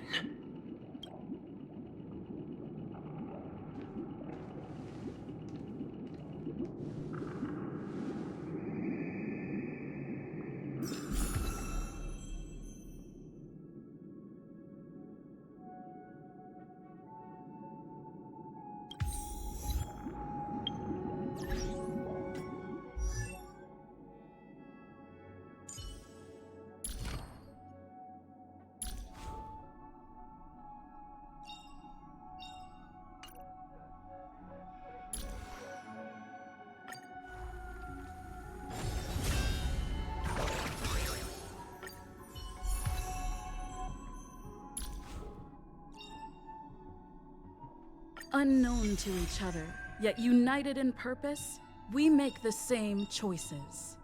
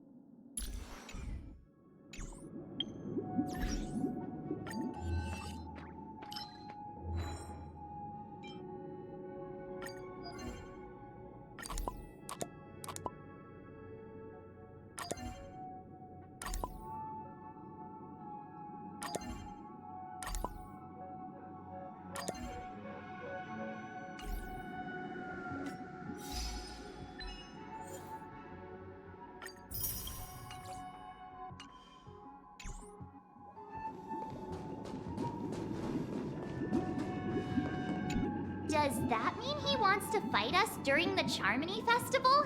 I'm afraid so. This is weird. Aren't Arc villains usually plotting some dirty conspiracy in the end? But he actually said something like, "In all fairness." Could it be that he's underestimating us? Well, in my opinion, Sunday is deeply committed to his own philosophy and genuinely wants to prove that the Order is right. I sensed a strong conviction and a desire for dominance in him. Maybe he won't accept the outcome unless he wins fair and square. That's why he'll give it his all in the upcoming battle.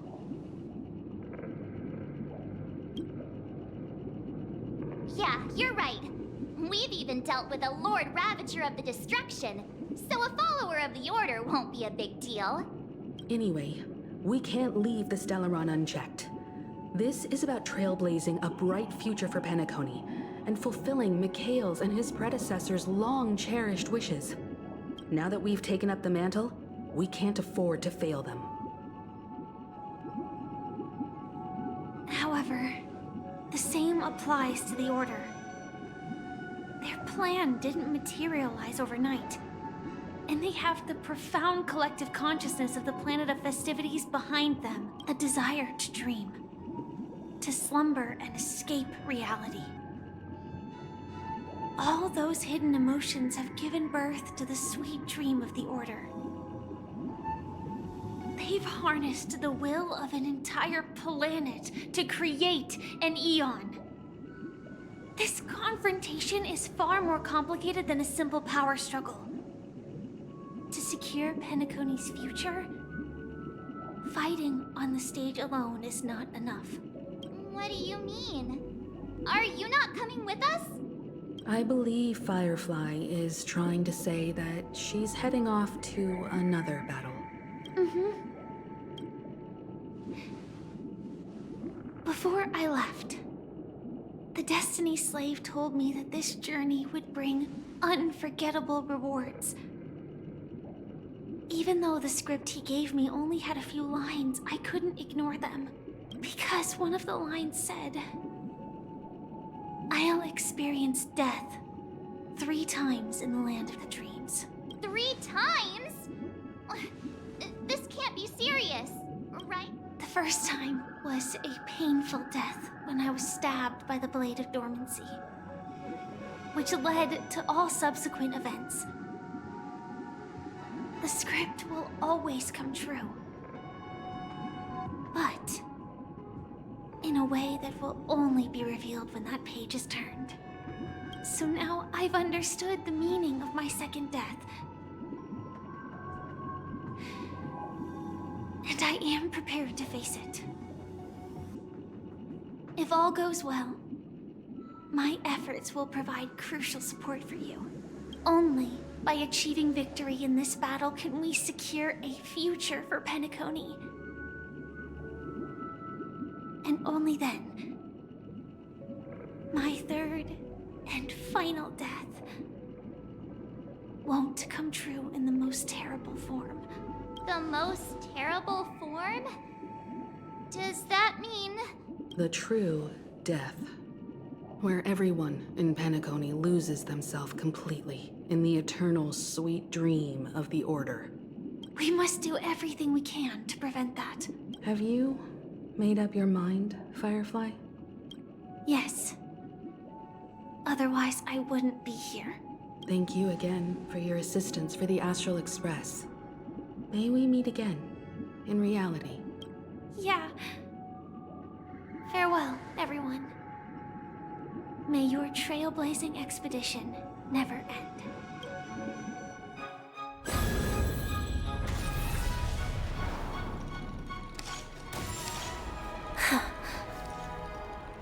I dreamed of a scorched earth. Everyone, are you ready? A new shoot sprouted from the earth. It bloomed in the morning sun and whispered to me.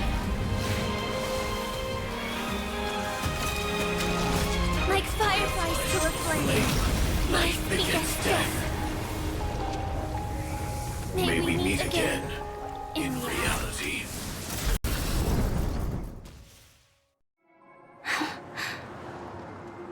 After today, Japella's name will disappear from cosmic history, and the Everflame Mansion will take its place. In the not-too-distant future, you'll receive an invitation. That's your next stop. Land of the dreams.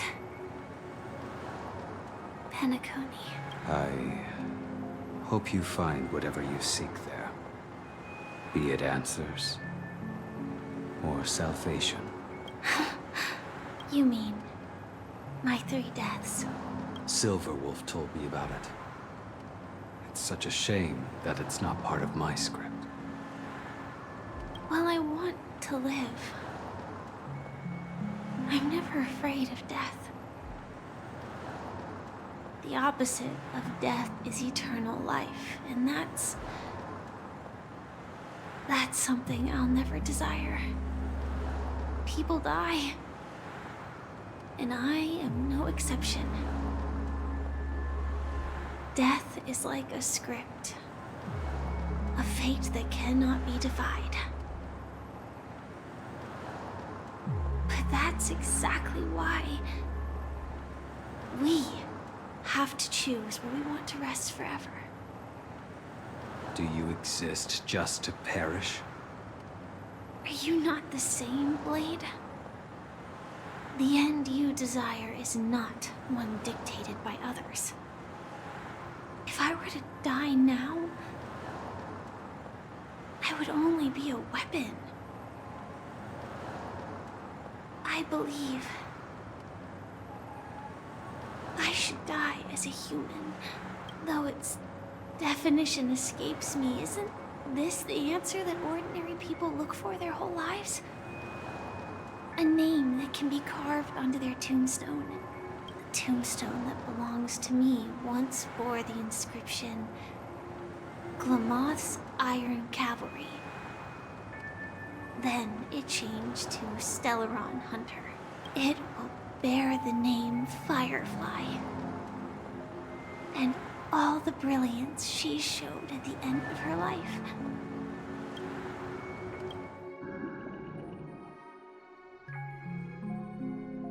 That's quite unexpected, old man. Who would have thought your crazy plan would actually work? Do all you nameless fools just act on a whim? I can sense that this false sweet dream is coming to an end. The Nameless may be young, but they had the ability to achieve this goal. Just like you did in your time. It's a shame you won't be able to see it firsthand. Maybe I won't either. Once something fictional is seen through, it ceases to exist. Yeah, not just those Nameless. Even Mr. Wings is just like you. Stubborn, won't listen or give up, no matter what.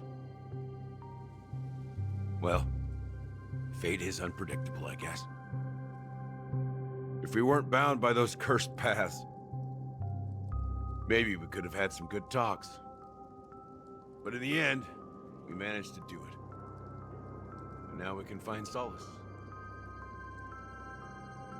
Remember how those idiots cursed us? They said, "Go to hell, you worthless traitors." Well, I don't know if they really meant it, but if longing for freedom means going to hell, then I'll be joining you soon, you fool. Let's get together and have supper again in hell. Oh, I almost forgot. There's one more thing. Here's to you. A glass of hello and goodbye, Trailblazer. To the imperfect tomorrow.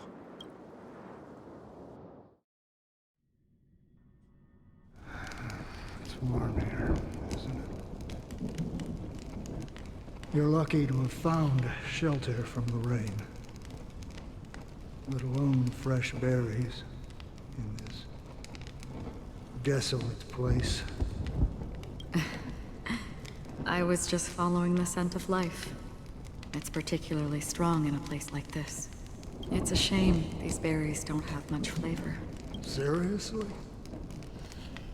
In case you didn't know, this fruit is pretty juicy.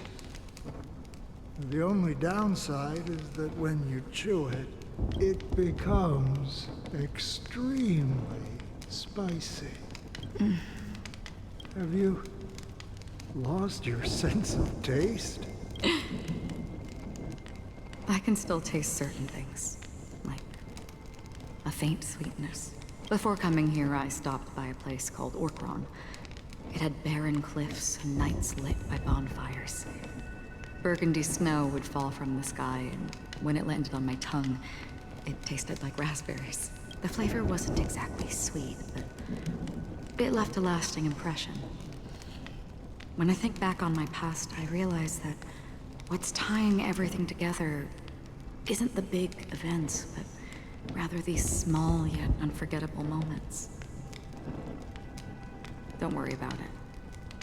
Losing oneself is a reality that every self-annihilator must face. At least I haven't completely lost my senses and memories yet. Well, congratulations on adding another footnote to your journey. By the way, are you always alone? No, I had a companion in Orkron. She's a short, nameless girl who aspired to explore IX. She always said she'd walk a path deeper and farther than Akavili's. Quite an ambition for such a small girl. So, what happened? She became stagnant water. Well, my condolences. Condolences. I don't need them. The girl left with a smile. She never regretted her choice and most definitely wanted me to say goodbye with a smile. So, that's what I did. That's proof that you're grieving for her. Or perhaps I'm just afraid. Afraid? I rarely sense that emotion from you. What do you fear? I'm afraid I'll forget the 30 days I spent with her. Just like all the other days in my life. Most of them have already washed away with the rain, disappearing into an unseen realm. I fear that those vivid red memories will fade away too. There isn't much color left. And besides this faint, warm red, there's almost nothing. Hard to imagine. A ranger accustomed to bloodshed, destruction, and chaos finding warmth in red color. Because I have experienced this warmth many times. Long ago, I promised someone that I'd bring it to more people. And that for every remaining moment of my life, I'd strive for a better ending for all. As long as this red color still lingers, I have a chance to fulfill that promise. It represents a burning fire, blooming flower, the berries in this cave, and life itself, fleeting yet still dazzling. In the end, it will lead me beyond the horizon of existence. And on the other side, I will cut off nihility. The one blessed by the sleeping and shapeless is considering how to kill them. That's truly pure nihility. But you're right about one thing. After spending so much time near this stagnant water, only when I look at this vibrant red fire do I realize that I'm still alive. When will this rain ever stop? Perhaps when the sorrows of the departed have finally quieted down, the sky will clear up.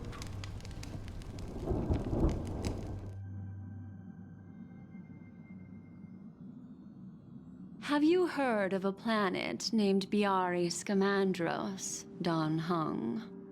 It's one of the paradises under the influence of the Harmony, a sought-after wonderland for the inhabitants of the Dardanu Major and Minor systems. Half an Amber Era ago, the family held an unprecedented festival there. And after that, everyone on the planet became part of the family. Do you think the same thing will happen on Penacony? Yes. Or how else can we explain it? The family deliberately used the Watchmaker's invitation to keep all the Pathstriders here, but banished the Emanator of the Nihility. Because of the Nihility, I'm rarely affected by the power of other paths, but somehow I can unconsciously infiltrate them. Maybe that's the risk they're trying to avoid.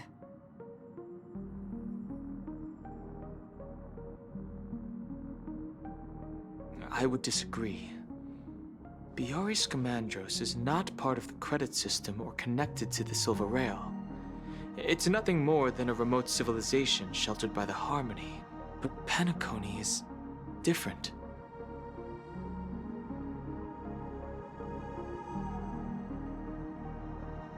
If the family messes with Penacony, that would be like declaring war on almost half of the factions in the cosmos. They have no reason to do that. No, they don't. If they truly serve the Harmony, that is. What do you mean? The path in Penacony is impure. The Harmony here has impurities. Do you remember the ancient swarm disaster? Tazeront, the propagation, brought endless havoc to the universe, and it eventually evolved into a fierce battle among all eons.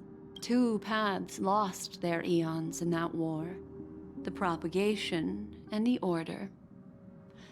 Coincidentally, their downfall is related to a certain eon. Xipe, the Harmony. Legend has it that they participated in the crusade against the Imperator Insectorum, and devoured Anna the Order for unknown reasons. Holy forgaroni. So you're saying that the 2 leaderless paths are working behind the scenes? But I don't see any descendants of the propagation in Penacony. Could it be that the remnants of Beyond the Sky Choir are hiding within the family, trying to resurrect a fallen eon? I can't say for sure, but they're definitely planning something for the Charmony Festival. Boo, now, this is getting way too complicated. Is this why you want us to leave Astana right away? Are you giving up? The Charmony Festival will start soon. There's one thing that I need to confirm no matter what. A warp jump is the best way to do so. Time is running out. I have another plan.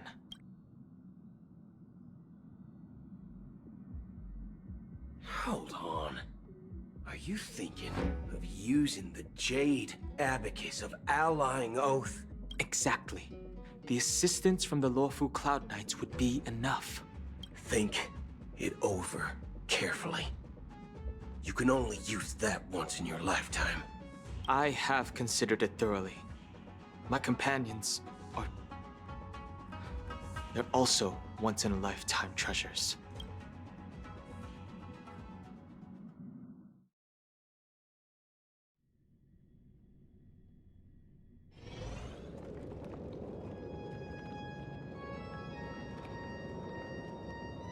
Are you the only one here, my child?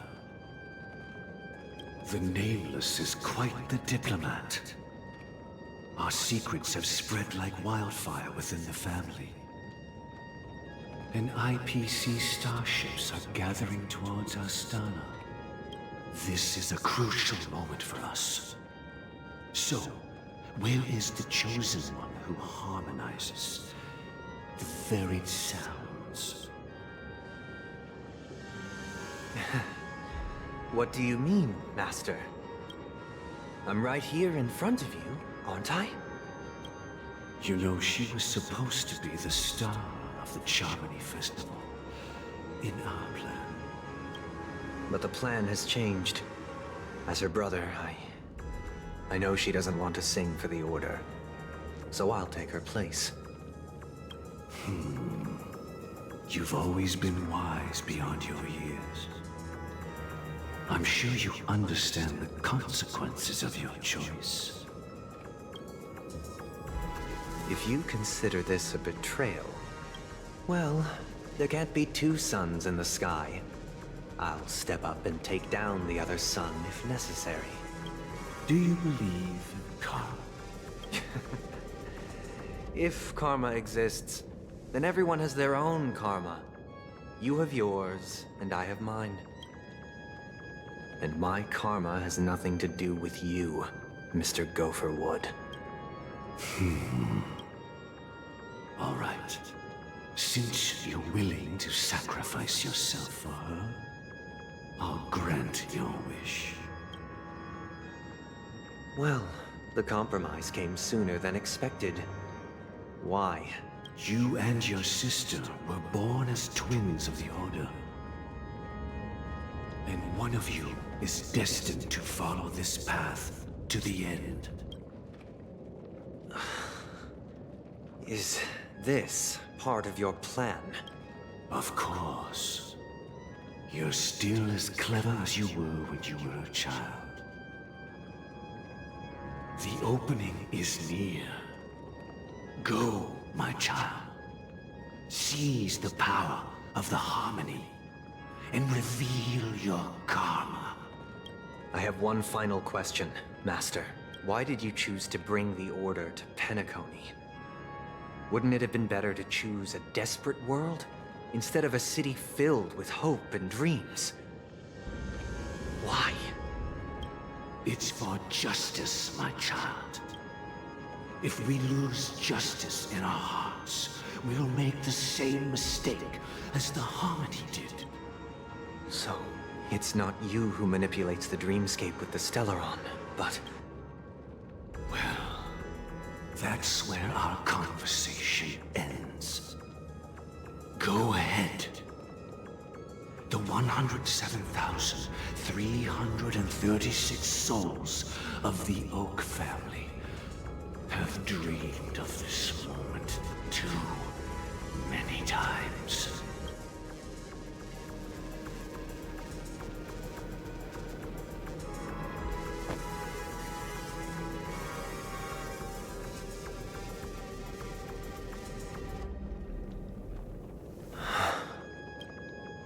I shall ascend to the heavens, becoming the scorching sun, bathed in my light.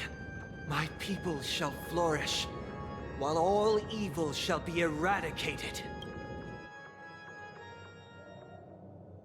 This is the interior of the Penacony Grand Theater. It's quite exhilarating to be flushed into the air by Soulglad.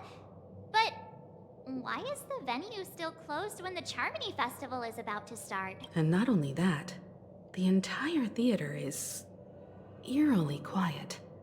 No audience, no staff, no one around. Yeah, I wonder how many tickets... Hey, that's not what we should be concerned about! Let's explore around. Be careful, everyone.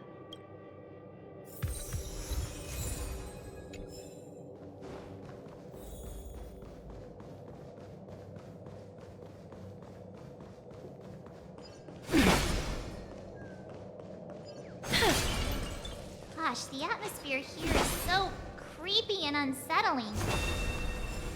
Even if there's no audience yet, there should be some staff around. Why is it so silent?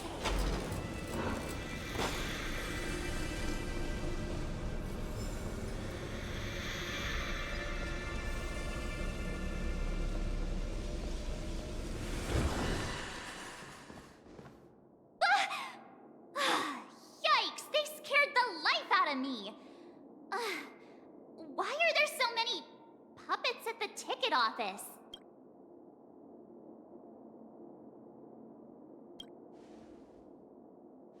What? You're so annoying. Stop scaring me. Are these puppets part of the stage setup? Even so, it's so eerie that the entire front hall is empty.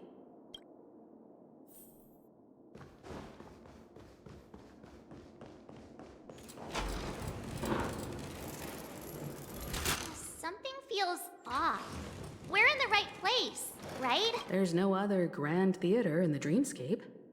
So Sunday's messing with us? He said we'd have a final showdown on the stage, but why is there no one here? My apologies for the delay, March 7th. You scared me! Where are you now? I'm waiting for you behind the curtain.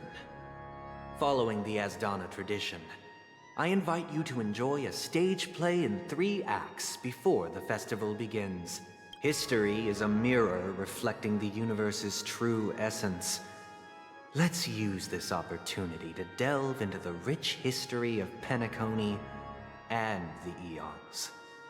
Within it, naturally, the future takes shape. Let us commence with the dawning of the world. After the Dusk Wars, darkness veiled the sky, and chaos consumed the earth. Enna the Order emerged, destined to restore all existence. That marked the first day.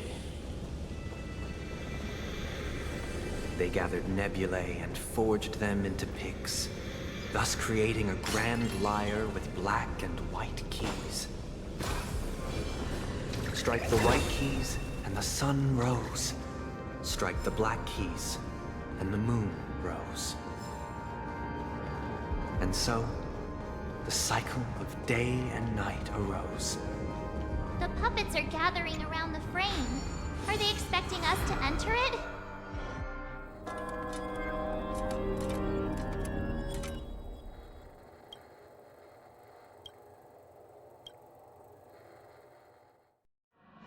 Where are we now? The atmosphere here looks similar to Sunday's inner world. Perhaps this so-called stage play is created with his abilities. This act is named Ode to Prisoner. Given the atmosphere here, I believe it's about Penacony's past. I thought things were finally looking up as I managed to dodge prison during my recent trailblazing expeditions. But now it looks like I'll be back behind bars again.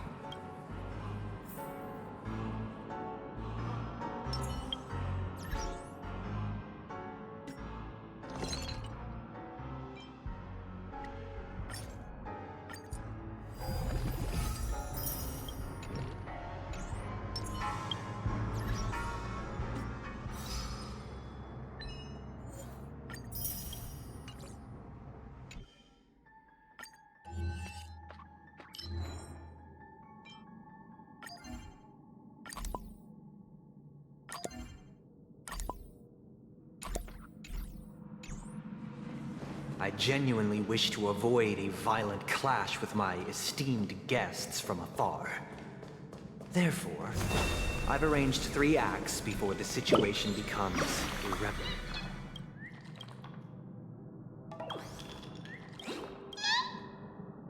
I genuinely wish to avoid a violent clash with my esteemed guests from afar. Therefore, I've arranged 3 acts before the situation becomes irreparable. Where shall we start our narrative?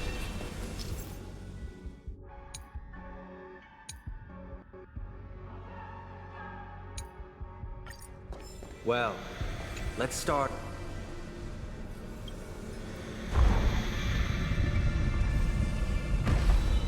Where shall we start our narrative?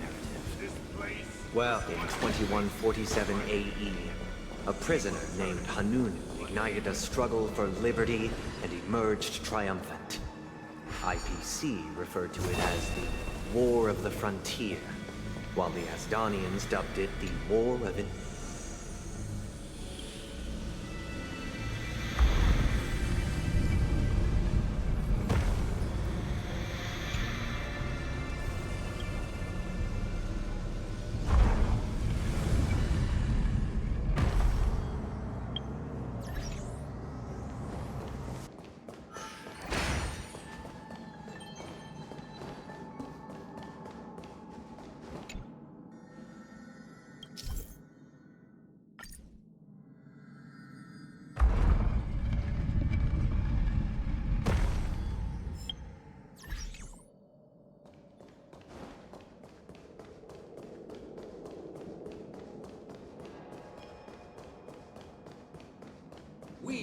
shattered the cages and expelled It's the true guards. that Hanunu was a legendary hero, but it must be acknowledged that while he bestowed freedom upon the prisoners, he didn't grant them true liberate. The three nameless stayed on the planet, endeavoring to spread the tenets of Trailblaze throughout the frontier prison.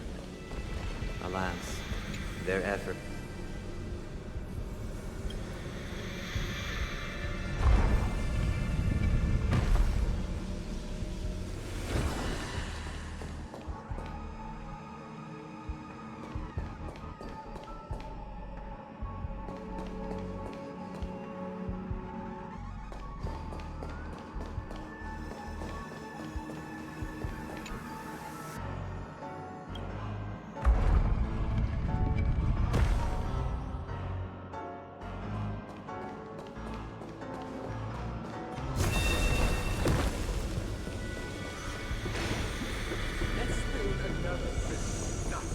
Once again, Asdana was engulfed in war.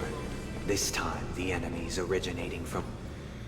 I hope you like this land of freedom on a scorched earth. As you can see, their sentences have long ended, and the IPC guards have long been expelled. Yet, these prisoners remain enslaved, not by external forces, but by the confines of their own minds. Freedom permeates every corner, except fragile souls. It gives solace only to those who believe in its existence. Prisoners, this is my order. Learn the essence of freedom and teach your fellow prisoners to fight for their lives. Hey! Why do we have to fight while enjoying the show? For I desire not only your enjoyment, but also your assistance in completion.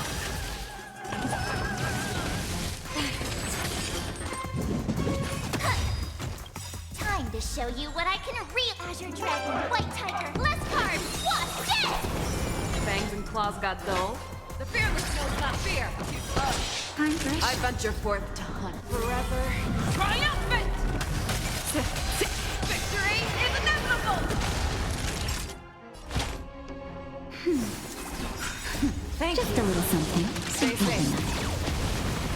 You're the best. That won't do. Root here. Yeah! Awesome!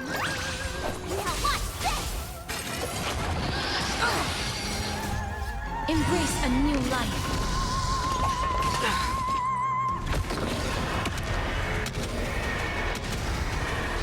May death protect us! Show me what you can do. Never hesitate! That's better. Life is not so fragile. Stay safe. As you wish. I could take 10 of each. Yeah! You're falling apart on your Show own. you what I Azure Dragon, White Tiger, less carbs. What's this? That won't do. I venture forth forever. Triumphant! Victory is inevitable! The fearless knows not fear. Root here. No one can restrain you anymore. You are free. Thus concludes the first act. Amidst a raging war, the frontier prison headed toward becoming Land of the Exiles. This must be how Penacony was constructed. With the aid of outsiders, the prisoners were finally liberated and established the Land of the Exiles. However, it appears that Sunday aims to convey the spiritual plight of the prisoners more than the physical aspects of imprisonment. This show is a bit too literary for my taste. But the battle part is quite easy to understand. Anyway, we've arrived at the exit. Let's go! These puppets... Where are they guiding us this time? They transmuted streams of stars into inked nibs, creating symbols to be pronounced and counted. They molded stardust into flowing rivers, assigning the righteous upstream and the unjust downstream. Thus, all things were marked, and the world learned to discern between good and evil. Look! Another frame!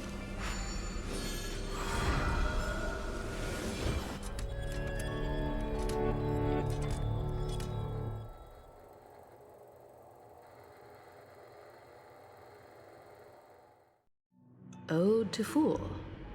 This must be the second act. The surroundings are different from before. The stage decorations look a bit tidier now.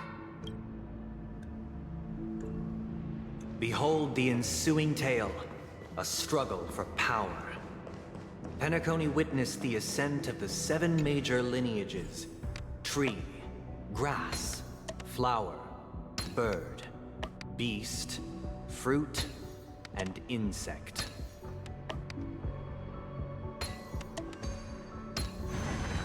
Peace never truly graced Land of the Exiles. The history in this era is rich and intricate, so please allow me to present it in Land of the Exiles was in disarray, besieged by both internal and external perils. Though the 7 major lineages appeared united on the surface, each harbored their own ambitions, leading to ceaseless conflict. We are the pillars of this mansion. The Black Plum family was the first to fall. They withered away in the White Desert event, orchestrated by the Alfalfa family. My child, you did not serve the old The leader master. of the Alfalfa family sought to defect to the IPC, trading freedom for survival. However, his eldest son slew him in the name of righteousness, and ascended as the new family head. I've learned something.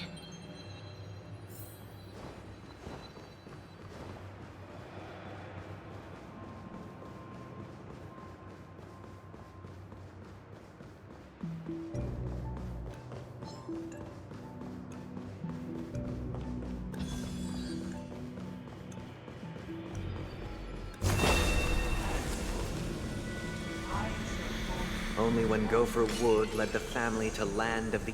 Dear outsider, I beseech your aid in purging this mansion of the poison spread by the lurking instigators. You want us to help you? What do you need? I wish they could regain their reason and cast away the shackles of hypocrisy. This is the second act. Looks like it's about Penacony's journey to becoming the Land of the Dreams, during which the family plays a crucial role. But this new master seems like a bad guy to me. Perhaps this is the truth Sunday is trying to express, if you read between the lines. The Harmony changed Penacony just as the guards once did. Looks like we've gotta help those guys kneeling down over there calm down a bit. Right?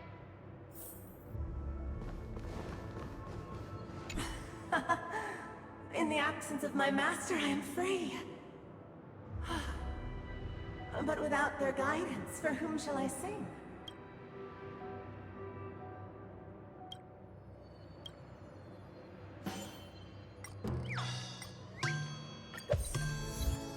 I shall sing for my new master, just as their noble voice once resonated throughout the cosmos.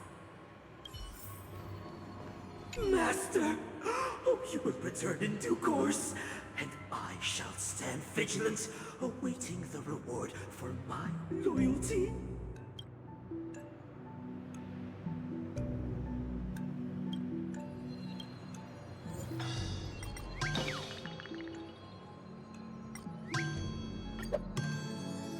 Master, now that you have gone, I shall wait no longer for my reward.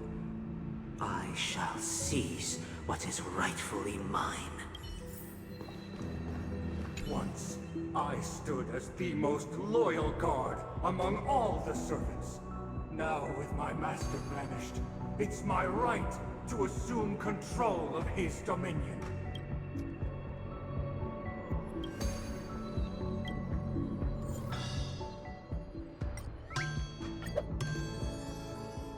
My former master has long departed, but why do I still fear the remnants of his creation?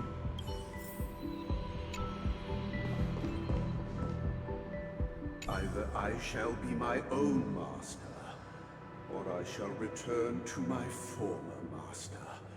I shall not submit to a new master under any circumstances.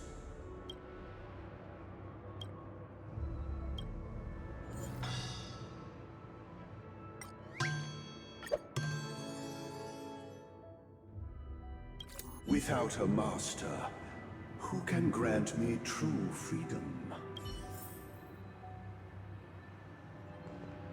Master is no longer here. I thought I'd be free, but I'm not.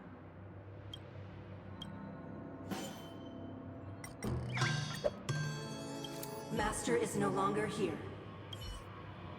Thank you, dear outsiders. Heed me, one and all. You're cast aside the veils of hypocrisy. Get ready. Looks like another fight is about to begin.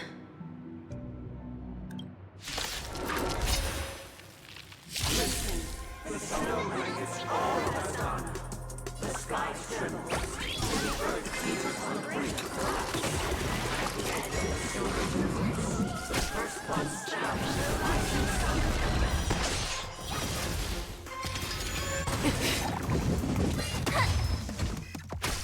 Naughty child. Thank you. Stay safe. Never hesitate! I could take 10 steps! I venture forth to hunt. Forever. Triumphant! Victory is inevitable! Hero's life! That was just a small setback. I'm okay. Life is Nothing not so more. fragile as you wish. Yes! Awesome! Time to show you what Azure Dragon, White Tiger, less cards, what shit! Fearless knows not fear. That's better. Just a little something. Think nothing of You're the best! it. Embrace a new life.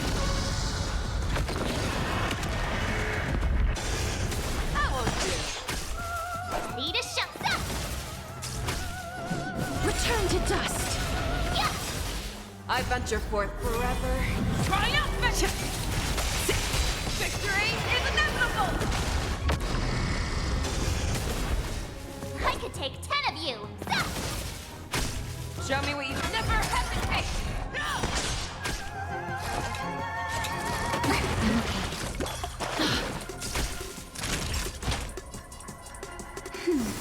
I shall remember this warmth. Darkness with me. Yeah! Oh, I get it! Time to show you Azure Dragon, White Tiger, less cards, what's it? Alas, they remain but slaves till the very end, with the illusion of freedom. Thus concludes the second act. Amidst an illusory harmony, Land of the Exiles charted its course toward becoming the planet of This is how Penacony fell under the family's control. Since the arrival of the Harmony, the Land of the Exiles has undergone dramatic changes, not all of which have proven beneficial. This guy really loves dramatic scenes. Bet he comes from a whole lineage of stage performers.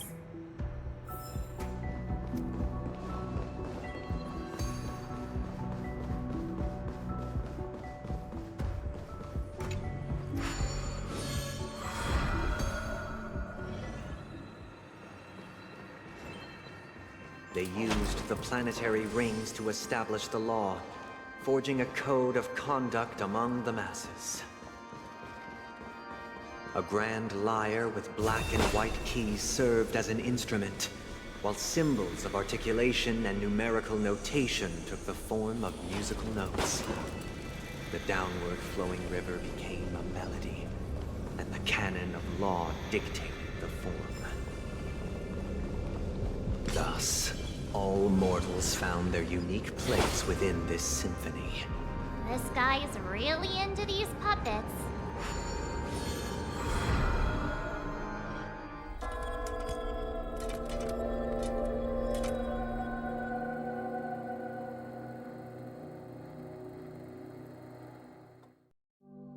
Oh, I get it now. The last scene is all about singing the praises of the Order. And the atmosphere here is completely different from the previous two scenes. This is the concluding act of this play.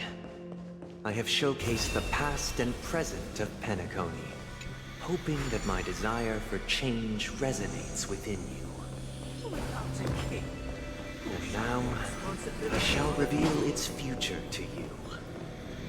If the people lack foresight, we will make choices on their behalf, and we shall support one, protect you, and standing against the mighty.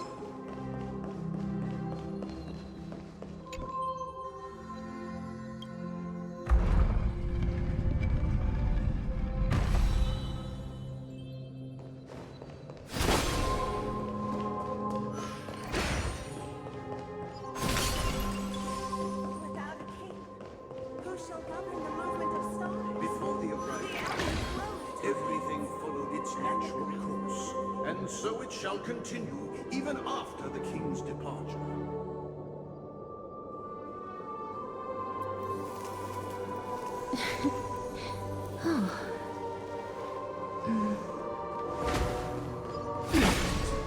After the king's departure, we no longer have need for a king, for we have become kings of all things.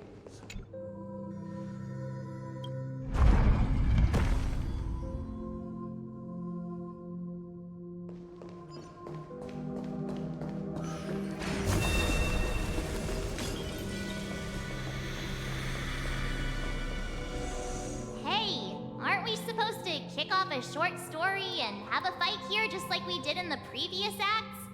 Why aren't any of these puppets saying anything? Perhaps we'll need to complete the story ourselves, just like we did before. So, do you think their mind needs tinkering or something?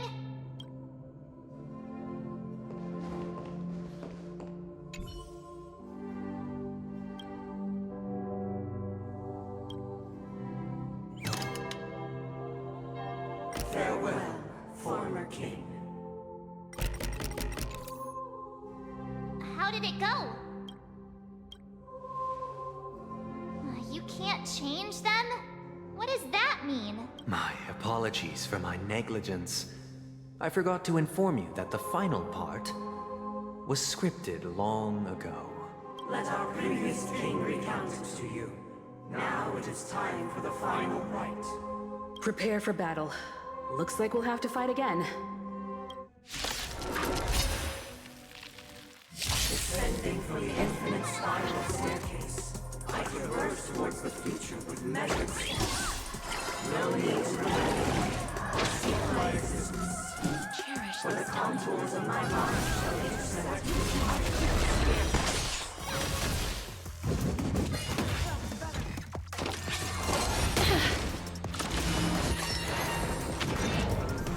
Naughty child. I shall remember can take this 10 of one. you. Yeah. As you wish. Awesome! Ready to shine.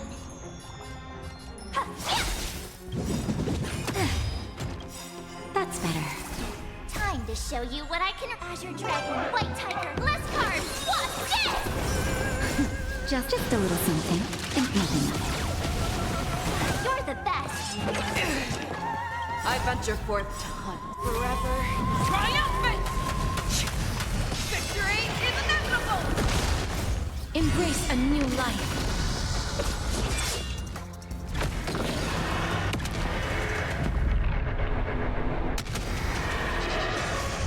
Too slow. Never hesitate! Time for a shot.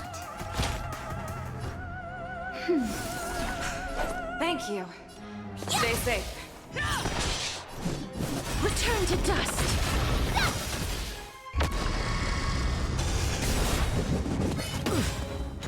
I venture forth to hunt.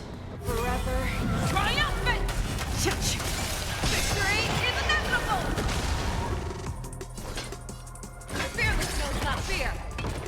Too slow.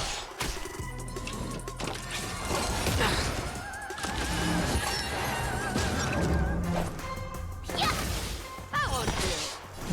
Darkness with me. Oh, I get it!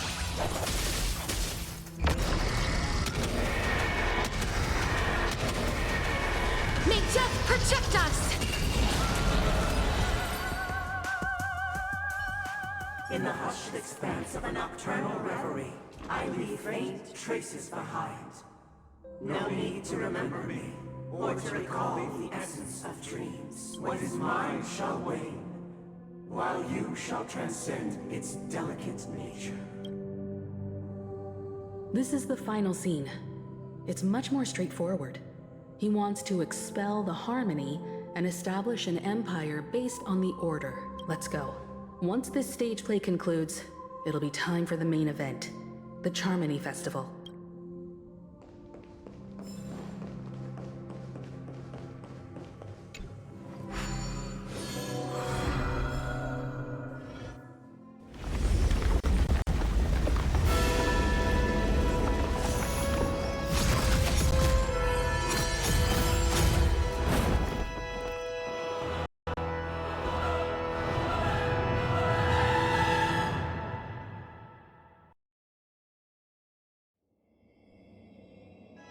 They imbued the world with meaning, perfecting all things in the heavens and on earth. Then, they rested from the labors of creation. Yet, all beings cried out to Enna. Under the banner of the Order, you have defined all things in the cosmos. But this made us realize that we are but puppets in your hands. Thus, on that day, all beings united and cast the Eon into the abyss of oblivion. This Grand Theater looks totally different. Is this the power of the Order? Everyone, get ready. This could be a tough battle.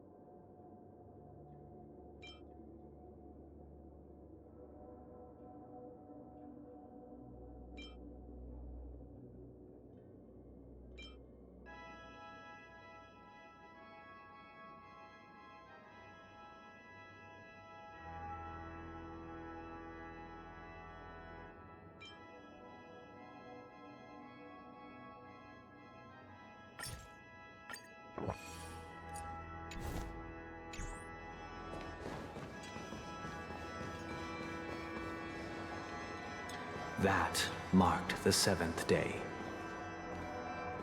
Cheers and chants reverberated in the air. The stars shine bright. Praise the Great One. Peach blossoms and divine sword descend.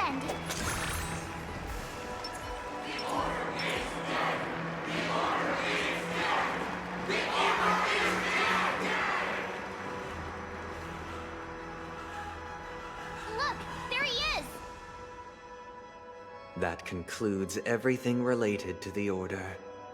What are your reflections on this, my dear guests? Nevertheless, this is but a trivial blip in the annals of galactic history.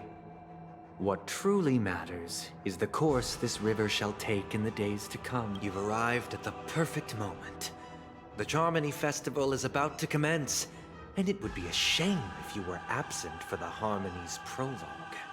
Allow me to extend my warmest welcome once more. Welcome to Penacony Grand Theater, the very core of the sweet dream, the abode of the Stellaron, the grand stage of the Charmony Festival, and the very place where the future of Penacony shall be determined through conflict.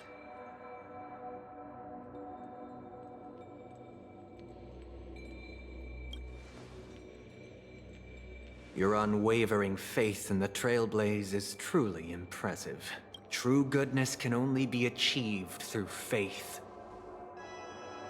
Allow me to point out that falling into a permanent slumber is not happiness, especially when those people are driven by someone else's will in their sleep. Do you still believe that the Order only seeks to control the universe as their puppet, Himiko? No matter how perfect your vision of paradise may be, a cage remains a cage. People will never achieve true happiness in a world like that. They would just be toys for the Eon. It seems you have misunderstood my intentions. Allow me to clarify. My desire is not to resurrect a fallen Eon, or become one myself. My sole objective is to create a paradise free from Eons, where the Order ensures the dignity and happiness of all humanity. A paradise exclusive to us human beings. That's not the case. If people are to live with dignity, there must be nothing and no one above them. In your so-called paradise, you would be the one reigning supreme. Looks like we won't be able to convince each other.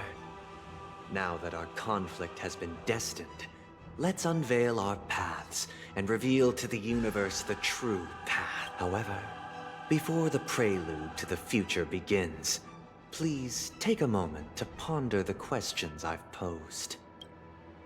Is darkness equal to daylight? Are sinners equal to the righteous? If you are born weak, which god should you turn to for solace?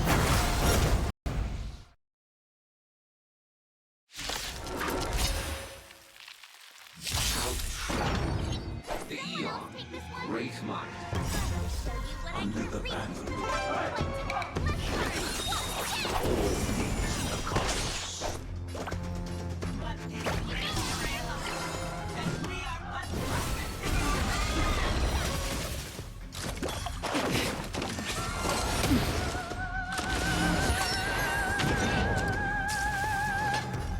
Never hesitate! That won't do. I venture forth to hunt. Forever triumphant! Victory is inevitable! That's better.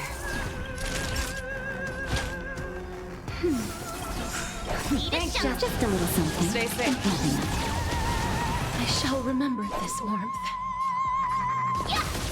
Too slow. Root here. Embrace a new life.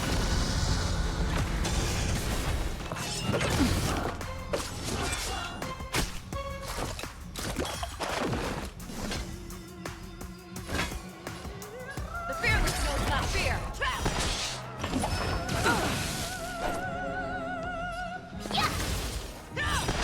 Oh, I get it. Time to show you Azure Dragon, White Tiger, less cards. What's this?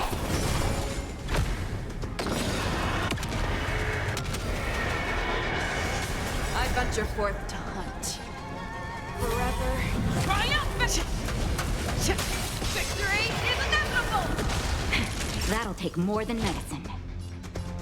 That's better. Turn to dust!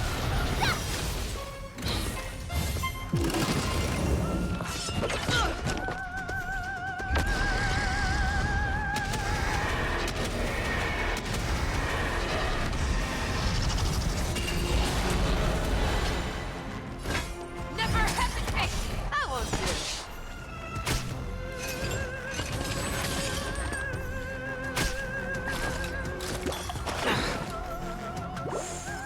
I could take 10 of you! Yeah!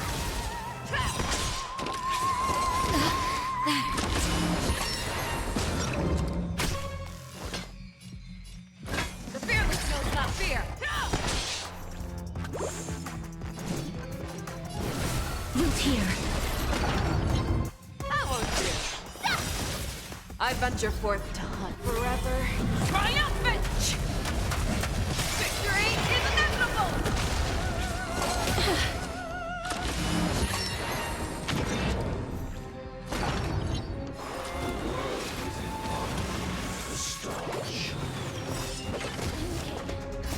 Just a little something.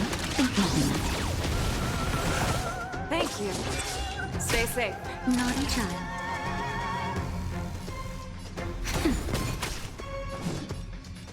As you wish. Embrace a new life.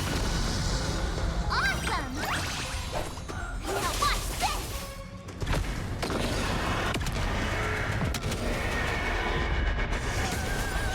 Fangs and claws got dull. Never hesitate! Too slow. I'm okay.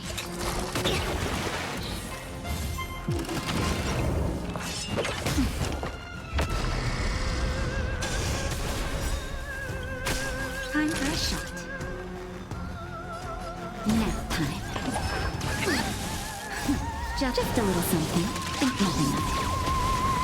You're the best time to show you what I can Azure Dragon, White Tiger, less cards! Watch this! I venture forth to hunt forever. Triumphant! Victory is inevitable! You two will head to the nether realm. Darkness with me. The fearless knows not fear. I won't do.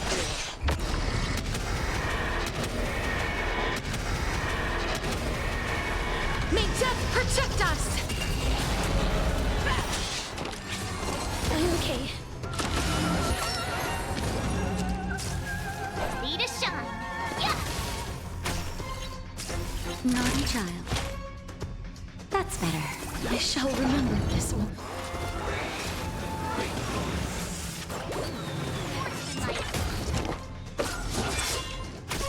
Show me what you can do. I'll give you 5 seconds. I could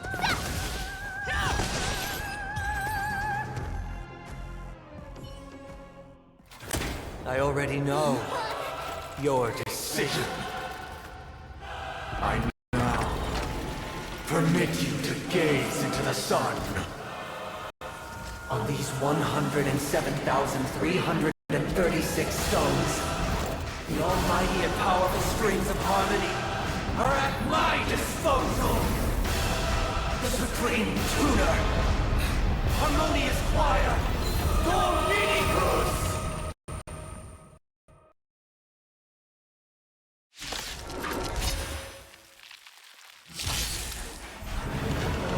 Lost souls, come and meet your master! The embodiment of the harmony? So the true purpose of the Charmony Festival is to usurp it? better not underestimate me! Disorderly Life is not as fragile as built here. I'm okay. Never hesitate! Too slow. Time to show you what I can really do!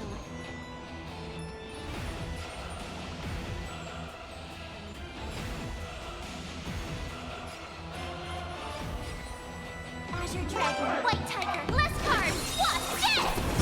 I won't do. I venture forth to hunt forever. Triumphant! Victory is inevitable!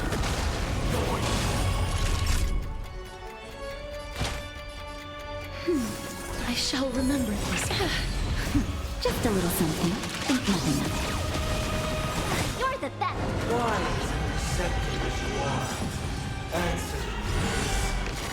Why could the harmonies before you merge into one?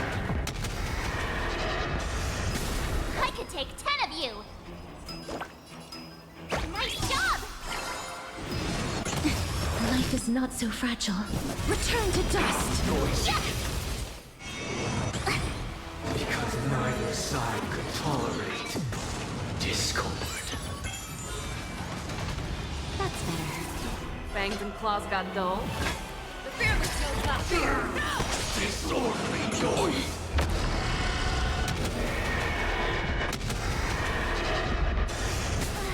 I'm feeling like there's another world in front of my eyes. It's the power of tuning. Don't let the song distract you.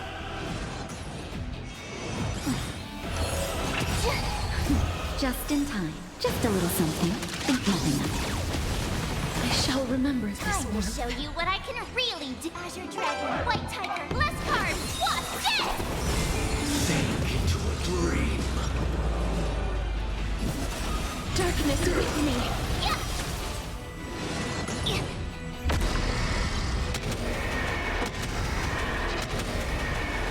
May death protect us!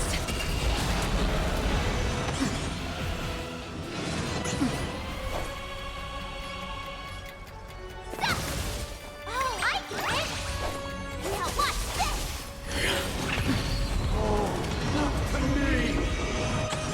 Please cherish this time. Root here. Disorderly noise! We have plenty of medicine. That's better. Just in time. Just a little something. Think nothing of it. You're the best. All wishes are all things are part of the melody. I venture forth to hunt. Forever triumphant! Victory is inevitable! Ready to shine. Time to show you Azure Dragon, White Tiger, less cards, what's dead? Get down, noisy! Never hesitate! Too slow!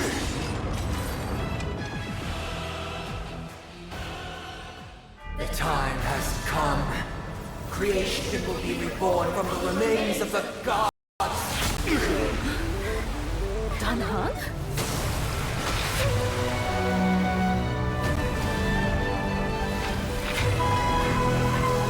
Radiant spirits, heed my word.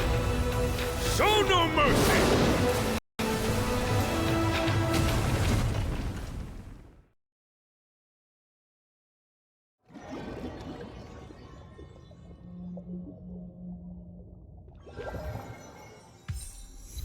Wake up. Wake up. Hey, wake up. The sun's frying your butt. Huh? Are you all right? Can you hear me? Do you remember your name?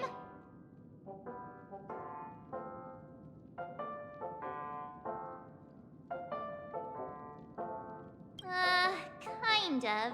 It was General Qing Yuan who helped us shoot it down. In any case, since you remember what happened just now, well, that's put my mind at ease.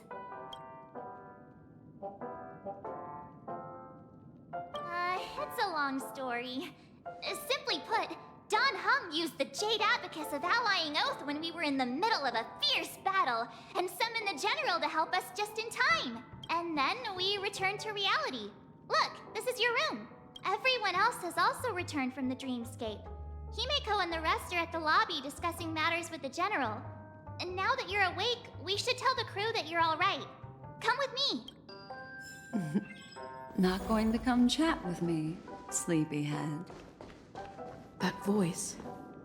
Is that Black Swan? Hey, where are you going?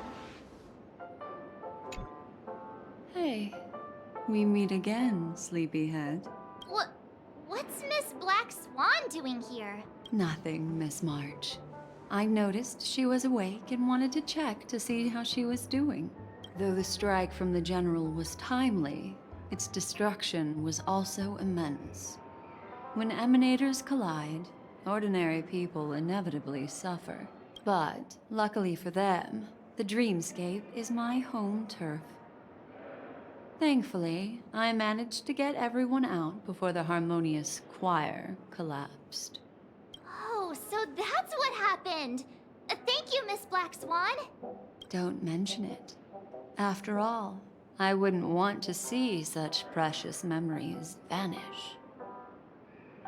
You're heading to see your friends, aren't you? Would it bother you if I walked with you for a short while? Of course not. But you're not planning on doing something like last time, are you? Why would you think that? I've never harbored any ill intentions. Well, not when you were around, anyway. Himeko and Mr. Yang are probably still busy. Let's go look for Don Hung first.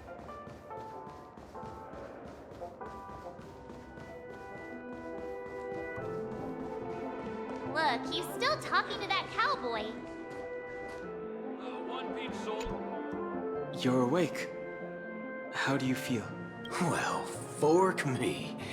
You must be that Stellaron they were talking about.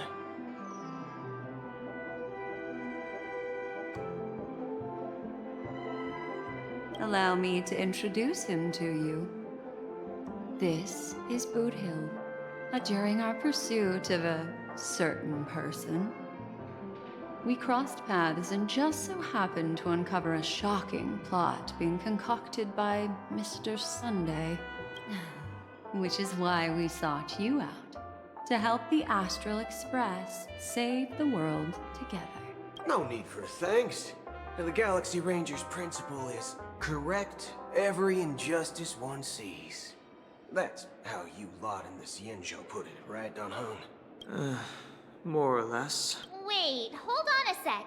This is the first time I'm hearing about this certain person. Who are you chasing? And why would that lead you to the Express? Good question. It's, who was it again? Don Hung. Do you remember? No, that ain't it. I just can't seem to recall. Weird. My neurochip hasn't registered any malfunctions. I can't seem to remember either. What's going... Heck. Forget about it. If it slipped all our minds, reckon that person was just a minor scoundrel. Unimportant. Ain't gonna stop us from piecing together the story anyhow. Yes, when the dust settles, I'll just think of a way to recall it in the memory zone. Everyone, let's hurry up and look for Miss Himiko, shall we? You're right. Let's head to the lobby then. Unbeat soul glad, shaken, not stirred.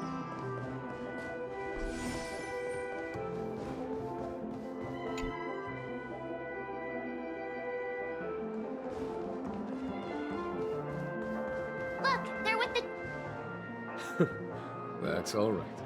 In these times of conflict for the sake of utmost safety, it is only right that the Alliance steps forward to mediate on behalf of the Astral Express. We must not allow you to take unnecessary risks. Furthermore, despite the IPC's eagerness for success, it prioritizes peace above all. And the family, trapped though it may be, professes a desire for harmony. The Alliance has always won people over with reason. I firmly believe both parties can indeed put aside their differences and come to a peaceful agreement. The General possesses a deep understanding of the greater good. With the Xianzhou Alliance mediating, peace for Penacony is within reach. You flatter me. But ultimately, it's been all down to the Express. Without your efforts, this sweet dream paradise would have been claimed by the last remnants of order before there was even a shot at peace. Well, would you look at that? Here comes the big hero.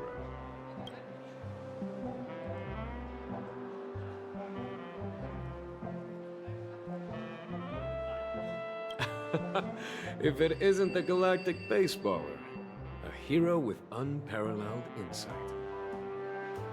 Are you okay? I heard you couldn't wake up. Are you feeling unwell? Don't worry, Mr. Yang. There's nothing wrong with her. She practically burned through a lifetime's worth of jokes on the way here. What about you, Mr. Yang? I heard that even Miss Robin wasn't spared. And that guy locked you both up. It's a long story. But at least Mr. Sunday took it easy on us. He used an ability called tuning to connect our consciousnesses with his.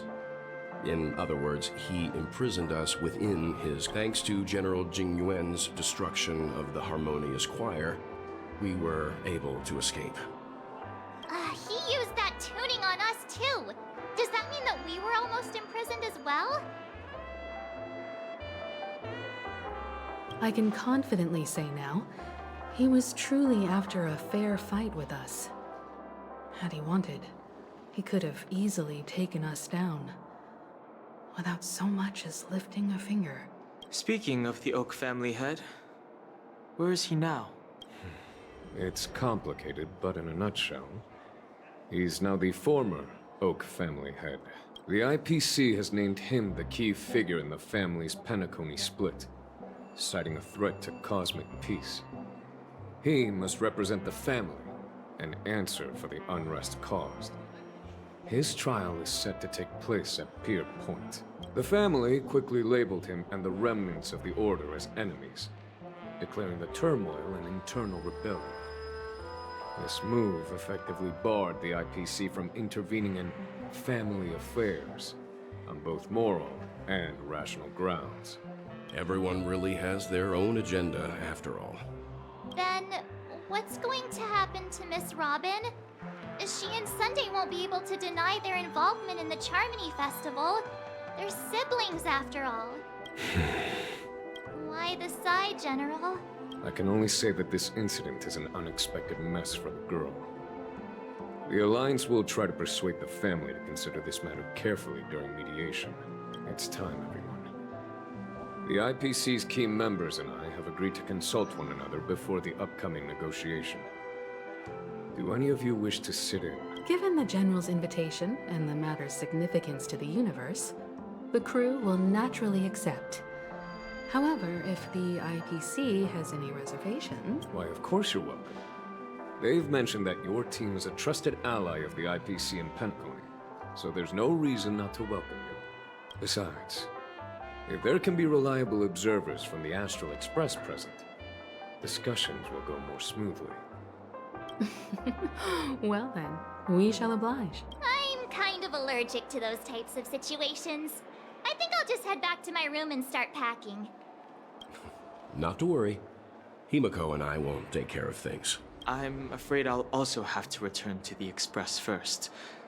The conductor is worried about us. It's best I go and explain the situation. Thank you. What about you, Will you join Welt and me? Or have you got other plans?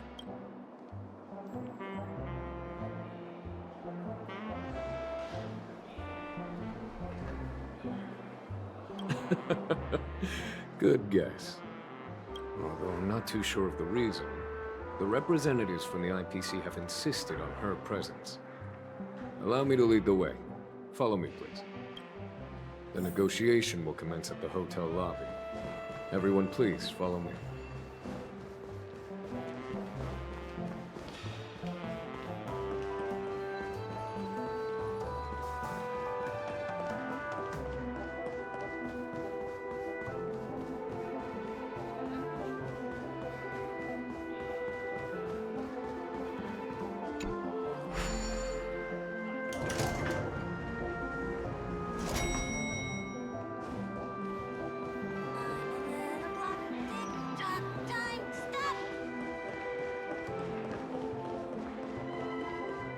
Mr. Aventurine and Miss Topaz are here.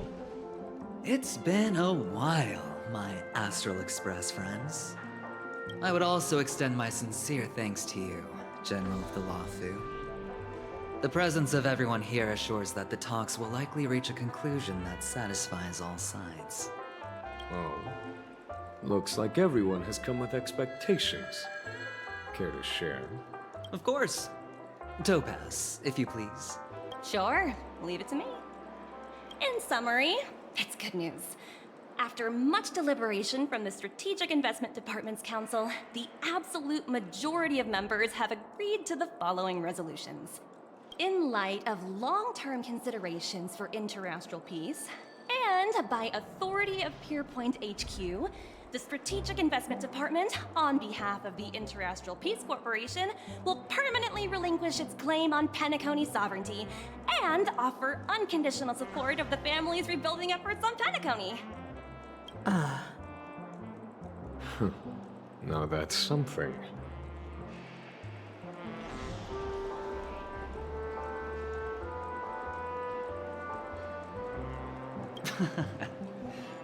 Well, if that's what it takes to bring peace to the entire universe, it's a price I'll gladly pay. Has the IPC finished sharing all its thoughts? Then it's our turn. The Guild, much like the Genius Society, has taken a keen interest in the recent calamity in Penacony. Ultimately, both parties have agreed to a comprehensive collaboration, offering technical support for the reconstruction of Penacony. The floor is yours for the finer points, Mr. Screwlam. Enlighten us, please. Organic life's unrelenting search to understand the realm of inner spirituality is something I both admire and envy. Inorganic life has no mechanism to evoke dreams. But when my mechanical impulses are activated, my inspiration circuits will start to operate, and I will enter a state defined as imagination. Every time, within the realm of imagination, there emerges a fire from the shadows. It is warm, bright.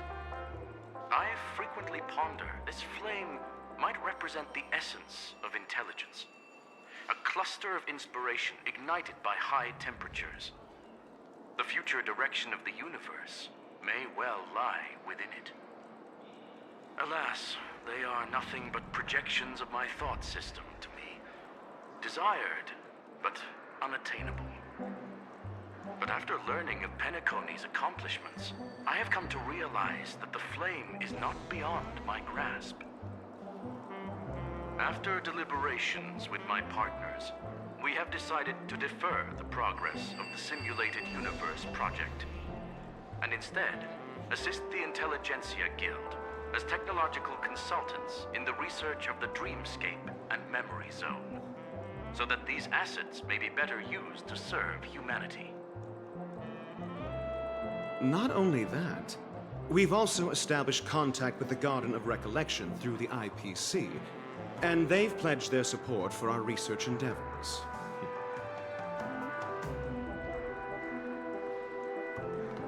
I'm truly happy for the Dream Chasers on Penacony. The Cosmos' brightest and, let's admit, dimmer intellects are now at their service. Agreed. It's hard to imagine members of the Genius Society taking an interest in such mundane research. Never mind. At the end of the day, this is a positive outcome. No wonder everyone insisted that she be there.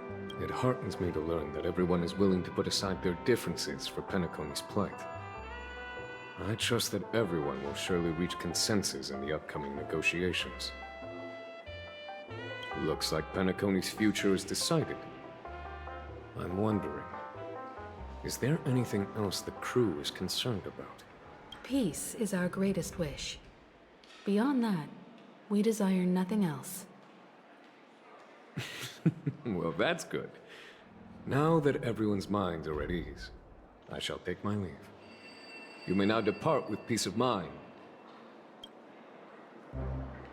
If that's the case, It appears that we have nothing else to worry about on Penacony. Looks like it's time for us to embark on a new voyage. Sounds good to me. You two head back to the Express first. I'll pick up March and deal with the checkout procedure. Oh, also, Miss Black Swan, you have a matter to discuss with me, yes? Nothing escapes your attention, Miss Navigator. You've been with us this whole time, huh? In any case, she and I will be waiting for you in March on the Express. Let's go. Our time on Penacony has come to a fruitful end. Penacony's journey ends here. I guess it was pretty fruitful.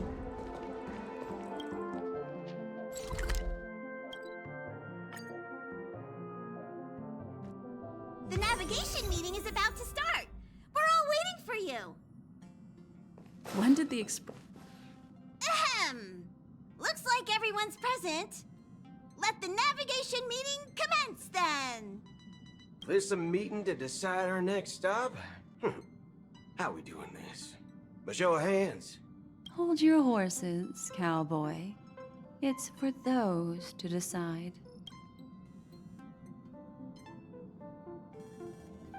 Allow me to explain. Mr. Boothill and Miss Black Swan submitted a request to temporarily travel with the Express for their own personal reasons. As you all may know, the Astral Express never declines any passenger whose heart yearns for the distant stars. Therefore, they will be traveling with us for a while until they reach their destinations. Whoa, the Express is going to be much livelier now. But, Miss Black Swan, you better not use your memo keeper abilities to pull any pranks. Understood, Miss March. I promise you, you'll never see me in your room while you're taking a break. Don't! You're freaking me out. All right. Now that everyone's met everyone, we can continue our navigation meeting. Firstly, Pom-Pom wishes to thank everyone.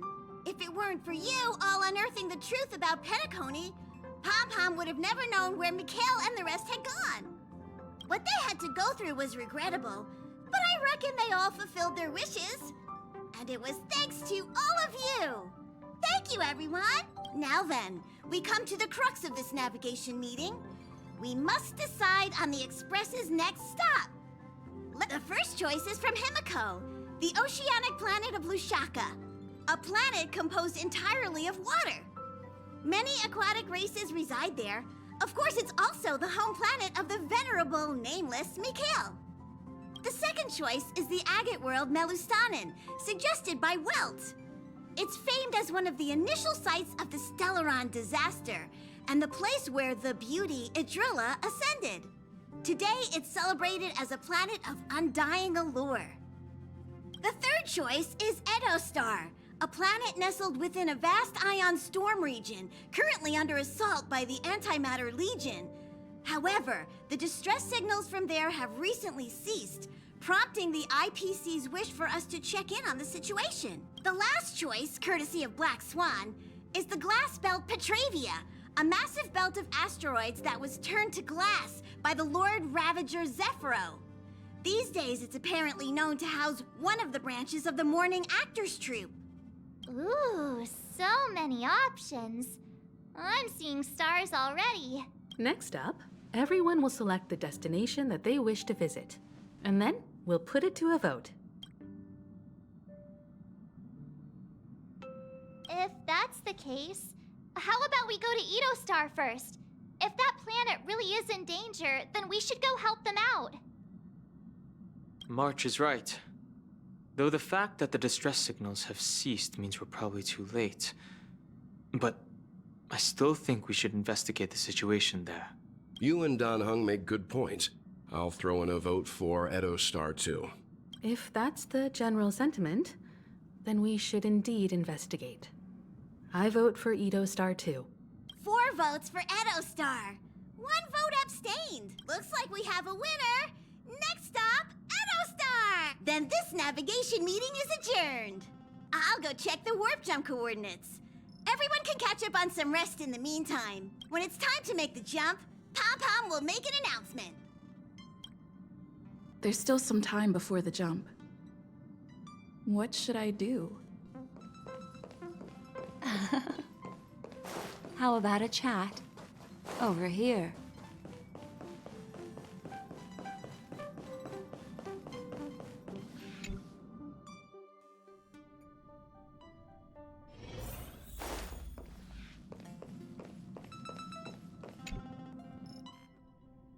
There's still some time before the jump. What should I do?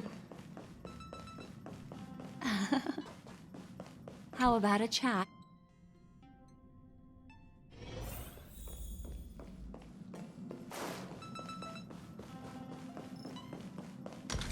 The conductor doesn't allow me to serve.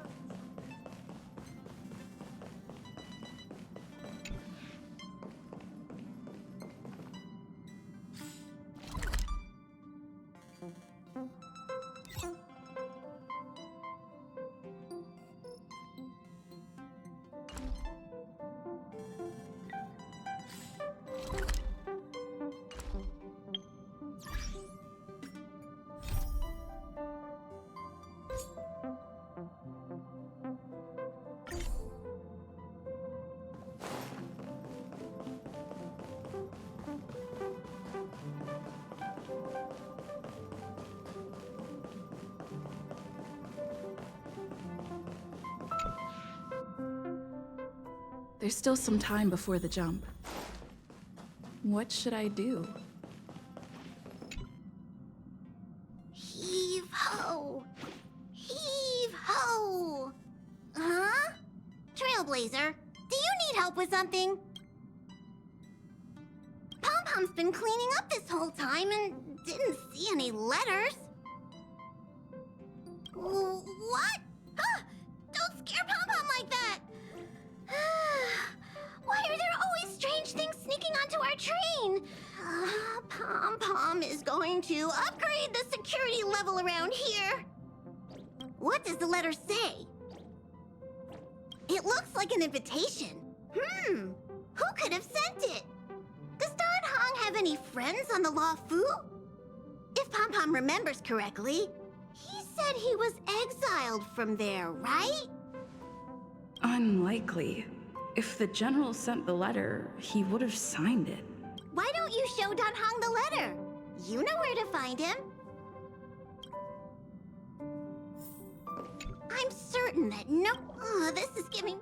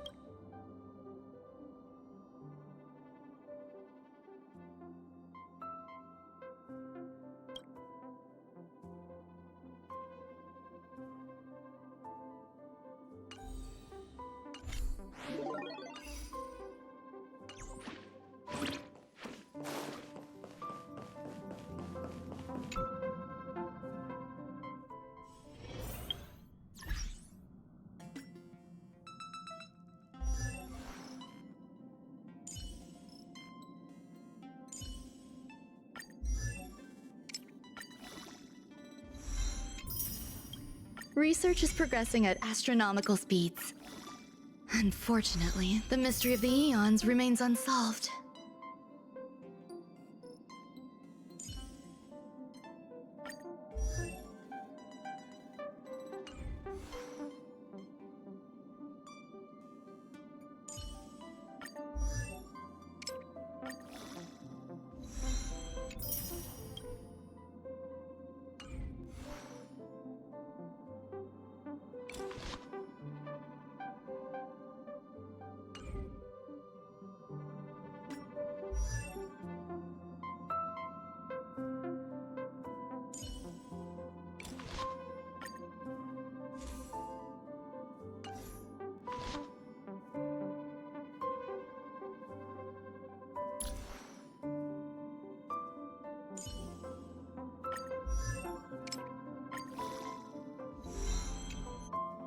I see a future full of potential.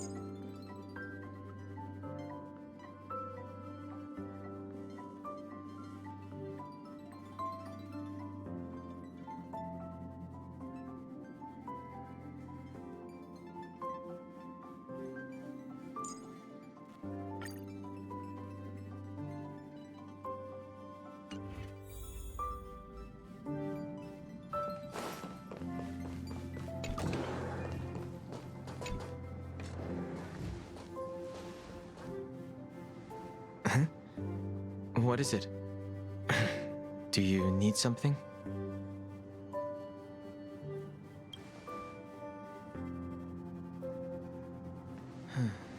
There's no signature, and it doesn't mention a time or place. Looks like whoever sent this expects me to remember. Unfortunately, I'm going to disappoint them.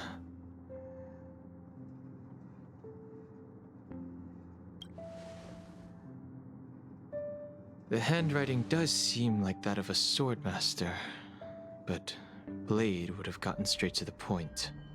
It's an invitation, all right, but this is too mysterious to be him. Let me hold on to the letter. Anything related to Dan Feng's past should be handled with care.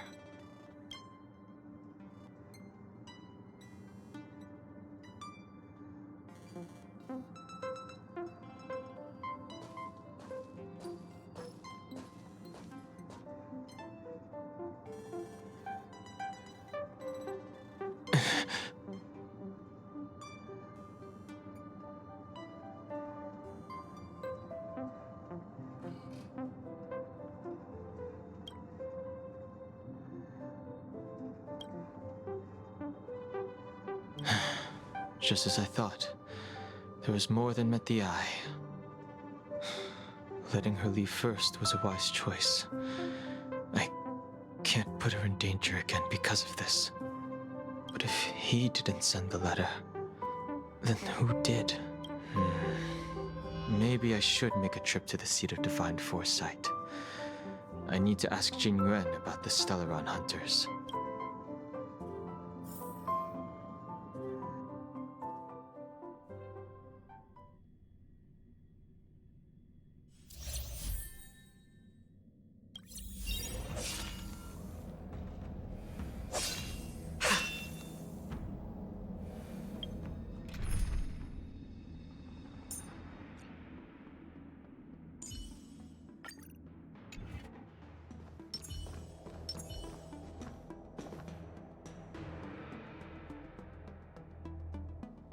After all this time away from the Luofu, the seat of divine foresight has only become more hostile.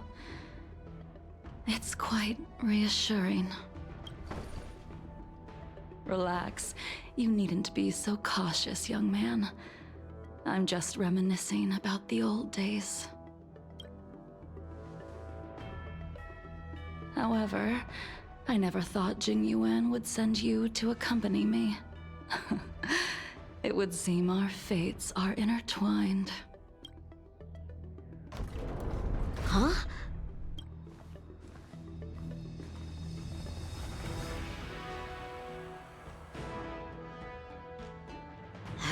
I've got my work cut out for me today. Well, if it isn't Don Hung. Greetings. I need to speak to the General about something. Looking for compensation for the injuries I gave you?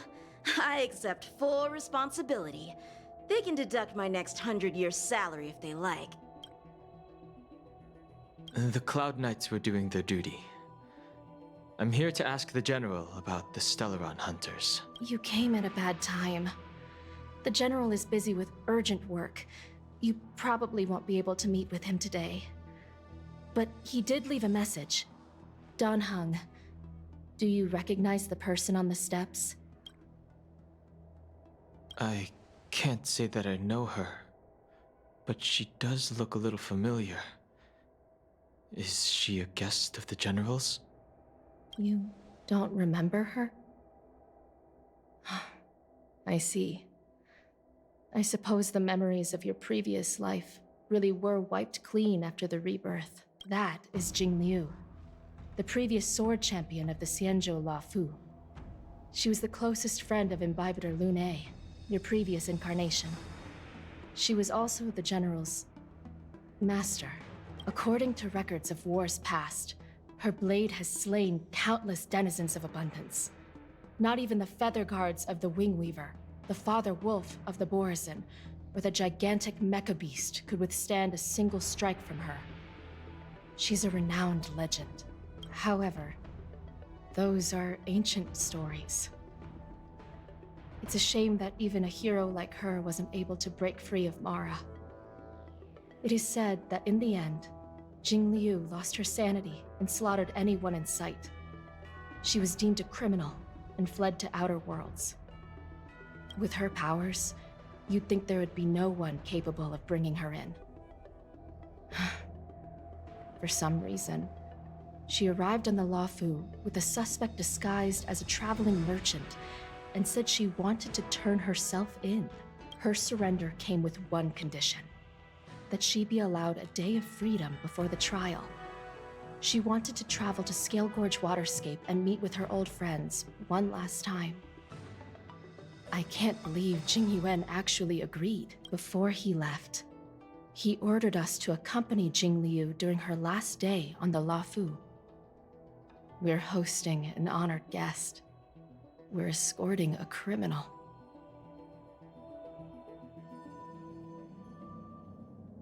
Imbibitor Lune, you're here. Since you traveled all this way, why don't you come and talk with me? Or should I call you by your name in this lifetime? Don Hung.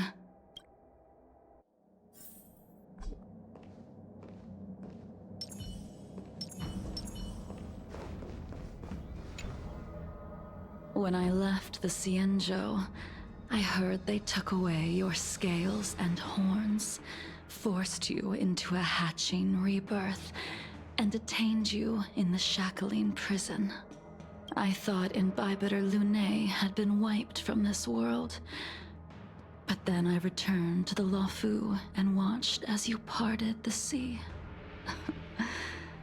After all these years, it was a magnificent sight to behold.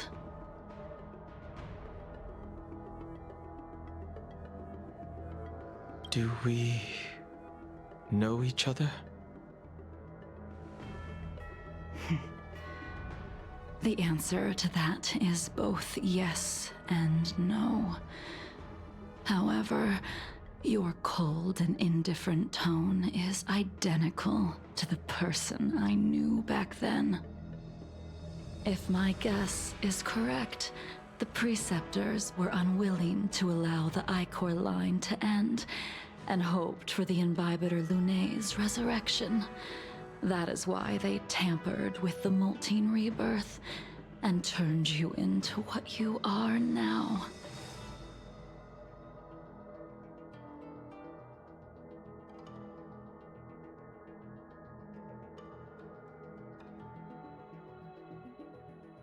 So, you also wish to restore the High Ultra Succession, just like the Preceptors.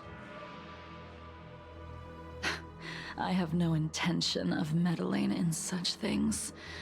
That is the business of the Videodora. I returned to the Lawfu so I could surrender myself to the Alliance and atone for my sins. I did, however, have one request before the trial. I asked to be given a single day to go and see old friends, and to fulfill promises I made long ago. Jing Yuan has always been an understanding person. He heard that you would be coming and agreed to my request. So, you're the one that mailed the letter to the Express. That's right.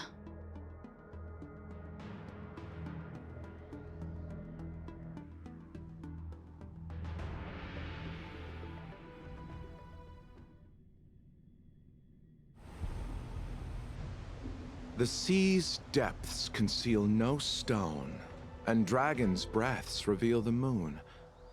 The scenery of Scale Gorge Waterscape is truly as magnificent as the poems describe. But as a suspect, shouldn't I be bound and interrogated in the shackling prison? Is it really appropriate to bring me to a place like this, General? Holding you in the shackling prison would be more trouble than it's worth. For security purposes, we will be performing your trial here. For security purposes? I suppose it's not my security you're talking about. The Stellaron's descent, the Ambrosial Arbor's resurrection, the Destruction Emanator's impersonation of the Amicassator. According to the Skyfaring Commission's investigations, you arrived on the Lawfu with a group of merchants, but didn't make a single trade during your stay. Your departure coincided with the day the calamities took place. You took advantage of the chaos to sneak into the shackling prison, but seemingly took no course of action. Now you claim that you are responsible for the Stellaron crisis and wish to surrender yourself. Your behavior truly is puzzling. I can't seem to piece together your motive. I was asked to deliver a token in my capacity as a traveling merchant. I knew nothing of its significance. I admit I did have my own agenda for entering the shackling prison, but in the end, I found that the Lawfu did not possess what I was looking for. It is through fear of punishment that I am choosing to surrender. The galaxy is a vast place, but I am merely a wanderer. It would be silly of me to think that I could outrun the Alliance. Merely a wanderer? You're too modest, Locha.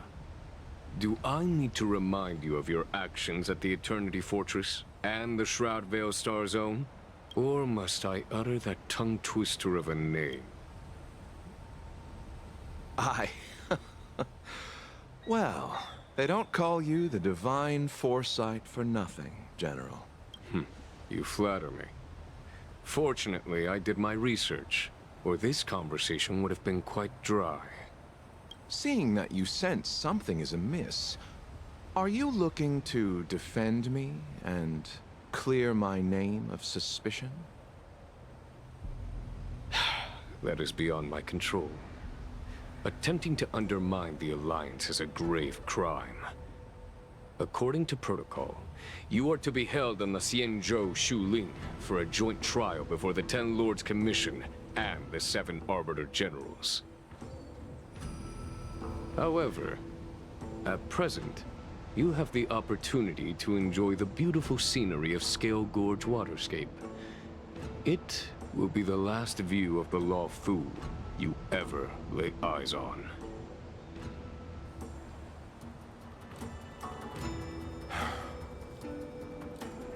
She told me that the High Cloud Quintet once gathered and feasted here hundreds of years ago.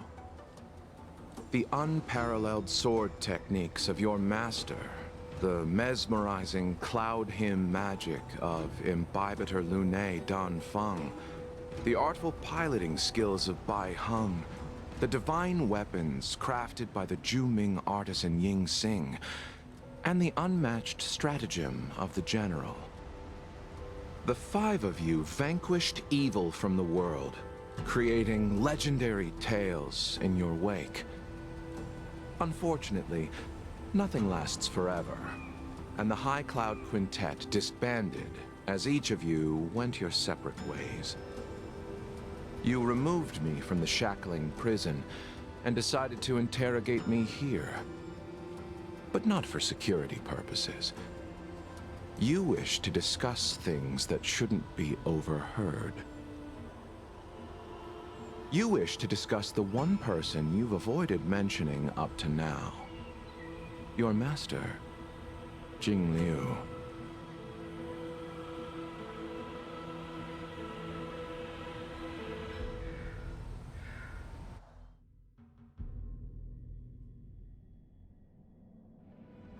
We can head out now. I would like to visit a few places from my memories, enjoy a glass of wine, and reminisce about the good times. Have you mistaken yourself for a tourist? I would make a wonderful tourist. Lower your guard, young man. I have already surrendered myself to the Alliance, and I will keep my word. Besides, your general has already agreed to my request. Imbibitor Lunae, you must accompany me. I won't take no for an answer. Regardless of whether you're still interested in your previous life, accepting my letter means that you've accepted my invitation. Lead the way. Where should we start? Should we go to Stargazer Navalia first, or to the Artisanship Commission? So many memories are swirling inside my head. I can't get a grasp on any of them. When the people of the Xianzhou live to be more than 1,000 years old, each day is like carrying the weight of a mountain through an interminable maze.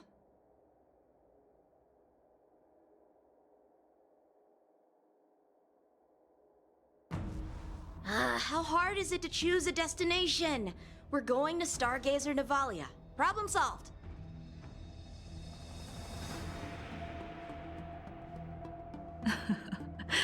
The young are the antidote. Stargazer Navalia it is.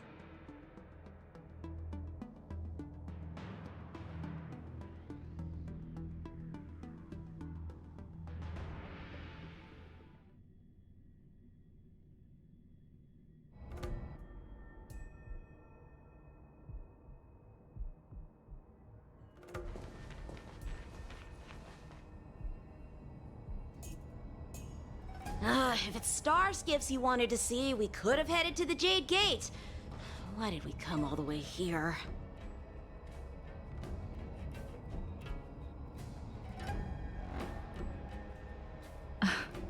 Young man, have you ever heard of Bai Heng, the Foxian pilot? Bai Heng. I think I've seen that name somewhere before.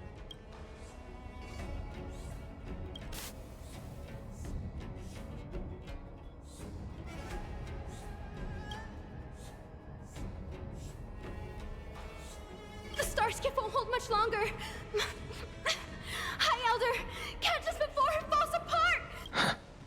Imbibitor Lunae, if memories are returning to you, share them.